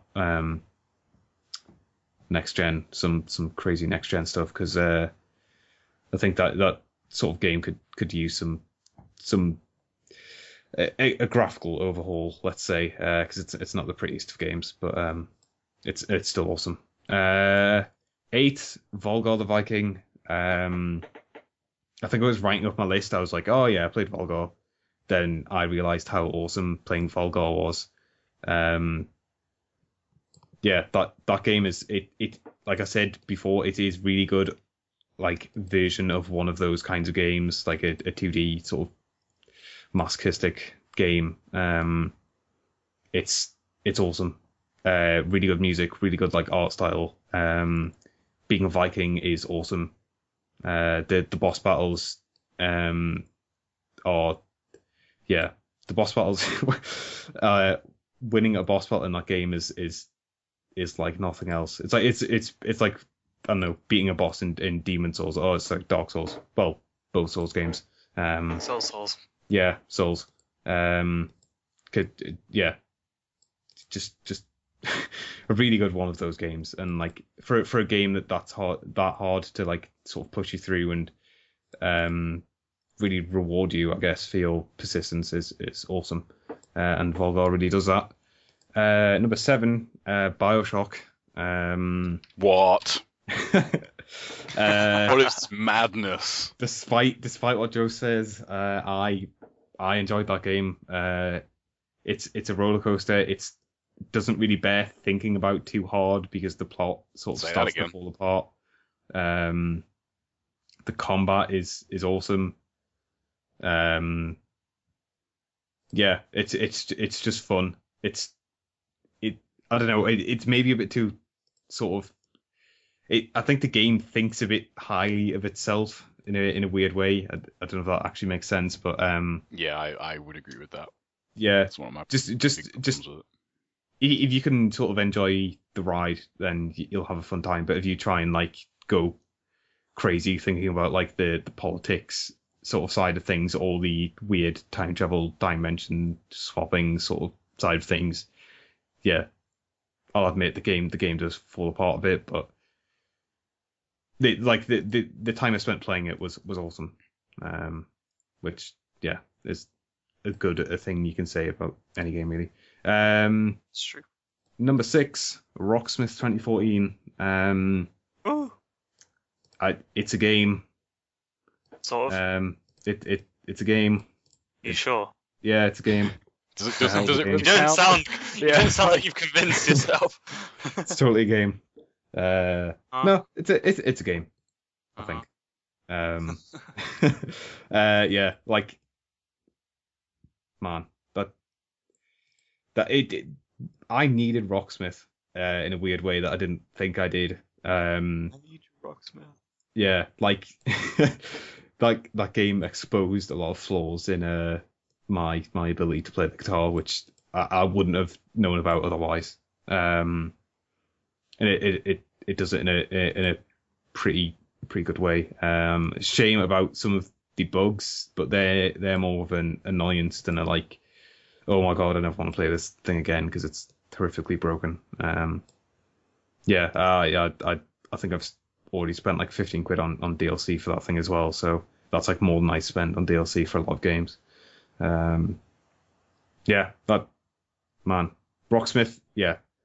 Rocksmith has improved my ability as a guitar player, which like that's all you could ever ask it. Yeah, Really. pretty much, yeah. That's ringing endorsement. Yeah, man, that game's cool. And it has I think the best thing about it is it has a pretty diverse selection of songs, and I would say like 75% of them are fun to play and the sort of stuff I would want to play over and over again. So yeah, obviously that's more of a personal thing, but like yeah, it's cool. There are certainly things that could be improved in a Rocksmith whatever 2015, but yeah, it's cool. Number 5, Tearaway. Like I've talked a lot about Tearaway today. What is the gameplay of Tearaway? It's basically a 3D platformer. Okay. That's what it looked like. Yeah. It's just it's a really good showcase for the Vita's capabilities. It uses pretty much everything on the Vita in a really interesting way. It has the best use of my face. That should have been the board. No, my face. MySpace. No, my face. Facebook. No, not Facebook. Actually, there's a really weird moment at the end of that game when it's like it's all sort of wrapping up and like it's like a sort of pop-up book thing at the end. It's hard to describe, but like one of the like narrator people says something like, "Oh, you should share this journey," and I thought, oh, they're gonna bring up like share this on Facebook, share what your character looks like on Facebook or something, but they didn't, thankfully. But I thought that's like what this whole thing was going to culminate in, is like share this adventure on Facebook. I was like, oh Jesus Christ, this could go from being one of my favorite games to like a piece of shit. But no, yeah. I liked what you did there with the wrapping up joke. Oh yeah, I meant that. Yeah. Yeah, it's really neat little package, I think, as well. Like, it's not a particularly challenging game, or it doesn't have the most in-depth mechanics. I just think it's a really fun little ride, and it's funny. It's just charming. Yeah, it's got really good writing. It's a Medium Molecule, so you know those dudes did Little Big Planet. They know how to write some pretty funny stuff. Yeah, just a charming little game, and man, if you've got a Vita, you should totally play Tearaway. Number 4, Tomb Raider. Yeah, I mean, what we've already talked about in the best revival thing. Like, that game made Tomb Raider fresh again for me, and like I really liked Tomb Raider back in the day, and got really bummed out when stuff like Tomb Raider Legend came out and sort of sucked. And I really didn't. Was that the last one before this one? Oh man. I think it was. There's been a lot, hasn't there? Was there Tomb Raider Anniversary or something? Yeah, but wasn't that a remake of something? I think maybe. The last thing that came out was that like weird co-op puzzle game thing. Oh yeah. But like the last like full game I think was something like Legend, or I don't know. Yeah, like I really didn't have much interest in that game even after it came out. I think it was Joe who said you should play that, and he was right. Found it cheap. It was another one of the sales. Yeah. And I wanted to try it. I did hear like really good stuff about it though. Yeah. So that's definitely what got me interested in playing it. And like I think the only thing about it that I guess you could say against it does kind of have a bit of a slow start to it. It's very hand-holding to begin with, but once it kind of takes off the training wheels, shackles, and just lets you. That's a fucking great game. Yeah, it really is.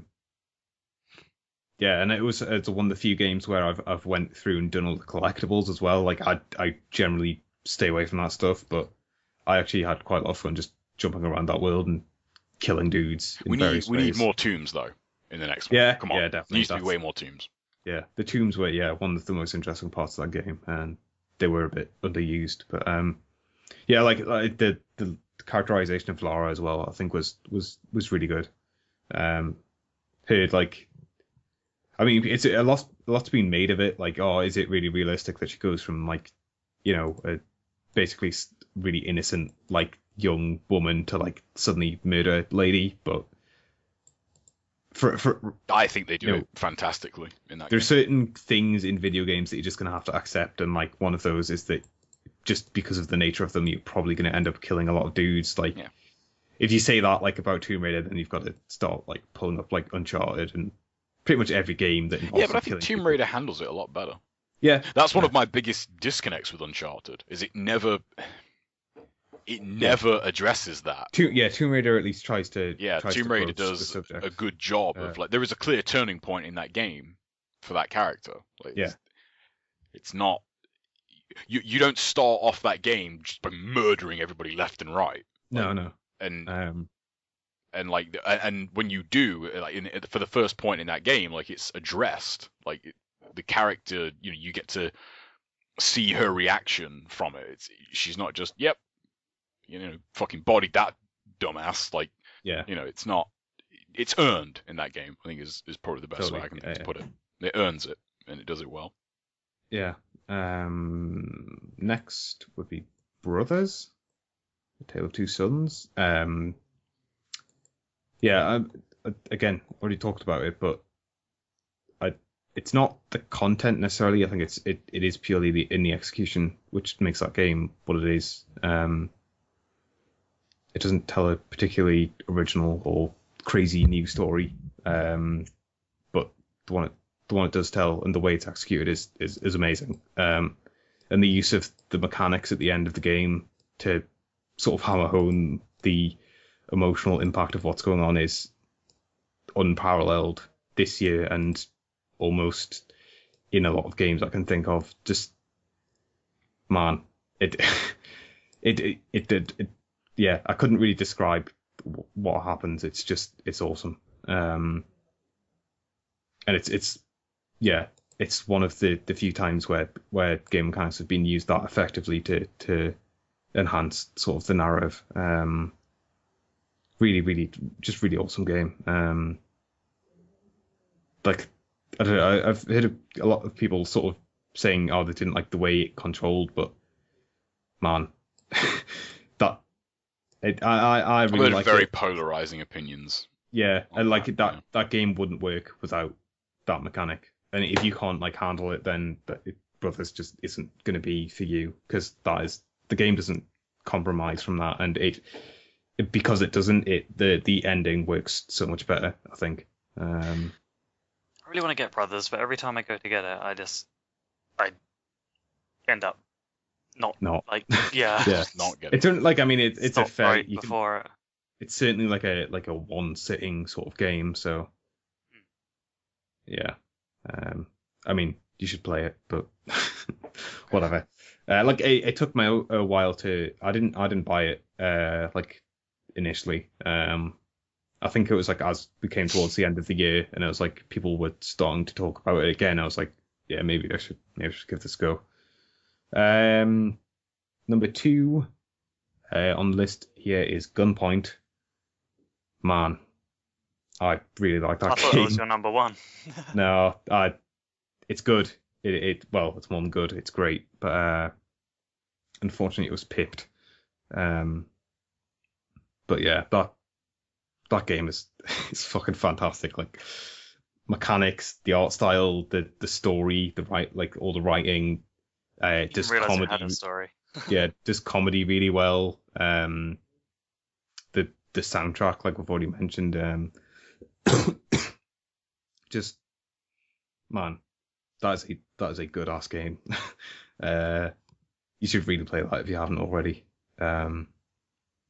Yeah, I just can't wait to see what Tom Francis does next. Hopefully, like, he's already started something, because, man, if that's his first game, like, it's pretty much zero experience in the game making department. Like, I really can't wait to see what he does next. Like, he take a lot of the lessons he learned from doing Gunpoint and rolling it into whatever his next project is. Like,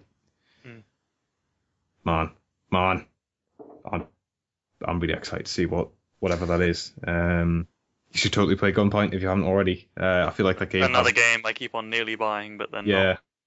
I feel like that game hasn't been talked about anywhere near as much as it should have been. It's really good. And number 1, if you haven't already guessed, is The Last of Us. That man, that is the best story in a video game ever. Just fucking hell, man. Yeah, the game is pretty damn good. Jesus Christ. I know it's a bit of a boring choice, I guess, but it's, to me, things are what they are. That game is just fucking great. Right, I couldn't have put anything above it. Like, Gunpoint is awesome, but just it doesn't have the heft, I guess. I mean, it's maybe unfair to compare Gunpoint and The Last of Us because they're so like different, but like it just doesn't have the raw just gut punches that game throws at you. And Oh man. Yeah, and I don't really play games twice, but I played The Last of Us twice on the hardest difficulty as well. Yeah, That's the best way to play that game. Yeah, that really enhanced it actually playing it a second time. Like you get far too much stuff on normal. You get way too much stuff. Especially towards the end, which is kind of ironic. Like towards the end of that game, I was armed to the teeth. Like I was, like enemy encounters. Like I don't care. Like I mean, like the gameplay sort of, I don't know, that it's been polarizing, I guess, but I think it's fine. I really liked it. Like there's so many different ways you can approach enemy encounters, and like that game praises you for sorry, that's not the word. The game it rewards you for thinking things through. Yeah, but it also rewards you for like, oh shit, I fucked up. Right now, I need to like think fast. Like, what the fuck do I do here? Like, it'll give you that opportunity to like just quickly throw together a solution, and like, it's really awesome. It like that. It sort of increases the tension in an awesome way, like giving you like hardly any ammo, and then like if you fuck up, it's like, oh shit, I'm gonna have to beat this guy to death with my fists. Yeah, like.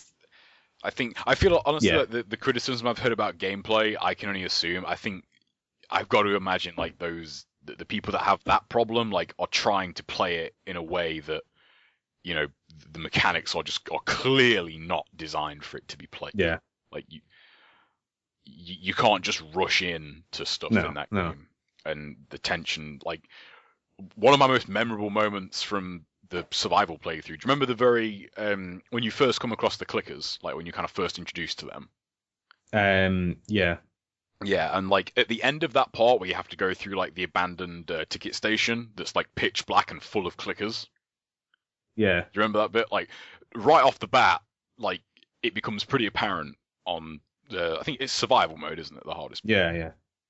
Yeah, it's like it becomes pretty apparent that like the best way to do that's going to be sneak through it. Like just be really careful and sneak through it. So I got very, very near the end of that part, right up to where you get to the ticket booths. Like literally the end of that bit where all you've got to do is go through do the little kind of boost thing to get out, and then one of them spotted me, and like just all of them at once started screaming and coming after me. I was like, oh shit! Yeah, and I just thought I had one Molotov and just legged it to the end and was like, okay, I'm going to try and time this right so when they all group up in the ticket booth, it's going to kill them all. And it did. And I was like, fuck yeah. Like that was one of the most satisfying moments in that game. Like mechanically it was, and it was just a last desperate effort. I was like, right, I've got this one shot, and if I fuck this up, I'm dead and it's my fault. But if I pull it off, I look fucking cool because they're all on fire. Yeah. And the way that game looks as well, like it goes, like the fire in the dark looks amazing, and like all like every single enemy on fire giving off its own lighting, just fucking awesome. It was so cool. Yeah, it's really interesting that they managed to sort of split the difference between like almost pure survival horror and then a more like sort of actiony. Like the stuff when you're just against like the sort of bandit people. Yeah, I think that's like the more third-person-y shooter stuff. Like the monster stuff is very much survival horror. Yeah, like it's amazing that they basically do both of those like just as well as each other, and like it's not like, oh well, the stuff against like the people's really good, but then when you get to the clickers it's shit. It's like they do that stuff. Yeah, really like, well. In that sort of disconnect, it's in that sort of approach rather, it's pretty common to be like, oh yeah, when you're fighting the this enemy, oh this game's awesome. Where you're fighting this other enemy, not so much. Yeah, like it's very rare for him to pull off both just as well as each other. Well, like when you're playing that game and like you kind of come across like a bandit encounter, you're like, right, okay, bring it on. You come across infected, bring it on. Like I don't care. Like man, that game is spectacular. Yeah, just really is so well put together, and yeah. Did you play much of the multiplayer stuff at all? I played bits of it. I actually hardly played any. I tried it a little bit, and I know you didn't like it so much, but I quite enjoyed it. I just don't feel the mechanics really lend themselves to it. I thought I didn't think it was maybe as balanced or whatever as it could have been, but I thought it was at least interesting. Yeah. I'm so glad that there are studios like Naughty Dog out there to sort of stick a middle finger up to people who are like, oh, game writing's dumb, duh.